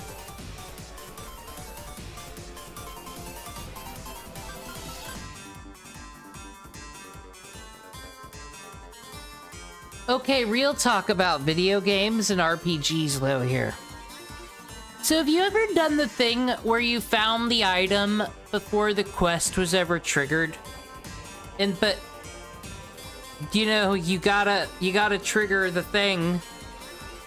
But it's like, so should I do it where it's like, please do this? Because what if I already have the item? Then would I not get this cutscene? That'd be kind of lame. But it also feels super fake if I already have the item. Oh, well, that's... Oh, problem solved. I'm just... The answer is I shouldn't be lazy. That's what conditional branch is for, you see.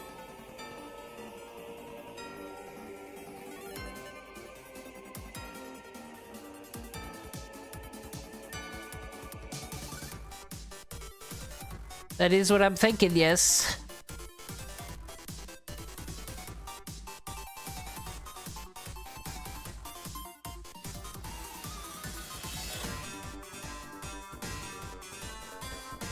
Yeah, this is what I need.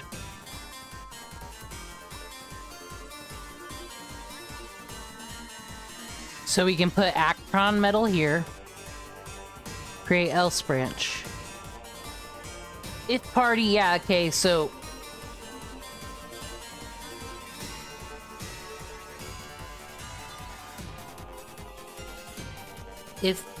If the party has the Akron metal,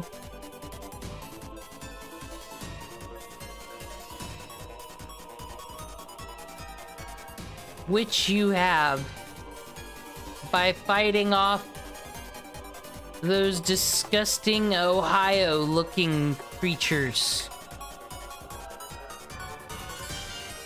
Gross. Disgusting. Ew. Rancid.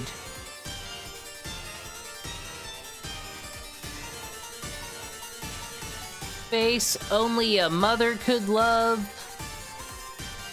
A Jomha unlike I've ever seen before. There. Now Jomha is now a word in our world building. What it means? I don't know. Probably a slur. Maybe we'll find out later with other characters. Well, we don't have a picture for her. She's not existent. She's kind of a vibe.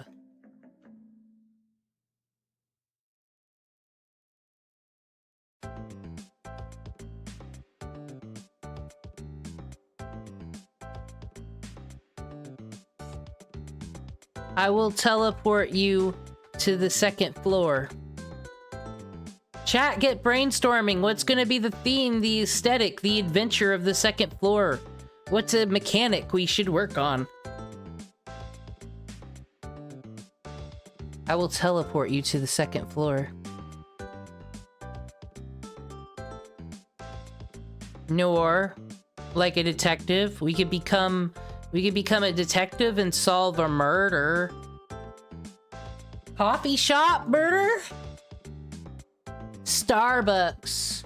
Can we make the first dungeon Starbucks?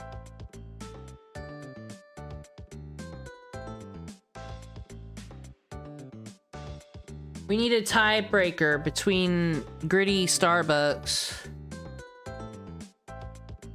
Murder mystery at the Starbucks?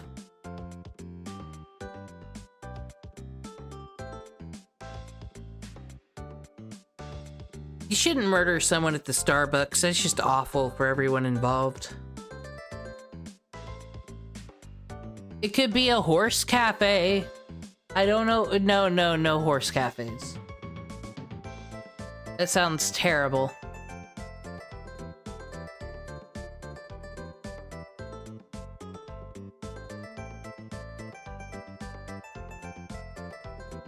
Starbucks murder mystery. We're already a cute Neko girl, and people keep wanting to make fox waifus around here. So I think we'll go with Starbucks murder mystery. There's always cat girls. Maid Caffeia Mafia.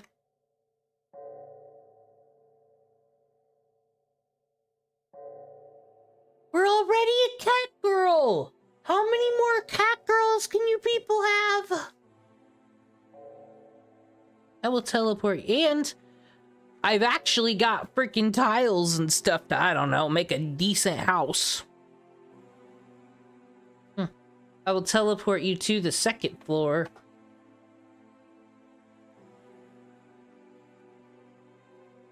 It's known by travelers as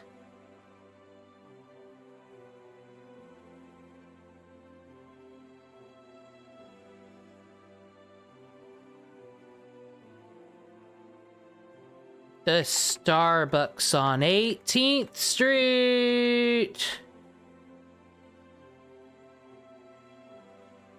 Okay, wait.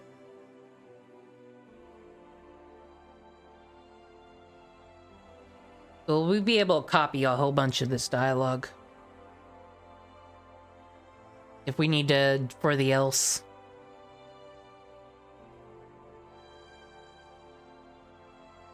What?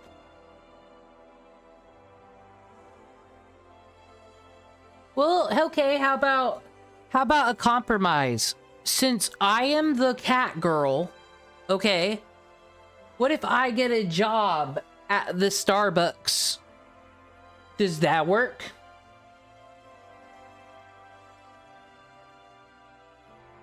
Bro, I'm over Persona 5. I need that Persona 3 reload and I need to play that Metaphor. Enjoy the ending, though. I hate that last dungeon. Disgusting. Rainbow bridges?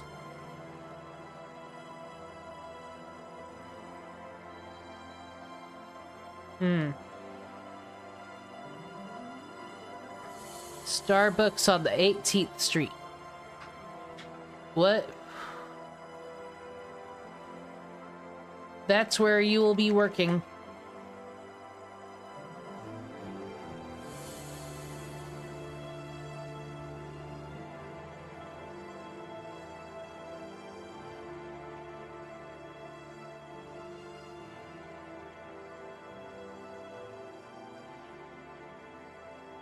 Wait, what? Did mother sell me into slavery? I've never seen a coffee shop in my life. But I heard cat girls are often seen around such places. I don't know if that's true.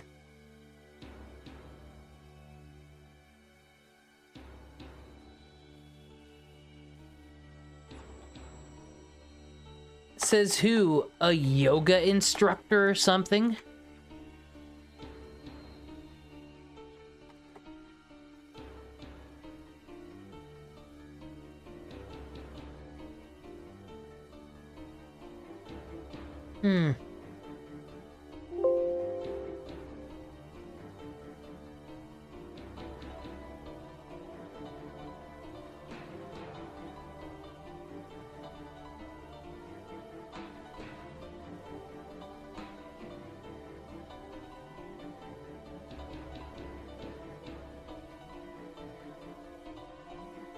It was always a threat.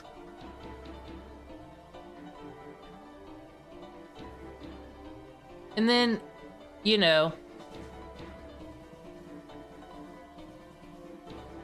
listen, I'm a statue of a zombie rock queen. Not a therapist. But you seem to have some problems.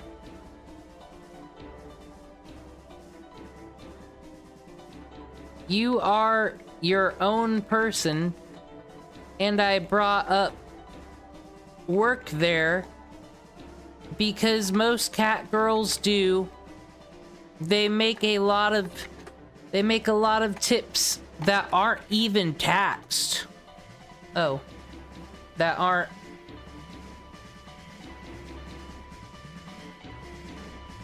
even taxed.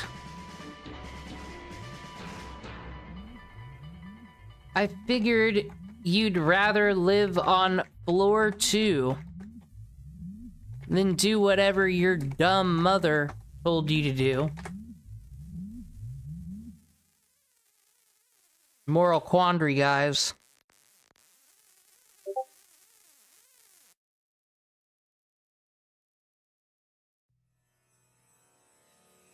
Yeah, I'll need to add more to this.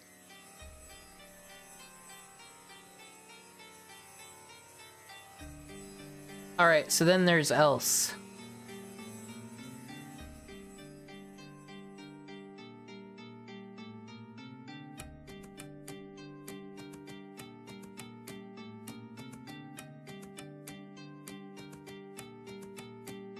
But only if you've earned the right. So the else, if you do not have an Akron medal, it'll be simple. An Akron medal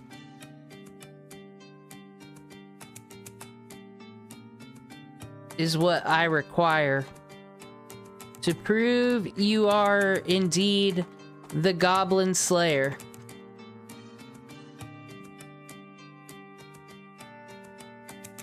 That tells you what to do, right?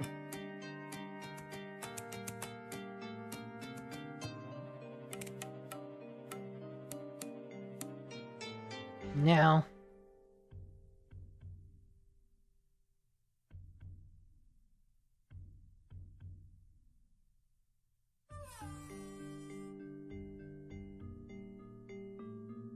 Alright, Emily, it's time for right here for you to have your self-esteem. It's like we're just writing... I'm sorry I can only make it so exciting writing character dialogue. But you know, if I watch the devlog things, I'll get all consumed in that. We're making art.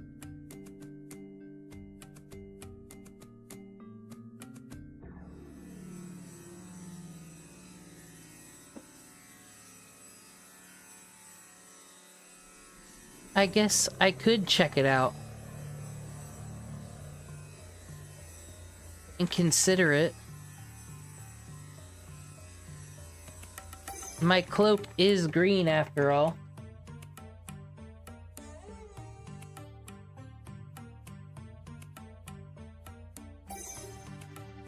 Alright, then that'll close that one out.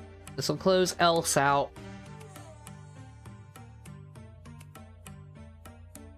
Well, we're gonna activate a self switch.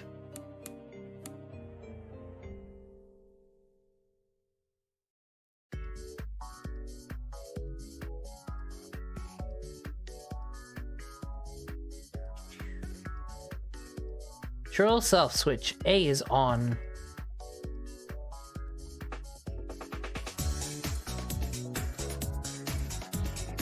New event page.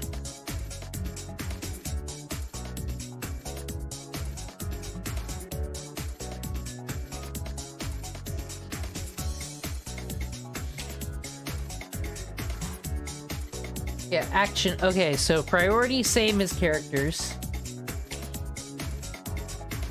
We'll be clicking on in front of us. This should end the auto run. I think.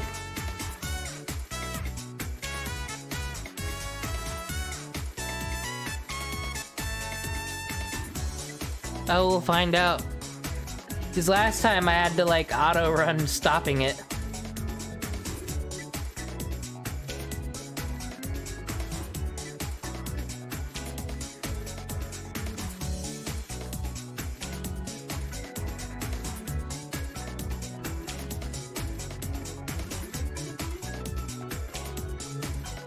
No, and we do need self-switch A.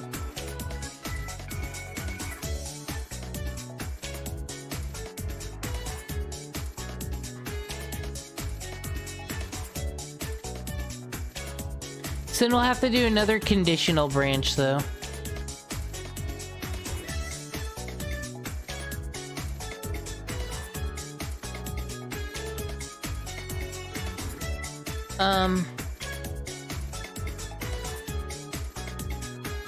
Get an item. Akron metal. If party has you at Ekrid Metal, it should take you to the menu. That'll tell you where do you want to teleport. Shoch.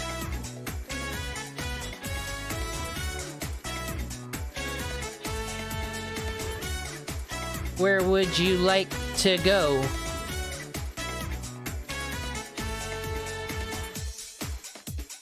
Isn't this exciting, everybody?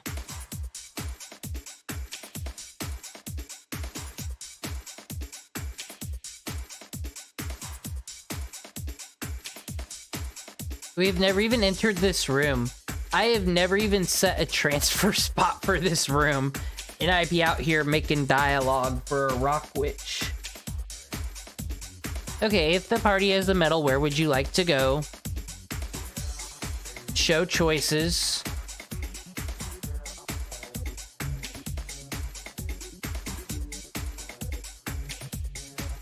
Starbucks. And then this choice would be cancel.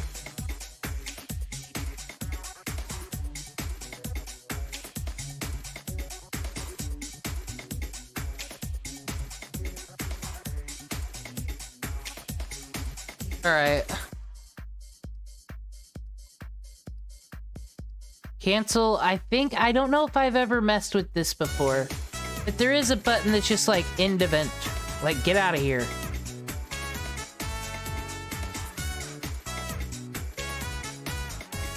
Fort battle. Oh, that's battle. Scene control.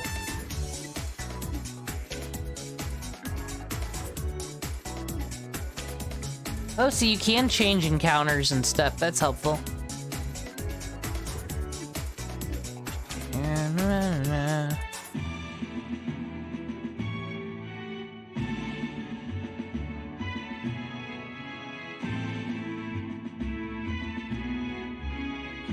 Oh, well, there's a difference between the version some random dev was using and mine. It's got, like, balloons and stuff. I'm looking for... I swear I seen it. It just lets you shut down the event. Exit event processing. Ends running events. Okay.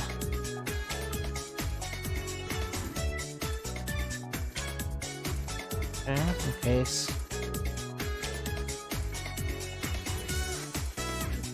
Putting that there too.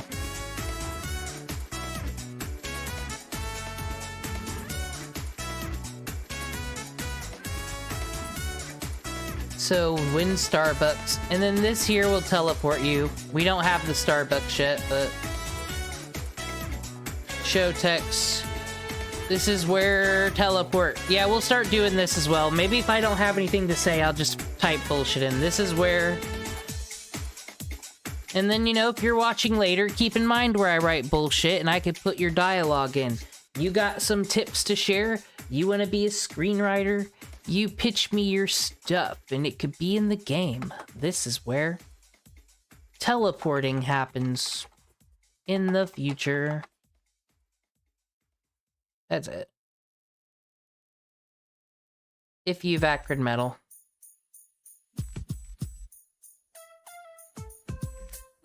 But win Starbucks. If you select that, we're gonna take that item away from you.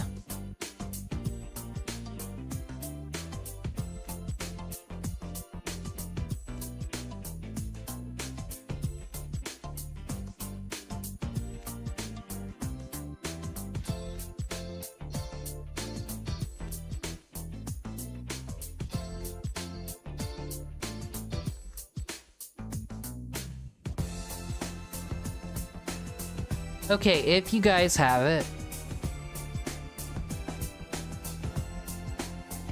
If party has Acrid Metal.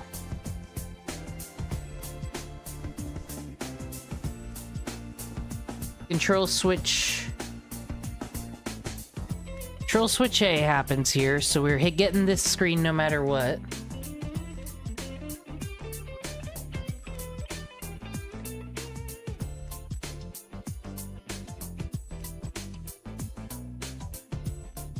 I'm just getting confused by myself. Wouldn't cancel. Okay, cancel is for... Yeah.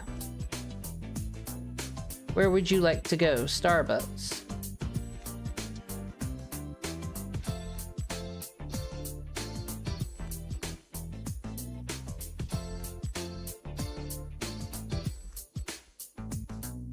Okay, this is what I want here. If party has Acrid Metal... If they don't, though, you know, please bring an Acrid Metal. Easy as that, I believe. We'll test all this, of course, because I won't have one.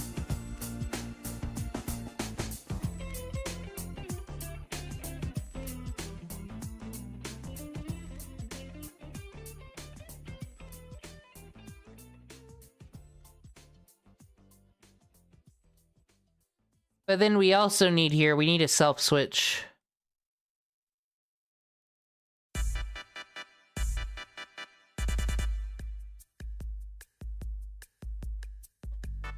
So exciting. What if it's Dunkin' Donuts? Why does it have to be Dunkin' Donuts?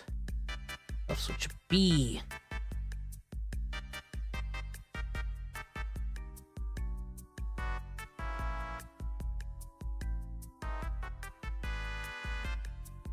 This is so... Yeah, Trill switch B on.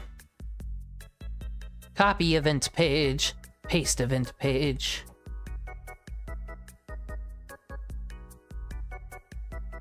We don't need...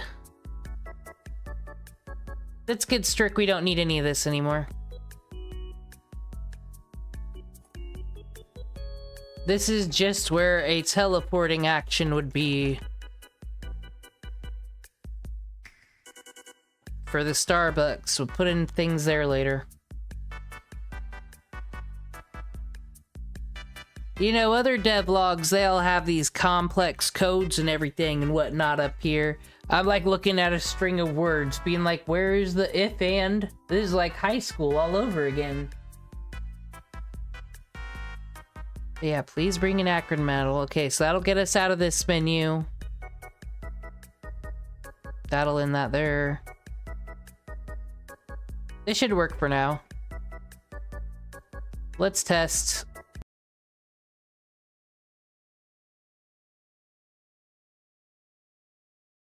But now remember, the Starbucks has got to be a dungeon at least.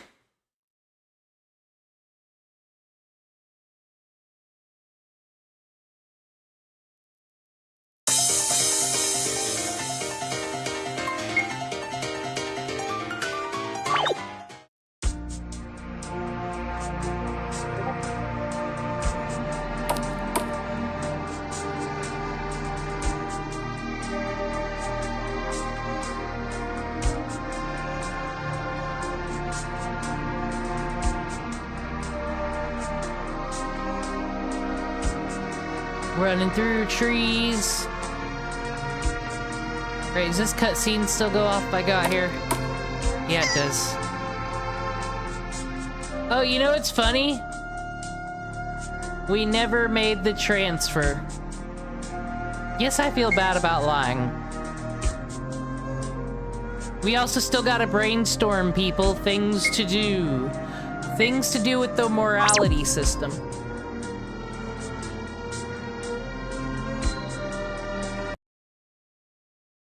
Alright, so... Mappa 1 here, Bong Tower.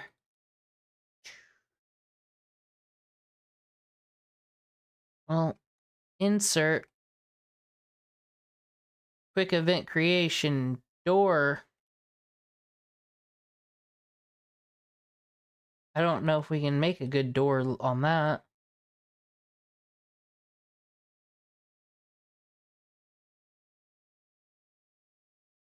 Make like a Soviet Russian door, I guess. No, that doesn't work. Disgusting. Ew.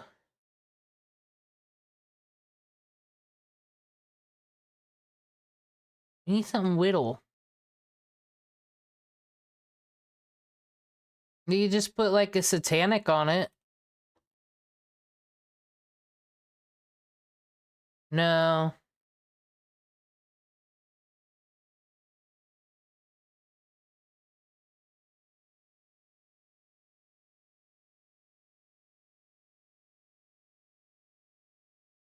Hold on. Okay. When he's gone.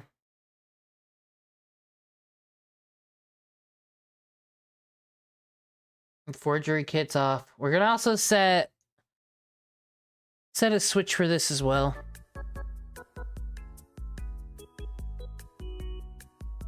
Control switches. The pass. Switch number 8. We're this far and already got 8 switches, but whatever. There's no laws against the amount of switches, is there? Fuyon boy gone. And we can always build things around them too. Have a whole bunch of switches, be like, oh, this treasure chest won't do this thing.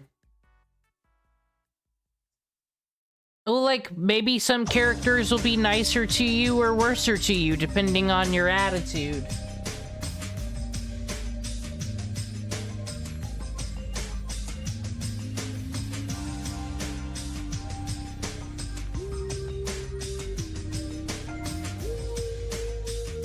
Alright, so below characters, player touch,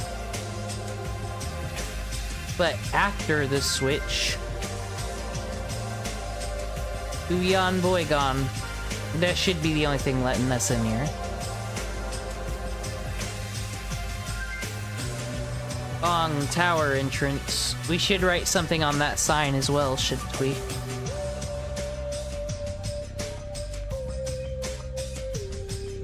And then we just need a transfer.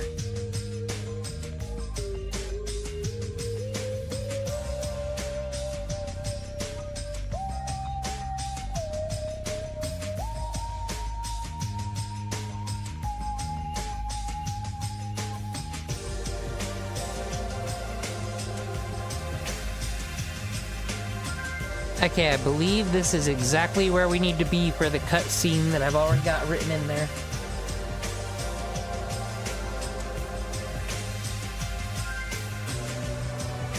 Need direction looking up.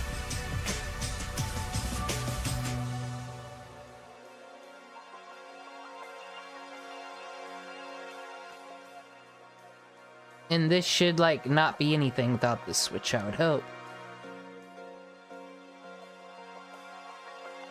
Alright, and then when we go over to Bong Tower over here.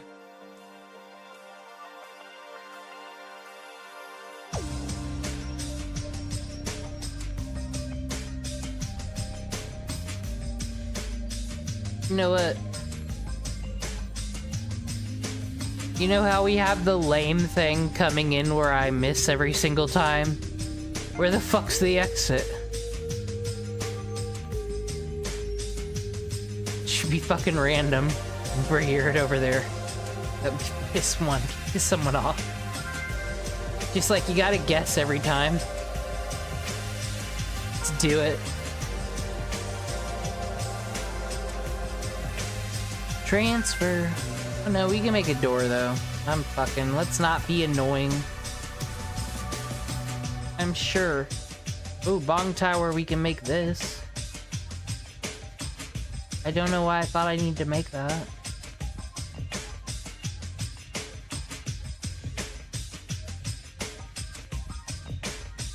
Oh, this will be fine.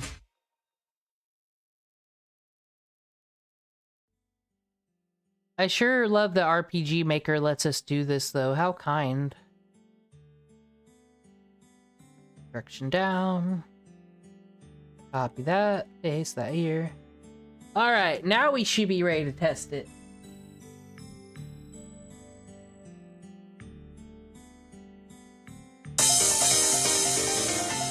Hopefully we got it right. Continue. Alright. Okay.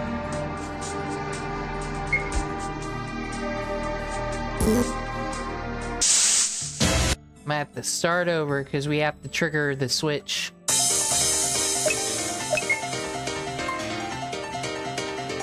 New game once more. The various lives. Space is a place for adventure and advancement in case you've forgotten.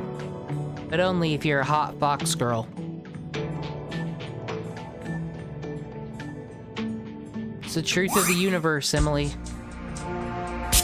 Alright, the usual speed run. We know, Dad, you're in debt. We know, Perry, you're blind. Groundhog's Day is being a character in a devlog game that's never released. Someone make that horror game. Horror movie, not game, because I could make that game, and I don't want to.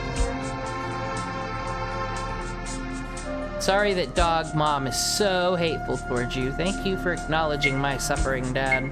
Let's keep thinking about Emily. Oh, this means that we gotta grind again. Aren't we excited? Well, hey, guess what that means? It means we can watch another dev video. Who's excited?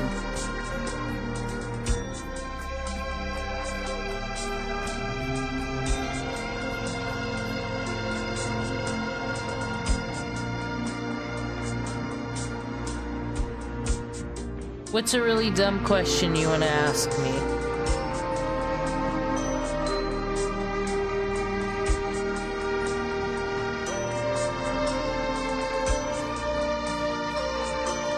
state of Massachusetts privilege.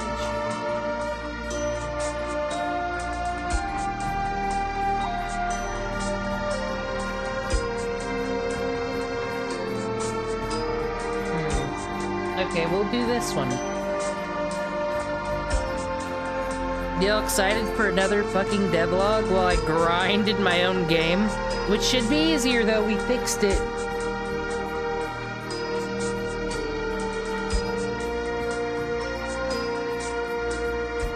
A little over a year ago, I began work on my first commercial game, starting with almost no prior experience.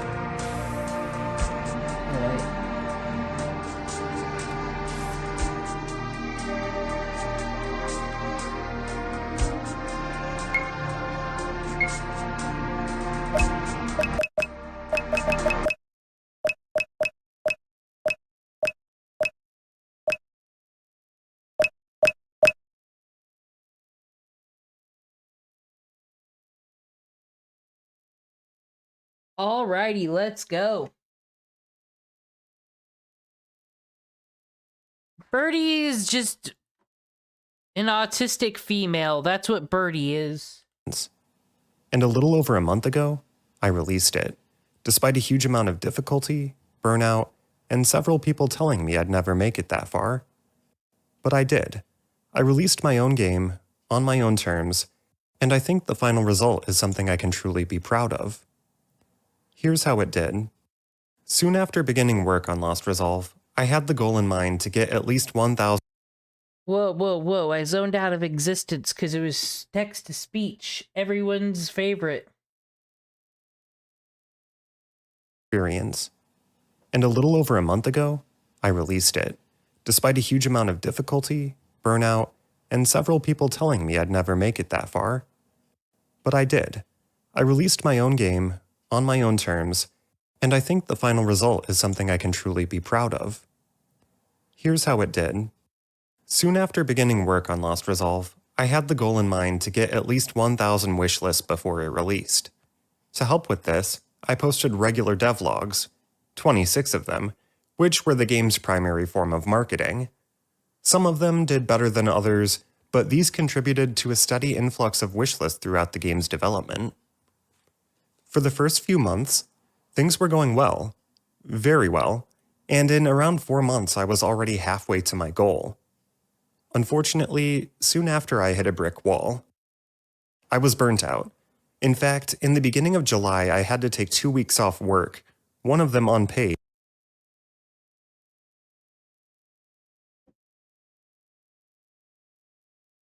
I feel like I've heard this before. Well, anyway, someone's hit burnout, and we're only a minute in. Because I was so stressed that I literally couldn't function. Needless to say, this time off work was great for my bingo for mental health. Game development endeavors, but it didn't fix the underlying issue. Work was stressed that I literally couldn't function. Needless to say, this time off work was great for my game development endeavors, but it didn't fix the underlying issue. The crux of the issue was this. I hated my job. And soon after I returned, even on a reduced schedule, I was completely burnt out again. So much so that most evenings after work I didn't have energy to do anything, especially not something that took as much focus as game dev. A lot of times I'd have to just lie down because I was so fatigued, and hate myself for not being productive. I feel like we've heard all of this before. I cannot believe all these videos are repeating already.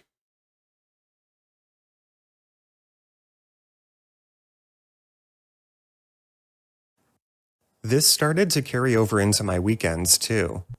A lot of the time I'd spend Saturday just recovering from the stress of the week, and by the time Sunday rolled around I was already worrying about Monday. It was an impossible cycle. So how did I navigate this? Simply put, by refusing to give up. Over time, despite the burnout, I chipped away at the game, piece by piece, little by little. When the new year rolled around and I had more PTO at my disposal, I immediately took a week off and spent. Now, not to police everyone else's moral code, but listen. PTO is supposed to be for, like, life-threatening emergencies. Well, I guess it is your personal... If it's something you have to use, because it means different things to different people. If it's, like, extra vacation days you have to use. But I don't recommend being like, I've gotta go to the hospital, I have migraines, gonna go work on my video game. Don't do that. That's bad. You might need that PTO. And almost all of it working on my game. By the end of April this year, I was sick of feeling burnt out and not having time to do what I loved. So I did something incredibly risky. I quit. Instead of trying to balance a 9-to-5 and game development, I was going to focus in on finishing my game and try to make a living with DoorDash, which would at least allow me to set my own schedule. And while the viability of DoorDash as a full-time job is questionable, it was enough to sustain me through the final stages of development, and critically, it gave me enough time and energy to finish the game the way I saw fit. Eventually, what seemed like chasing a mirage had materialized into something real, and by June, the game was almost done. Wishlist gains had slowed down dramatically, as I hadn't been posting devlogs as frequently, so at that time I had just over 800 wishlists, around 200 short of my goal. I expected I would gain some more through Steam Next Fest that month, which I did. That'll be the thumbnail for my next devlog. Just quit your job, loser! But it wasn't anything dramatic. All told, Next Fest got me around 100 additional wishlists. Fortunately, immediately after I had a pretty successful devlog, which pretty much matched what Next Fest was able to do. I also had one final marketing strategy on the game's release. I hosted a challenge where the first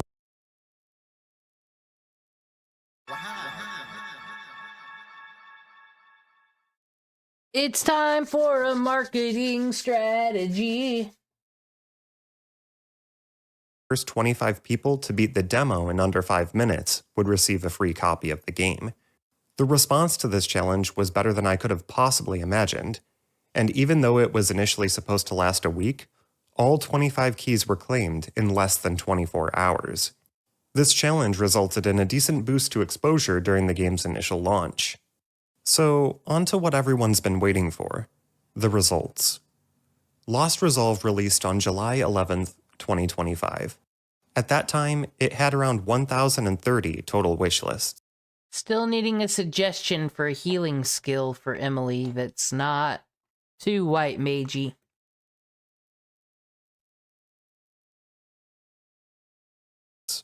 And after the first day, the game had sold 42 units, a good handful having been to IRL and online friends, but the crazy thing is, the majority of the sales weren't.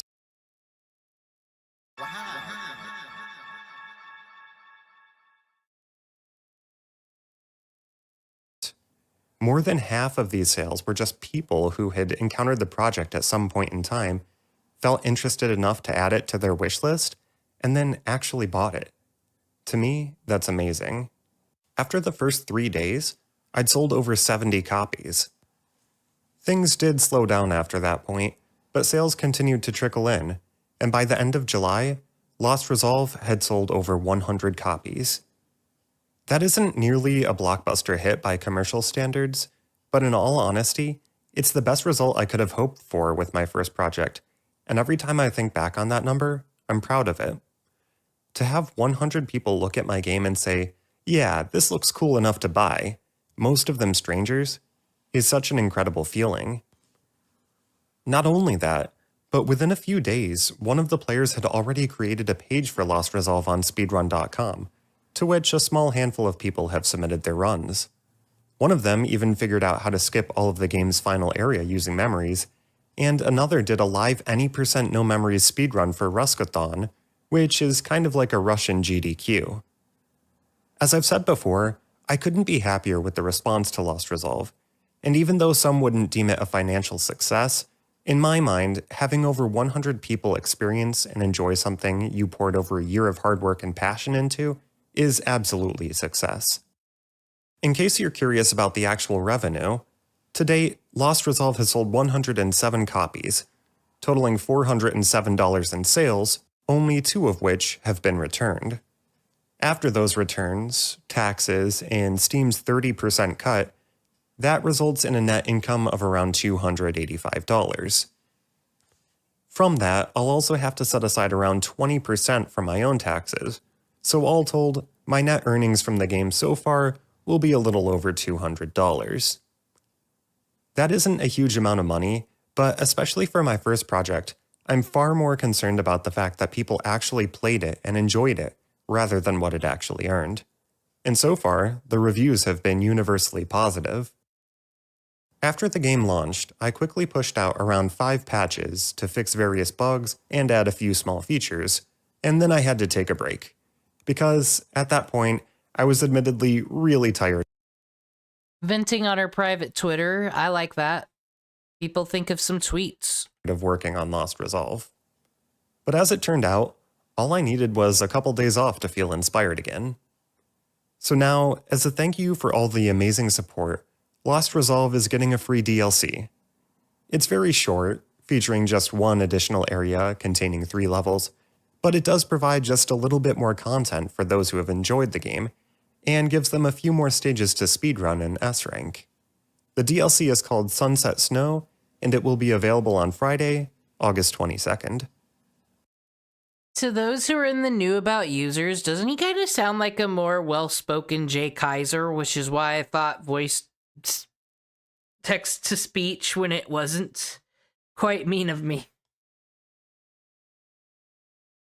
The DLC, alongside a patch to the base game, also reintroduces a much-requested feature to restart at the last checkpoint, which I had tried to implement previously, but it completely broke most of the game's bosses. Now it should be working completely bug-free. Fingers crossed. I'll also be putting the game on sale to celebrate the launch of the DLC, so if you haven't bought it yet, there'll be no better time to grab a copy. After that, besides bug fixes, I really need to be done with this project. It's been an awesome journey creating and releasing Lost Resolve, but to continue growing as a developer, I need to start something new. He kind of does sound like yawn, boring, NES Mario graphics with Katana Zero After Effects running. And it'll be a huge relief to start with a blank slate, rather than the cluttered mess that is the Lost Resolve project file. I'm really excited to start on a new game, potentially in a new genre, and it'll be awesome to finally wrap up this chapter of my game development journey. With that said, let me know what type of game you'd like to see next. I've been tossing around a few ideas, everything from a roguelike speedrun platformer to a hot sauce crafting simulator. The possibilities are endless, and at this stage, I know the best step I can take is to start something brand new. Thanks for coming along for the journey. I'm not sure what's coming next, but one thing is for certain. This is only the beginning. A little over a year.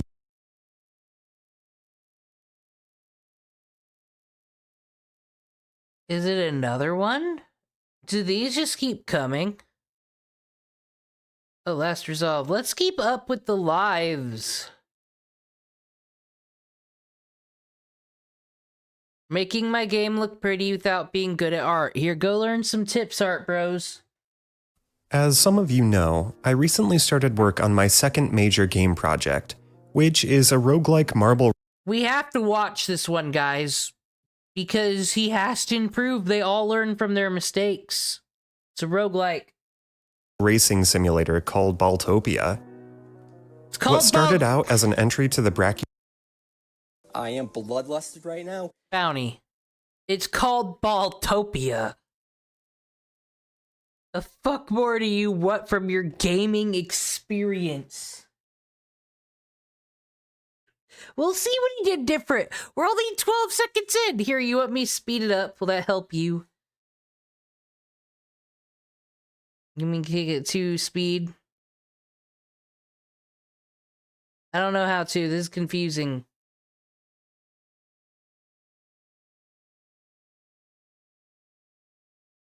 Whatever. Watch it, X Bounty. Game Jam has quickly become a full-scale project that's both challenging and insanely addictive. However, one big lesson I learned from releasing my first game is that if you want your game to sell well, Here it is, here it comes. He's gonna tell us the big lesson. Well, they all tell us big lessons at the end of the video. What difference does it make to be at the beginning? But did he improve? Look at this. Lost Resolve had many other shortcomings that contributed to its relatively low stats. This is the second chance devlog, guys. it has to look good. Even if the art itself isn't fantastic, there has to be a cohesive style that grabs the attention of prospective players. That's one area where my first game, Lost Resolve, failed spectacularly. I mean, who's going to look at these screenshots and say, wow, I really want to play this? The problem is, I'm not a great artist. Before starting game development, art was something I only dabbled in a few times a year, and Wait a minute. Wait a minute. You can't blame the customers. If you can't blame the genre, blame the art. Yeah, I mean, it does have to look good, but sometimes games can look like shit if they have a really cool concept. Like, Undertale isn't the most beautiful looking fucking thing I've ever seen, you know? Is this another Cope? Couldn't be. Couldn't be. He's doing it different. and I'm still just not that great at it. And at the moment, I have no extra money to commission an artist for this project. So, how can I?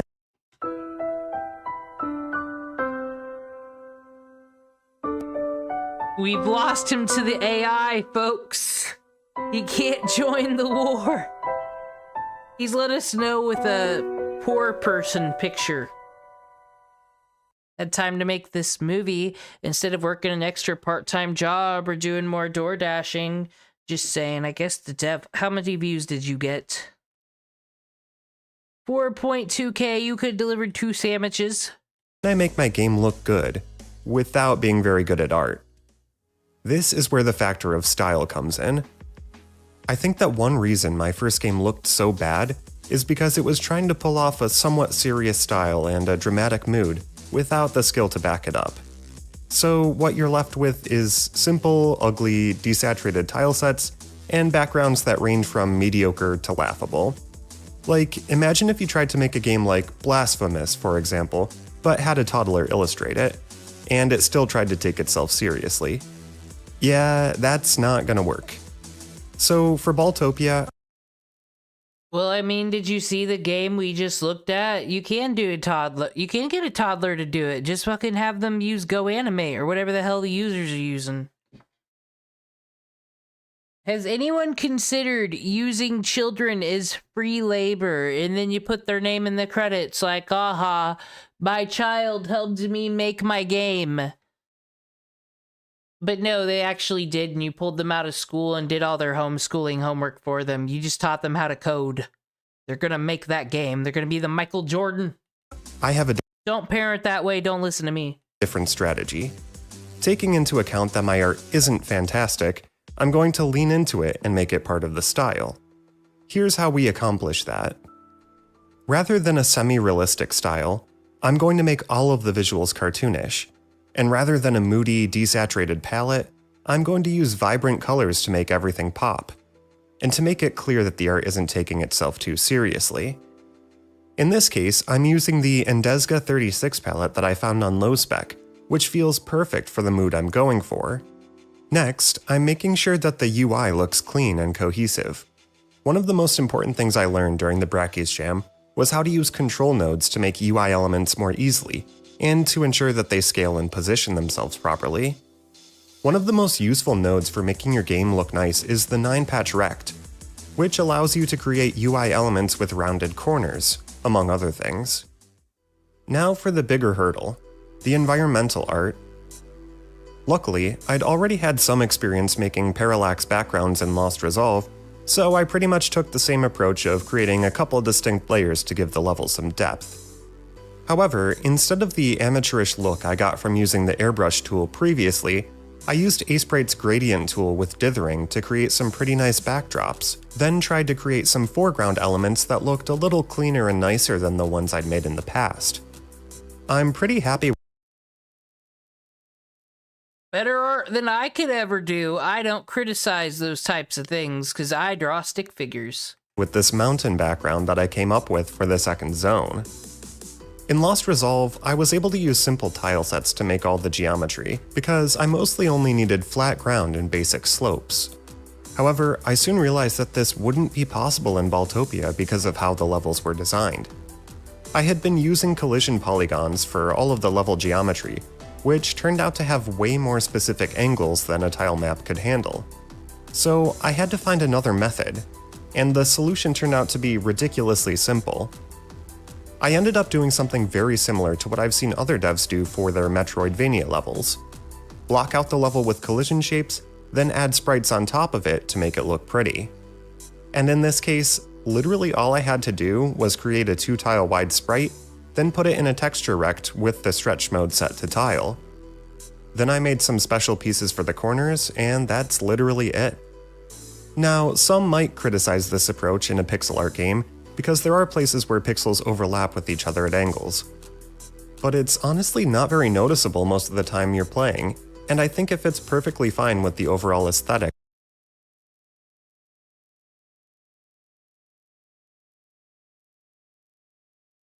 This person made a 2D RPG in 1 month. Mine's been going on for longer than a month. Did they do better than me? I've always loved the idea of RPGs, fighting monsters, upgrading your gear, and slowly becoming strong enough to take down the final boss. So I thought, why not try making my own? I'd never really done anything like it before, so I knew this would be a challenge. And originally I thought it'd take about maybe a month, but spoiler alert, it took way longer than that.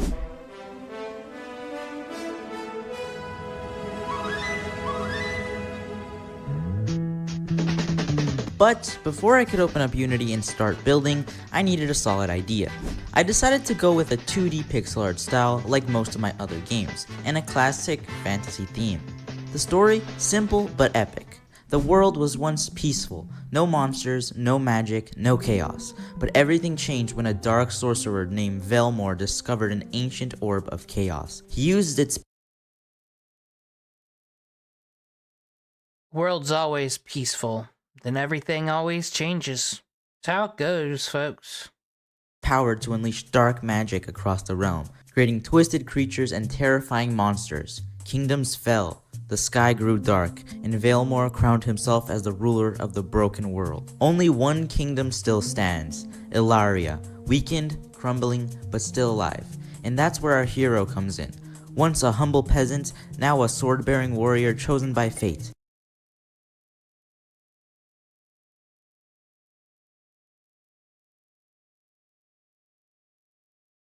I'm glad the fantasy's still out here getting rep. His goal? Defeat Velmor and bring peace back to the world. So with the story in place, I finally opened up Unity and created the project. So once the project was created, I jumped right into making a sprite for the player. I did a bit of experimenting, some versions looked too goofy, others way too serious, but eventually I landed on this one. It wasn't perfect, but it looked decent enough to get things moving. With the sprite ready, I moved on to animating. I made simple idle and running animations which added more life to the character, and then I added it into Unity and started working on player movement and control. After hours of tweaking and coding, I had smooth player movement and a simple walking animation up and running. Pause. Now, it's pretty crucial to note that this took me a few hours to complete. I had to brainstorm the sprite of the character, then animate it, which took me a while to figure out. I had to look at a lot of inspiration, and then I had to not just create the game object and code the basic movement, but also configure the animation so they play correctly when the player moves and stops moving. Now, this is you can see it on your screen right here. It's called The Story. I don't know what more you want.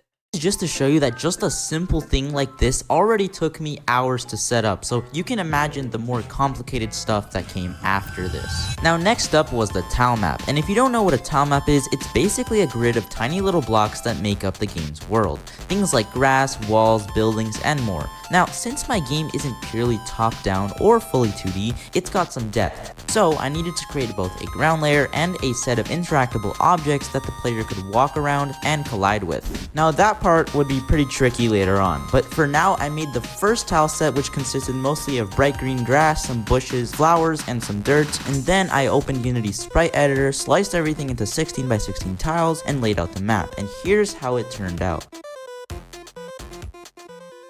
Now I think it's time to explain how I wanted the progression to work in this game. Since I didn't want to go completely overboard, I planned out 3 main worlds plus a final boss world where the player would face off against the final boss, Veilmore. Each world would have its own unique environment and enemies to keep things fresh. The game would begin— Dude. Veilmore is gonna fucking get it, that motherfucker. Having fun. Why would they play this when they could play most any other functional game? Well, he'll have to compete with my game. In the Kingdom of Ilaria, located in a bright, peaceful plains biome. This intro area wouldn't have any enemies, it would purely set up the story, so I decided it wouldn't count as one of the main worlds. Here, the player would talk to NPCs, learn about the world, pick up their first sword and armor, and officially begin their journey to defeat Veilmore. After that, they'd travel through a dangerous forest, a haunted graveyard, a magical cave filled with arcane energy, and finally, Veilmore's twisted castle. Now of course, this meant I had a lot to code, a full NPC dialogue system, tons of unique enemies, an actual combat system, a fun sense of progression, and much more. So to avoid overwhelming myself, I decided to start simple by building the Kingdom of Ilaria first, and once that was done, I'd move on to designing the other worlds where the real battles would begin. Now to start building out the world, I began by creating some simple stone walls that would serve as the borders of the kingdom. This helped me get used to making obstacles that felt natural in the environment. And though it wasn't perfect, it worked well enough for now. Next, I wanted to lay the foundation for my combat system. I didn't want anything too complex, just basic sword swinging with the idea that the player could eventually upgrade their sword to deal more damage. Here's what the sword swing animation ended up looking like, and honestly, I think it turned out pretty clean. Now, perfecting this sword swing attack took me hours to get right. I had multiple bugs where the animation wouldn't fully play or was just bugging out, but eventually I got it working and I could move.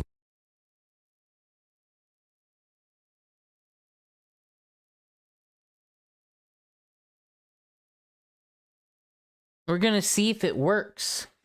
Gonna test the game.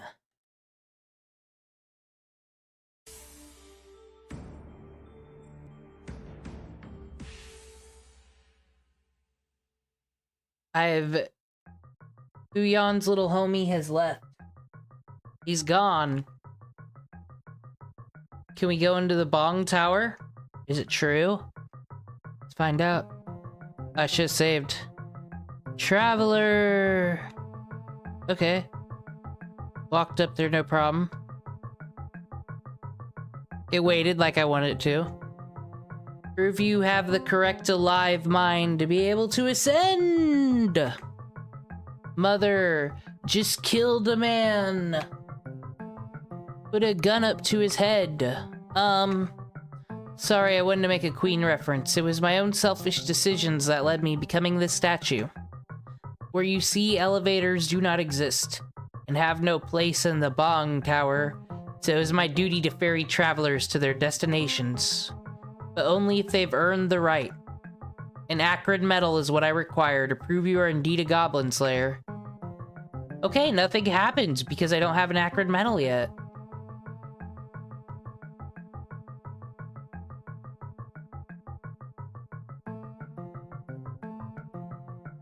Okay, though, but this is an issue. Hold on, I should be able to click and talk to it.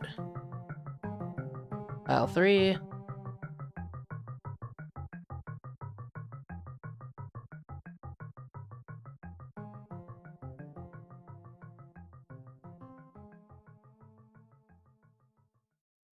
Da da da da da da.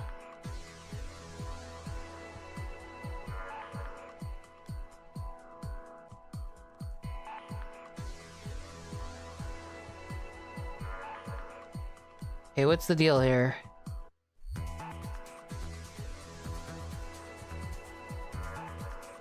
Self-switch A should be on. If... Text, please bring an Akron medal. Maybe I can't click because I don't have it.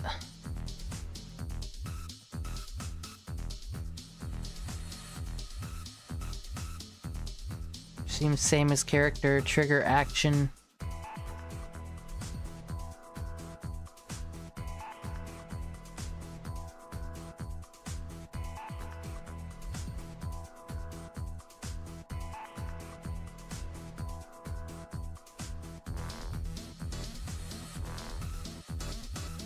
You guys, I think that game was gonna be perfect. I don't know what you mean. What your problem is. Let's go get another wonderful, beautiful. Dude, look at the water and how it dances. Isn't this a nice, lovely room I created?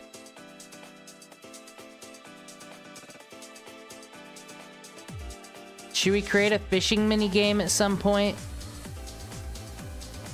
You gotta go fishing in games, right?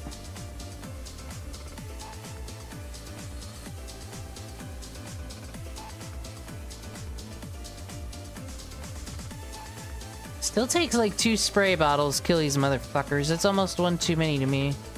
Okay, we got 2 Akron medals. Okay, let's see if it works now.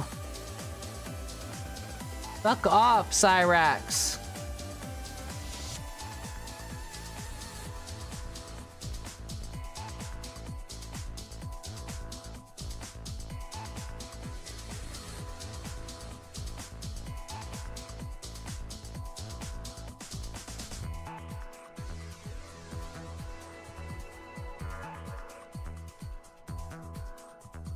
Ooh, and another one.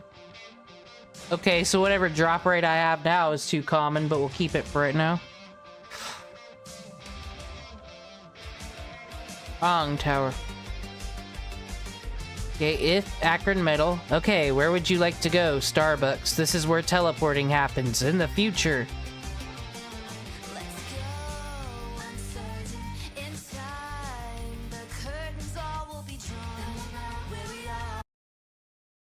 Actually, fam, since that's a hot song, BRBing again?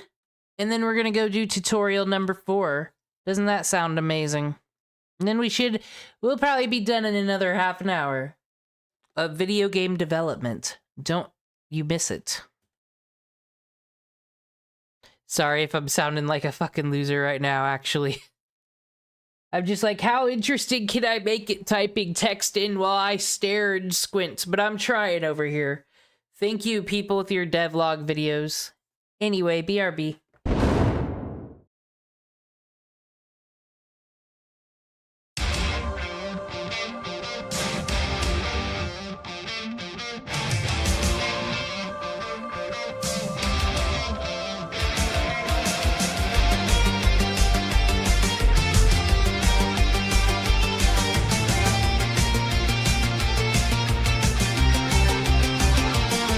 Let's go, uncertain inside.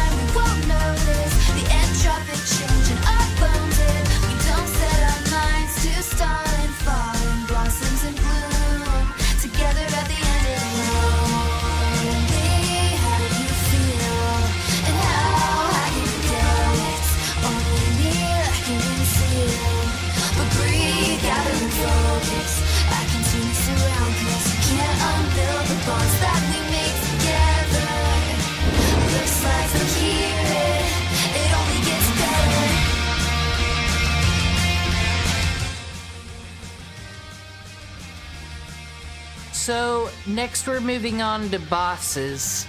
I'm considering here in the first floor, I don't know, a boss that you can challenge for drops, and then that drop will give us the tutorial for crafting weapons. And then I was thinking what would be fun, since we make the goblins disappear. Any of these acrid metals, you could sell them, sure. But some weapon you could craft, you're just SOL. You're not gonna be able to craft that again unless second playthrough. Jay Kaiser? Nah. Jay gets his own floor, are you kidding me?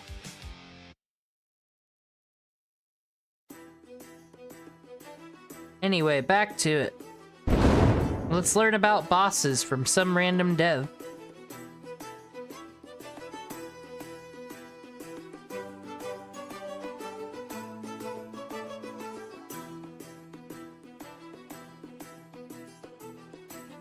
Well, right now we're sticking within the confines of the defaults in the game, so it'll probably be some sprite already loaded up in here. Hold on.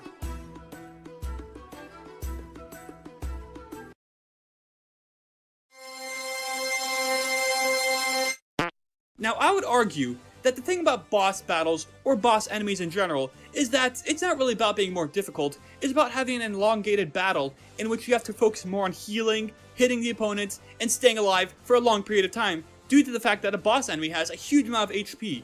Anyway, today we'll be focusing on creating your own boss battle using your own boss enemy.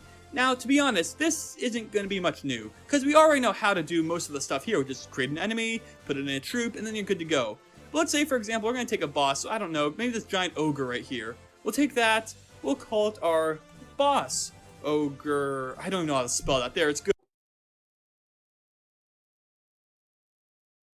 Ogre ideas, we'll probably do the same thing. Maybe we'll have him in the corner. Maybe it'll be ogre in the corner. Image. Got monsters. Yeah, monster. Is there a giant orc here? This looks like fucking Venomiotismon if you're into the Digimons.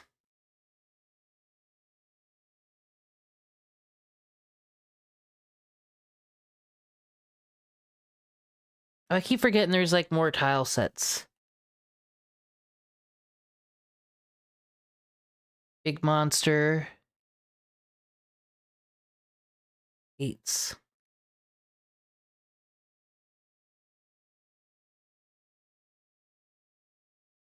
Oh no, this isn't Starbucks. This is a random monster I'm gonna put in the lobby to start us off with. We haven't created Starbucks yet. Who fuck Pokemon trainer is this?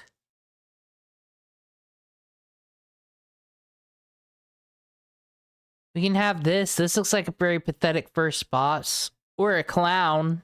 Are you guys scared of clowns? His name can be Society, but spelled in a way that sounds like a normal name in another culture.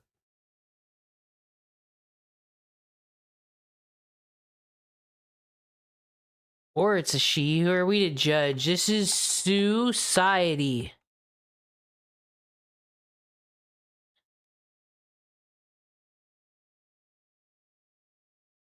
You're gonna get auto ran when you go in here, but you can talk to the clown. We'll have you walking.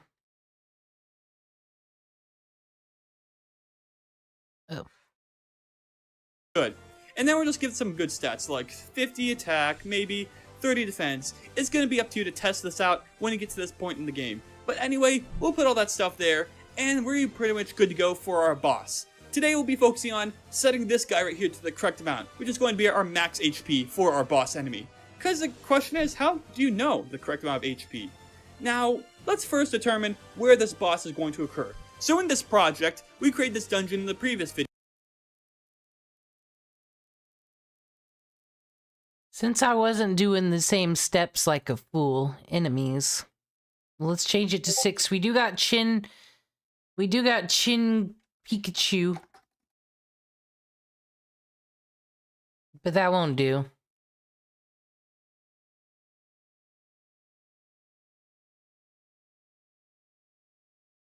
Well, we need a clown now.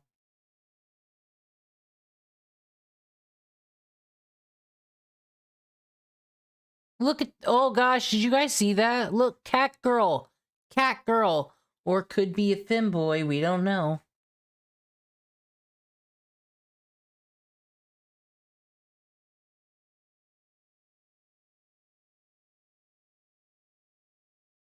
Unicorn, fuck off. Be scared. Yeah. We're looking for a clown, though. I should never have to look this hard for a clown.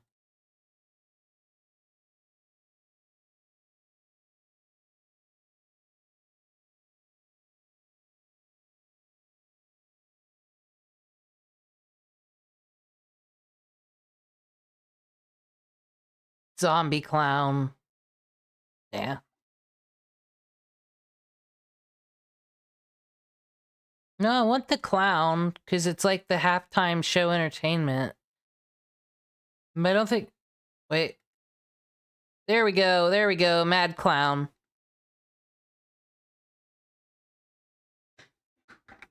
Never watched SSG on my channel, so it wouldn't be anything related to that. I've watched Cyrax. His thing was funny. Alright, what kind of stats you thinking, bro? Spell that there, it's good. And then we'll just give it some good stats, like 50 attack, maybe 30 defense. It's going to be up to you to test this out when you get to this point in the game. But anyway, we'll put all that stuff there, and we're pretty much good to go for our boss. Today we'll be focusing on setting this guy right here to the correct amount, which is going to be our max HP for our boss enemy. Because the question is, how do you know the correct amount of HP? Now, let's first determine where this boss is going to occur. So in this project, we created this dungeon in the previous video, and so no, we'll put the boss at the very end of this dungeon right here. So we'll put it so, I don't know, monster, we'll set it so this is our orc right here.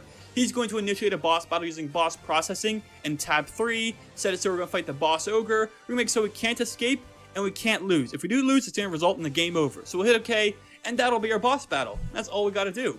But now we got to determine what levels are our players going to be at when they get to this point right here. And I guess the answer is just go play the game and find out. So when we actually make it to the boss, we'll find that our party's at about level 5. And this is when I went through, I didn't particularly grind, but I didn't go out of my way to run from every battle. So that's a good way to test to see what level your players will be at when they get to this point. However, they may be more or less, but it's good to make it so you have at least a very basic starting point from where we're going to create this boss. So to start off, let's get set it so this guy has like maybe 1,000 HP. And let's go over to our troops. We'll fight our boss ogre troop with our level 5 party, so we'll do against with T at level 5, we'll do with Therese at level 5, and do with Marsha at level 5, and I don't believe we have Lucius in the party, so we'll just remove him. Anyway, now with all this good to go, we'll hit OK, and we'll just fight this boss. Now, we're going to have to test to see how much damage we're going to do through one turn. What I mean by this is that if we all attack each and every actor in the party, what's going to happen? How much damage is going to be taken? So 66 is going to be first time, 59, so around 60, and back to 66 again. So that was around maybe 60, 61, 62 damage per turn. So what this is going to mean is that 60 times 3 is going to be 180. So it's approximately 180 damage.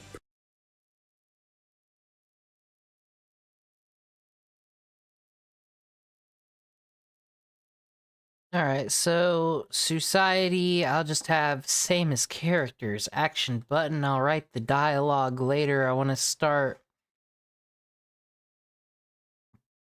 Oh, I gotta make the troop first, gotta remember that. Troops, 7. Change BG, because we're gonna be in, you know, the crazy place. We'll do castle, that's fine.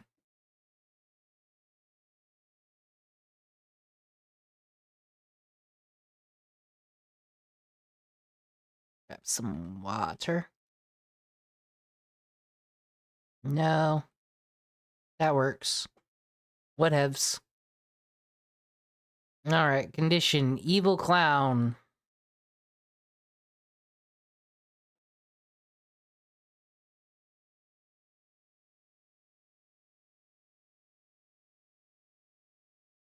Conditions can't run. I don't think I added anything with the other goblins. Alright, let's play test. Horses and elephants.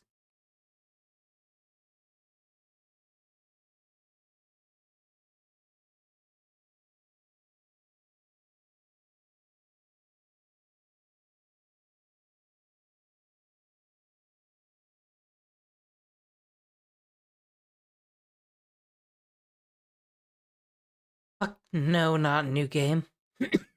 Sorry.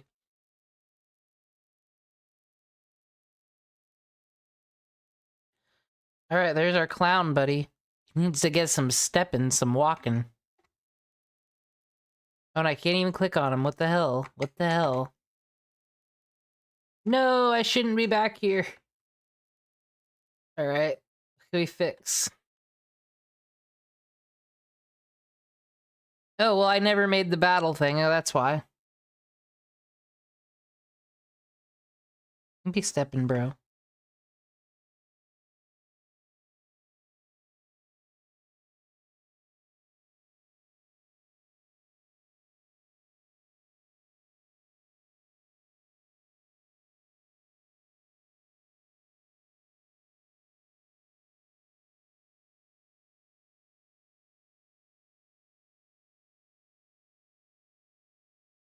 Battle processing. Evil clown. You can't escape.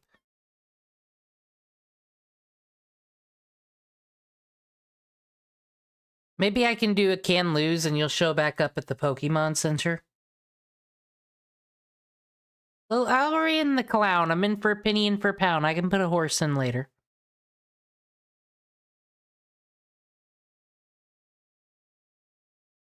Alright.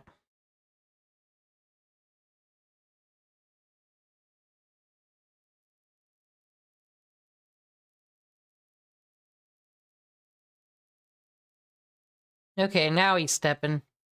Battle. Evil clown emerged. No background, I guess, but since it's initial. I made him weak to fire. See how many fires it takes. That will help probably determine how many shenanigans we run. Hit me for 84.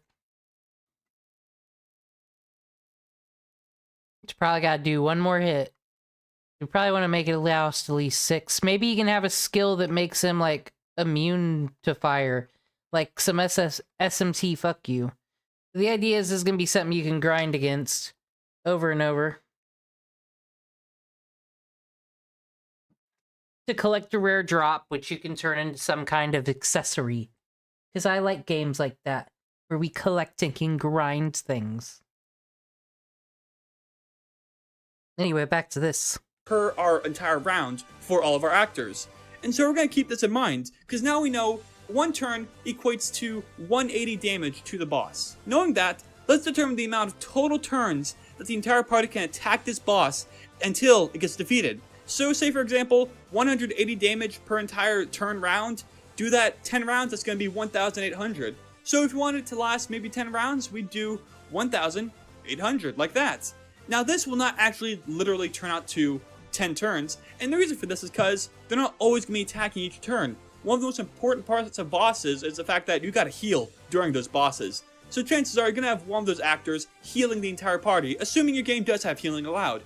But even then, you're probably still gonna have items, healing, you're gonna have something. And that's the reason why you're gonna put it at 10 turns. Because while it's not actually gonna be 10 turns, it's a good starting point for a very basic boss. So for example, I don't know, if they don't attack every turn, say for example Marsha uses healing, that's going to reduce the damage by an entire 33%, which is going to make it so there's an extra 33% added onto the amount of turns. And depending on how things go, perhaps another actor needs to use another item for another actor, perhaps Marsha dies and one of the other actors needs to use revive. It's just so many things that can happen, so you don't know. Just set it so there's 10 turns, then try it out yourself. To be honest though, there's really no absolute way to test to see if a boss will work effectively. You just gotta try and beat this boss yourself with the items and armors you're expected the player to have at this point. And it's also important to make sure, say the player does grind, will they get rewarded for their grinding? Or perhaps they skip all the enemies? Will they get punished correctly, or they get like overpowered to the point that they'll just give up the game entirely? Now bosses can also have other stuff such as summoning enemies, really powerful attacks that defeat actors in one hit, perhaps they're able to heal themselves, which also has another element, but that's really up to you. Just create the skills in here, give them to the enemy right here, and then make... We could have the clown summon, have the clown summon the little Cyraxes, and then boom, I'm gonna use a fire move, and well, our fire move is one hit, but then it's like, if you try to use water on the Cyraxes, then this fucker will absorb HP. Maybe we can get a setup like that going. so the enemy is based off of how that stuff works within your actual battle. One final thing to remember is that, remember in our traits, if we go to other good at collapse effects, we can set it so bosses have a boss collapse effect. This just makes it so it looks a lot cooler when you defeat the boss. It's up to you whether you use this or not. I know there's definitely epic plugins out there that allow you to customize even more collapse effects, but that's up to you to use. Anyway, that's really all for this plugin, I guess. Until next time, RPG Maker Tutorial end. So far, we've been able to Alrighty, we'll get back to work, put some tunes back on. So we kind of customize our boss and I try to figure those out. Then we'll have one more tutorial. Let's play some battle music.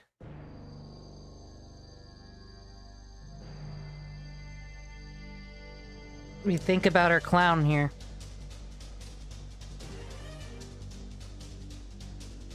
How many XPs are we getting for Cyraxes and Gnomes? 15, 10.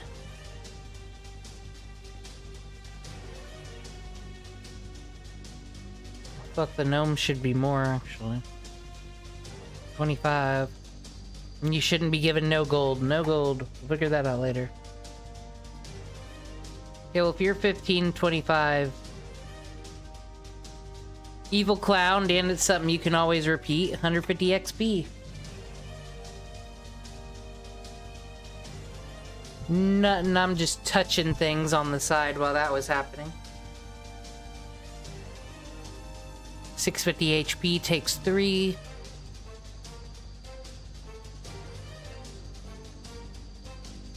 Alright, let's create a skill. From scratch and everything. Okay, like I said, I wanna cast, it can cast a trait on itself that makes it immune to fire. Fire immunity. And maybe, like, we get enough of the drops, we can get fire immunity.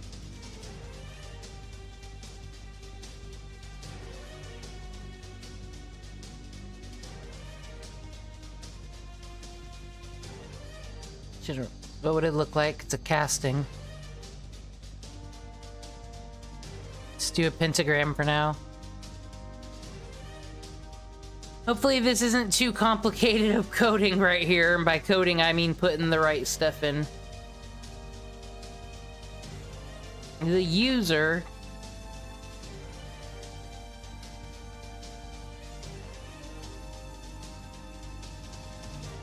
is immune to fire attacks. And gets an extra... No, not an extra attack. Well, and then that's gonna suck because, you know, fire's like our thing.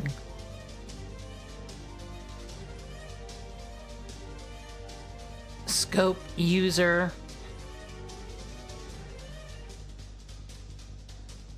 Hold on, though. You gotta keep this in mind. How much MP you got, buddy? I'll give you like 100. Make this skill like 6.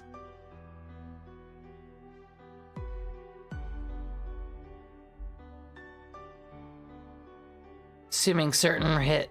Okay.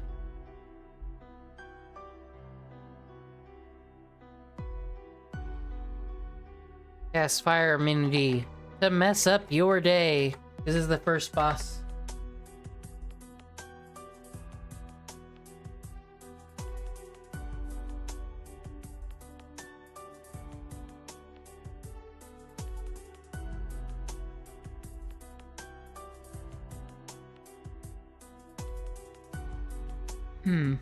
Alright, effects. State. Add state.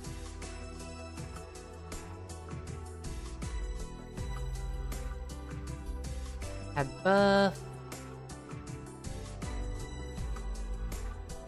This might be one where I have to click around. No, not events, parameters.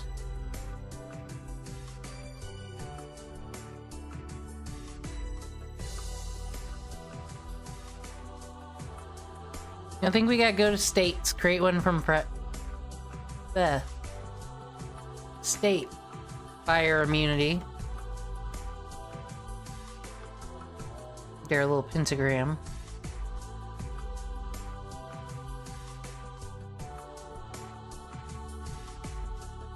I think this still works. Immune from your flames, your flaming content.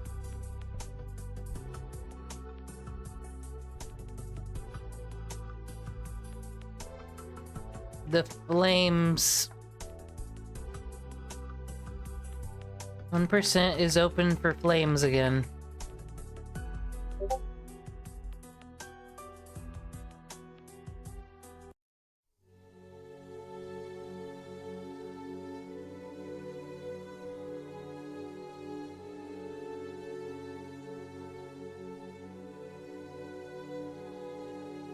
Okay, so I have no idea how this works, though. In all reality. Okay, wait, element rate.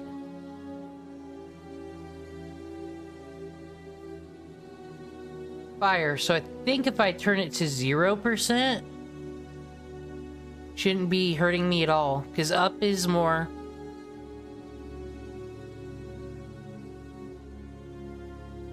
Element rate 0.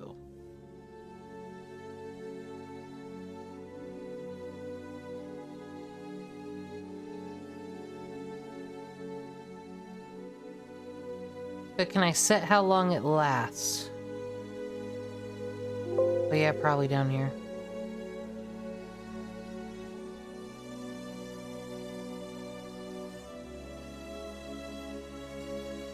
Turn ends, okay. It's over in 3 to 4 turns.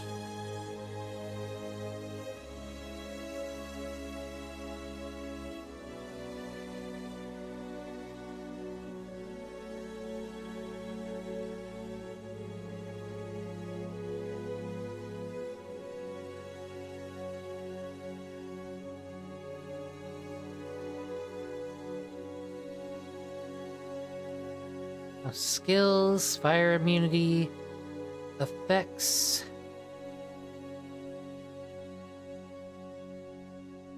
Should just be able to add the traits in now. Yeah, add state. Or did I make a trait and not a state? My gosh. So confusing sometimes. Okay. See, we got whatever. I don't want this. Bleh. States. No, we have fire immunity. Fire immunity 14.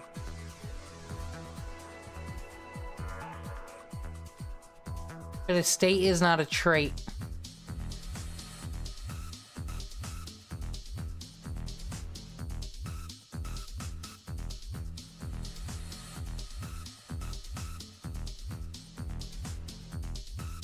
Just because I watch drama videos and a user video once in a while doesn't mean I want all my game to be that stuff, though.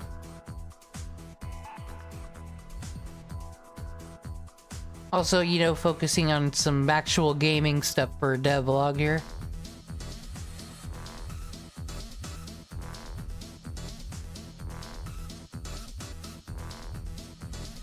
Okay, this is a trait.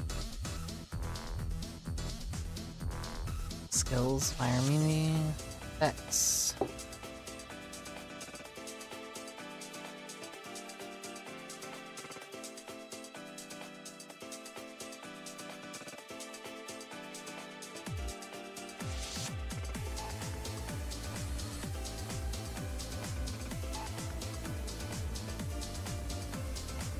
Okay, that should add fire immunity. We need a animation though.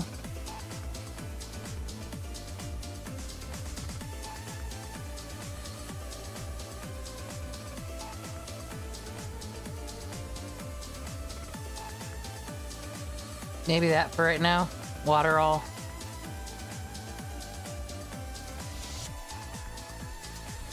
Alright, fire immune. I don't know why I keep clicking that, but now...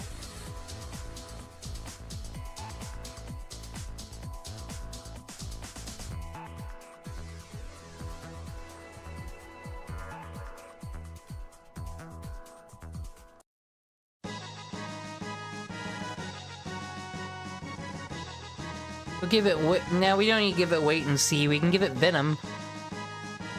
Flick poison on us, yeah, we'll give it venom.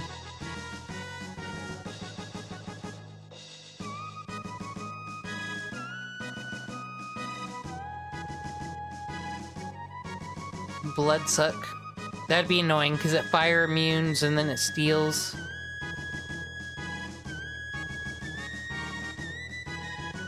Blood suck. Attack's fine. Let's give it Neko Flame just for fun. Like, oh no, it knows my moves.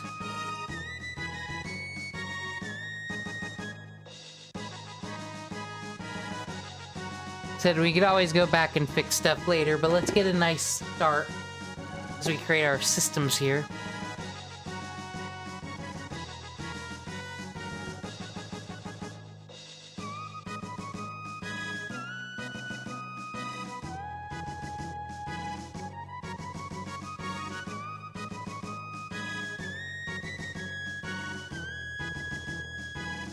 Now, of course, I've currently got them all set at the same thing. I don't know what it'll do. Maybe I can set condition for fire immunity. Always give you a false insecurity. Sometime... turn 2.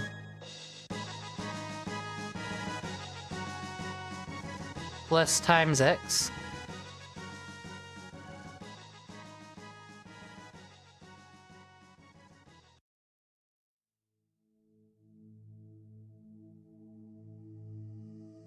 Plus 1. If it lasts for like... plus 6. Who knows? Mystery. Let's see what happens. Let's fuck around and find out.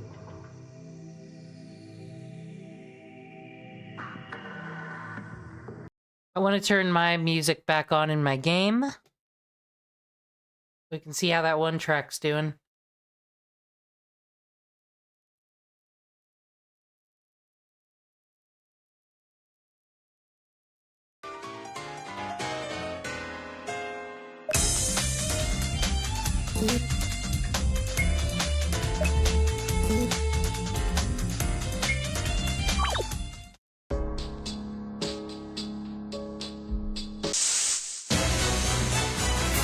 Alright, let's see how it goes. We know it's weak to fire, but will it make itself immune? Okay, I took 71. I'm gonna... Never works. Took 94.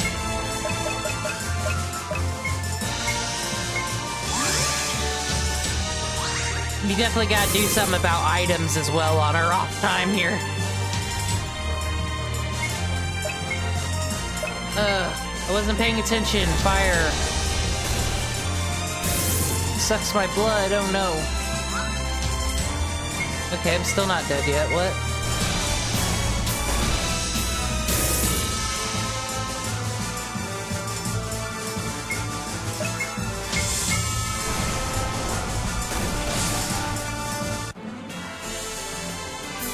Okay, that'll up me to level 5, but we can actually do something a bit different. We'll go here. Condition always. What's rating mean again? Priority of action. All actions meet the condition. So one with the highest rating will be standard. Actions rating 1.0. Just tell me, is 1 high or is 5 high? On a scale of 1 to 5. Well, highest rating. See, I'd be like... It's like a 6. Neko Flame. About a 4.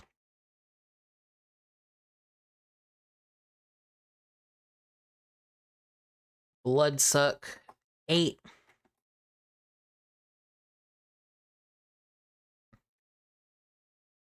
Attack also 8.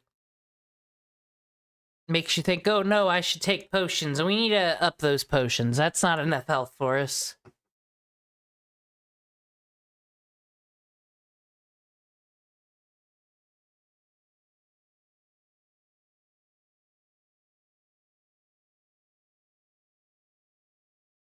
Okay, and then what I'm gonna do, since I got this, I will go over to this event. Edit. Battle processing. Evil clown.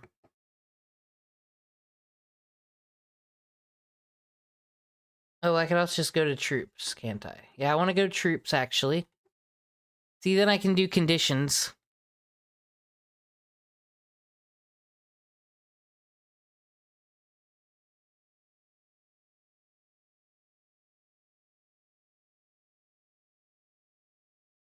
I want to see if...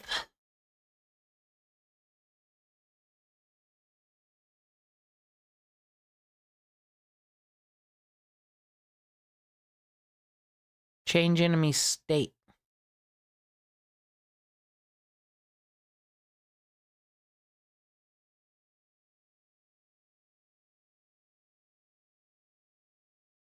Add, okay, we'll do fire immunity. Tire troop, evil clown, add. Well, let's try to see if I can make this happen every turn or so. I don't know exactly how to do that in here. Oh, span battle? Turn.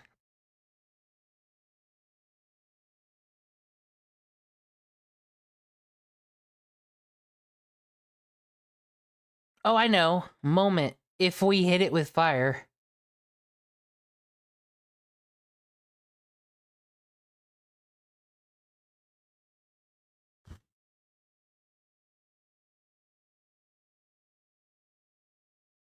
I think there's a variable we can set like that. You know, if this person hit by fire, we do this. Isn't that like control? I don't know if that's variables. Conditional branch.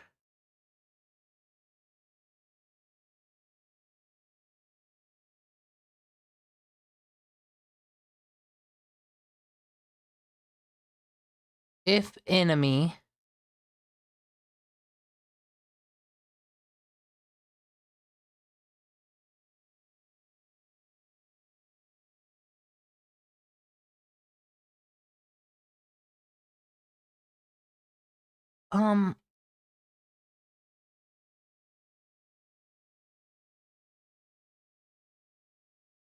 If evil clown is in this state.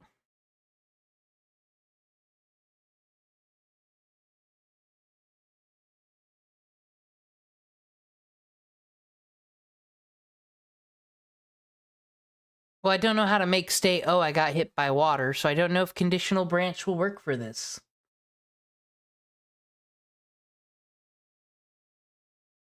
I don't know if I could write a script. This might be some complicated stuff. I shouldn't have made this so complicated already. This is why we stay within the lines, because if we get too crazy, I get confused. I don't know how to do it. If this person gets hit by this thing, this happens. I just want to find a way to force it. Maybe if I do it through the other way. Okay, forget this.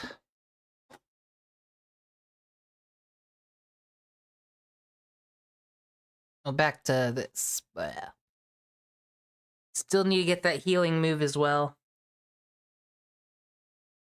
Our main character is a character that's got to be likable, that goes through an arc, because she's the main character. We don't want her doing gross things either. Just a nice healing spell. I think X Bounty had a good suggestion earlier.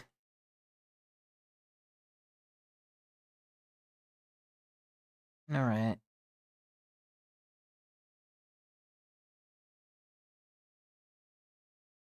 Enemies.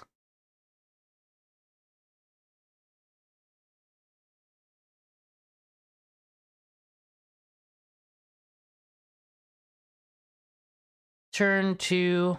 Maybe we'll just make it +0. Maybe every third turn. See how that works. Try it again.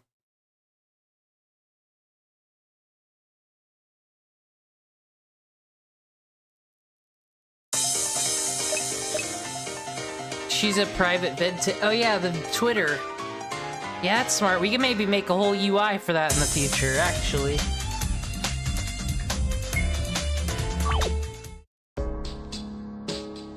What's up, clown? Oh, I gotta fix those.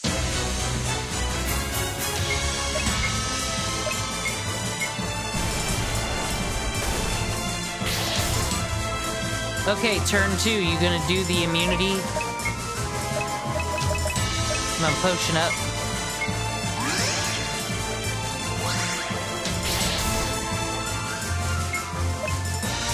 No, turn 2 came and it didn't do it. Neko Flame?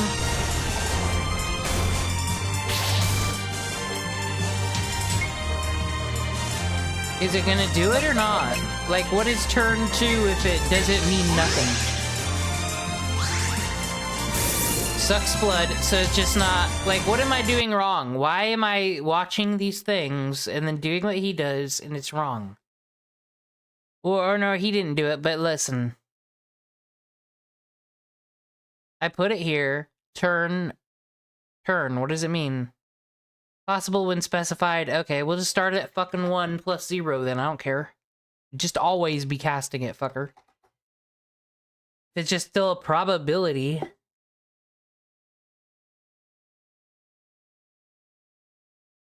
Specifies. See, I'm in algebra again. This is why I fail at RPG Maker.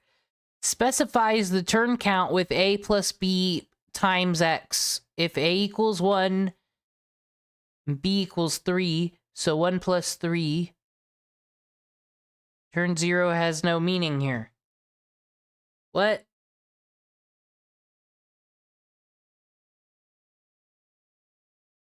Well, 7's a huge number. 1 and 3.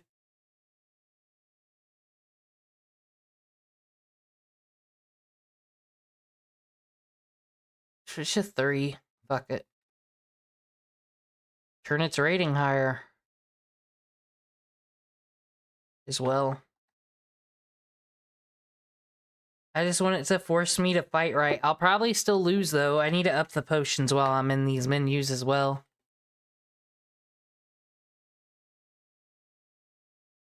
Not right now. I just want to do something to prove, oh, I watched the tutorial and I know how to do something. But they haven't taught me how to do, like, conditional branches within fights, and I'm gonna get confused and mess something up if I mess with that. They said, like, the idea just had's cool, but it won't work right now. We just need, and this is the beginning of the game, needs to be dumb baby stuff. But not dumb baby stuff that's like, oh, this is every stupid RPG Maker thing ever. I just want it to cast it so I know it works. That's the problem. I can't play Twist when they won't let me know if it works. And I don't want it to be, oh, I hit it 3 times dead. But I could always go in and fix it later, I guess. Are you gonna cast this fucking move? I don't care, I'm ignoring you. I'm gonna use potions. 80 damage.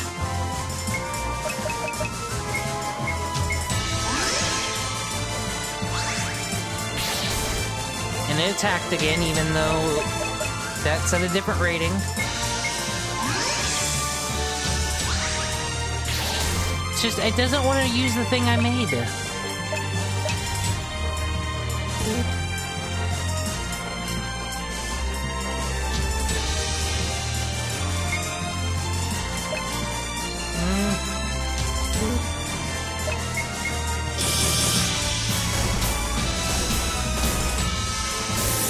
Sucks blood. It just does. Yeah. What are you suggesting I do here? Fucking. I'll delete everything else. How about that? Can't use anything else, can you?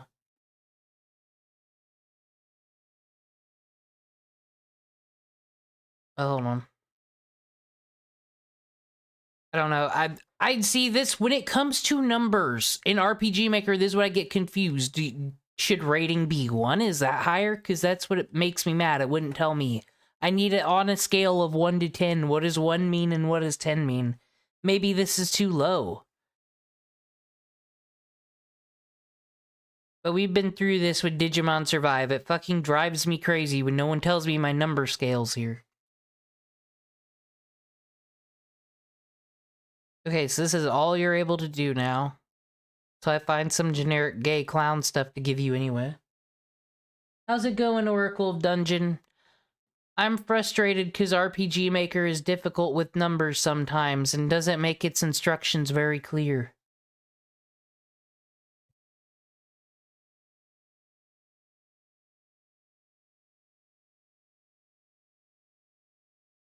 I gave it a skill, and it refuses to use it. Oh, hold on. Still not ready. Okay, monster. No, not at turn 3. Always. You only have 2 skills. Okay, and if you do not use fire immunity, that means this rating system is bullshit and does not matter. Yes, I'm watching the YouTube tutorials, and I didn't learn anything. Can you believe it? Well, I didn't want to do the thing the person on the tutorial did. I gotta figure out my own thing. That's the point. Ah. Clown boy. Guard. I'm guarding. Okay, there we go, there we go. Okay, 1% doesn't work, but let's see. If I use Neko Flame on it, will it work? No damage, okay.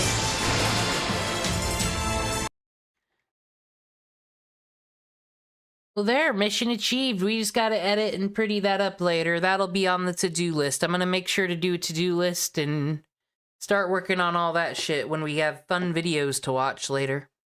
We're just gonna move on to the last tutorial now.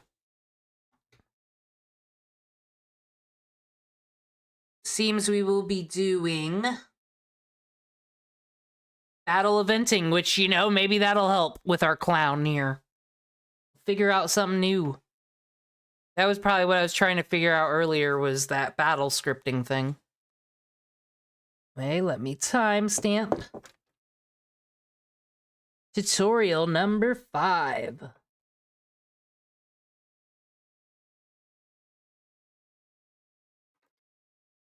Alright, fam. Battle eventing. So far, we've been able to make... We're actually almost through all of his tutorials, and I still feel like I only know 1%, but after this is where we'll start looking into other people's videos, and our creativity is really gonna just fly. Fly. We're gonna unleash our improv abilities. But Starbucks murder mystery for Dungeon 1, that's already cool. I don't know how we're gonna cafe it up with the tile sets we have. We might have to start playing around with importing stuff. Collecting them PNGs.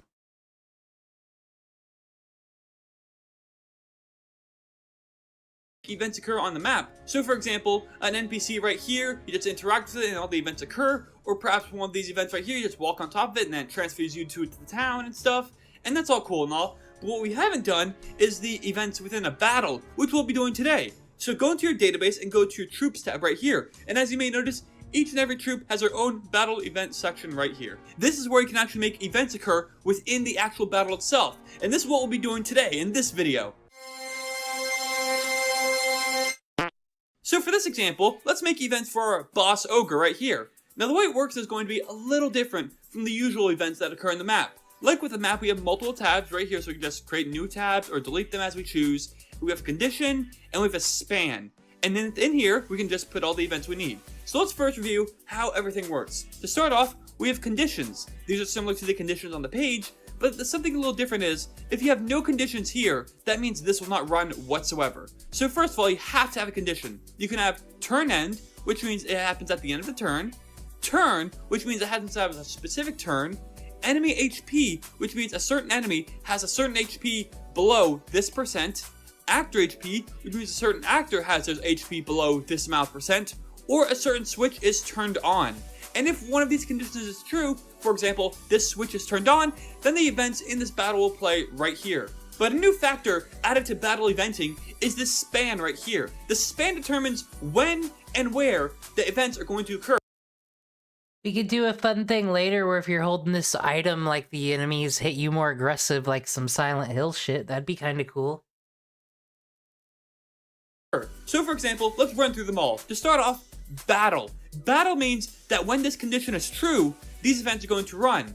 But after that, it's never going to be checked again. Battle means it's only going to occur once per battle, the first time the condition is actually true. Next is turn. This means the conditions are going to be checked every turn, and if they're true, the events are going to run. Say for example, turn 1, the condition is true. That means the events are going to run. They turn 2, they're true again. That means the events are going to run again. Turn 3, once again they're true, so the events are going to run again. Turn 4, maybe the condition isn't true, so then it doesn't run. But that's how turn works. It checks every turn, and there's a possibility that the events within here will run every turn. Then finally comes moment. Moment is similar to auto run, because it's going to be checking that condition every single moment. And if that condition is true, it's going to continuously run this until it isn't true anymore. So for example, say we have a switch that's turned on. If the switch is turned on, this is going to continuously call these events unless otherwise stated. So for example, you can make it so control switches, my switch is turned off. So that'll make it so that once this is done, it'll run once, the switch will be turned off, and then it'll stop running. That's a good way to make that happen.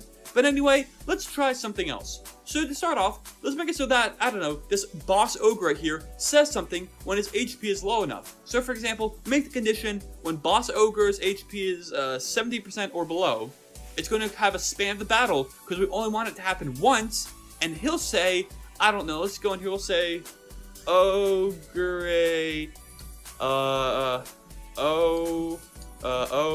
no, my HP is not even really that low, it's only below 70%. I got cut off, wait, here we go. Oh shoot, this ogre doesn't know a spell. Well anyway, once this boss ogre's HP is less than 70%, it's going to call these events once, since the span is a battle, and then it'll just never call them ever again. So let's test it out. And there we have it. The ogre says, oh no, my HP is not really that low, it's only below 70%. But that occurred because the ogre's HP is below 70%. Now watch this.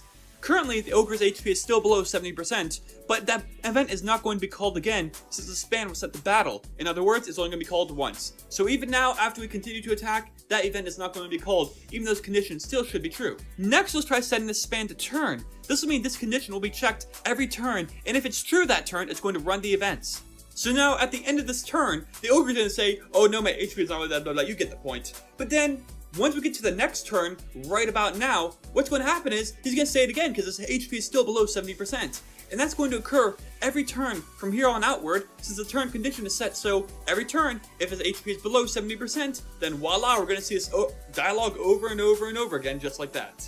Now finally, let's try out moment, which should make it so the exact moment his HP goes below 70%, it'll continue to run over and over and over again as long as this condition is true.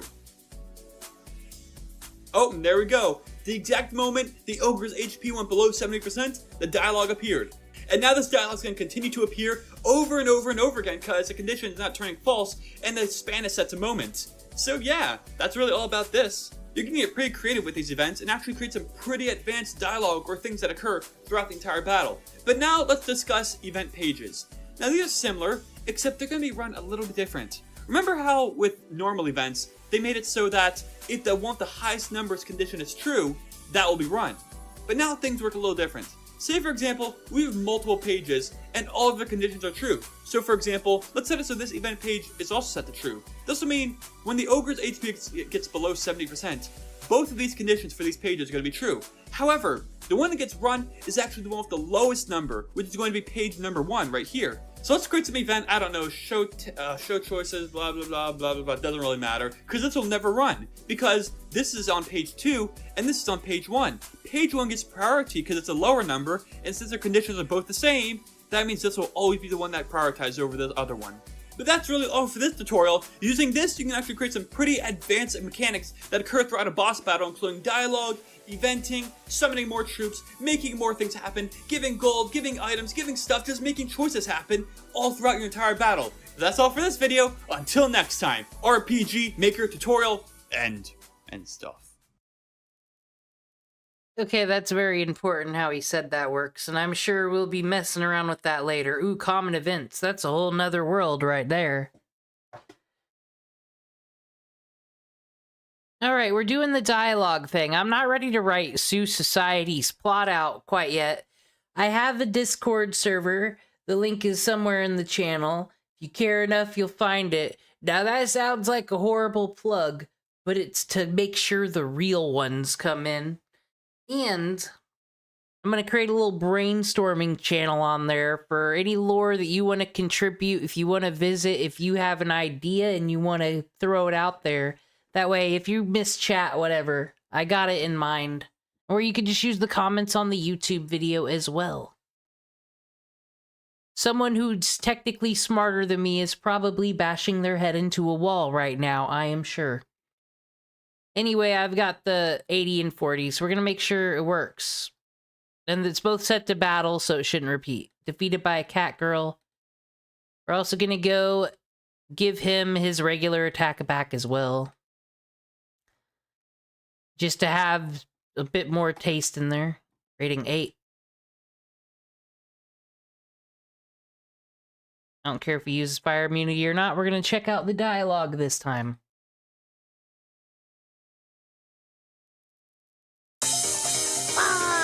Sims 97 Cat Girl Diaries. So what do we got the beginning of the bong. I know it's ugly and disgusting, and I gotta fix some of these tiles on the side. Also gotta note that for the list here. Fix them tiles. Fix our clown. And that, we got that started. We got Thuyan's friend out of the way. We actually made a lot of progress today, despite me bumbling around like a confused little idiot. Alright, continue. We're gonna heal first, actually. When I learn how to get out. Ooh, advanced gamer move, and you're not gonna steal my money chest. I won't fall for it again. What do we come here for? Not a boat, because we never figured out vehicles. Anyone could think of a fun thing to do with vehicles. That'd be sweet. Oh, healing, the Pokemon Center that's in the random tree. How could I not easily find it? Gotta definitely do something more with this crap. Start importing tiles. It'll be lovely. Okay, back to the Bong Tower. Feels so strange without our fairy buddy here. We're at full health. And then we can put more dialogue in there if we're dying, like, haha. So once again, if you got any suggestions for that. Evil Clown emerged. Okay, let's try it. Neko Flame. What fish? Don't hit me like that. Okay, worked, and then the battle continues.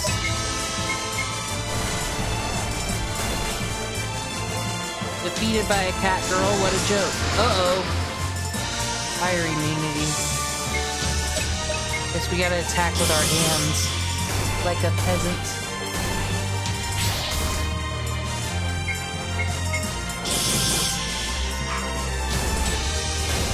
No good. Oh, we didn't make it immune to water yet, so let's cheat. Spray bottle on the nasty troll.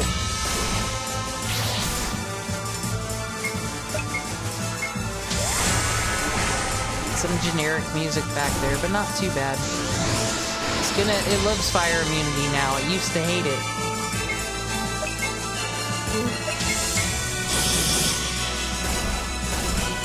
We're gonna defeat this evil clown. Maybe by this level would be time to introduce a skill that could give us a boost, or an item that could give us a boost as well for our attack. Instead, we just put our heads, put our minds in the head of the player. We did it. We learned it's doable if you just keep hitting the attack button. Level 5. Save and keep that in mind.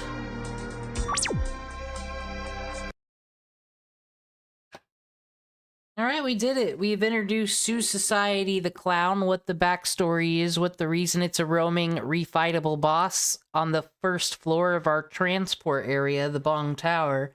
I don't know. We'll find out next time. Thank you very much for coming and joining me. I really get excited for RPG Maker, almost considering doing more of it. Maybe because little catch-up streams. Where I put all this in and just boringly... Don't be like a pirate software where I'm gaming instead of making a game. Always be making the game. Something I'm keeping in mind. Yes. Thank you very much. Have a good night.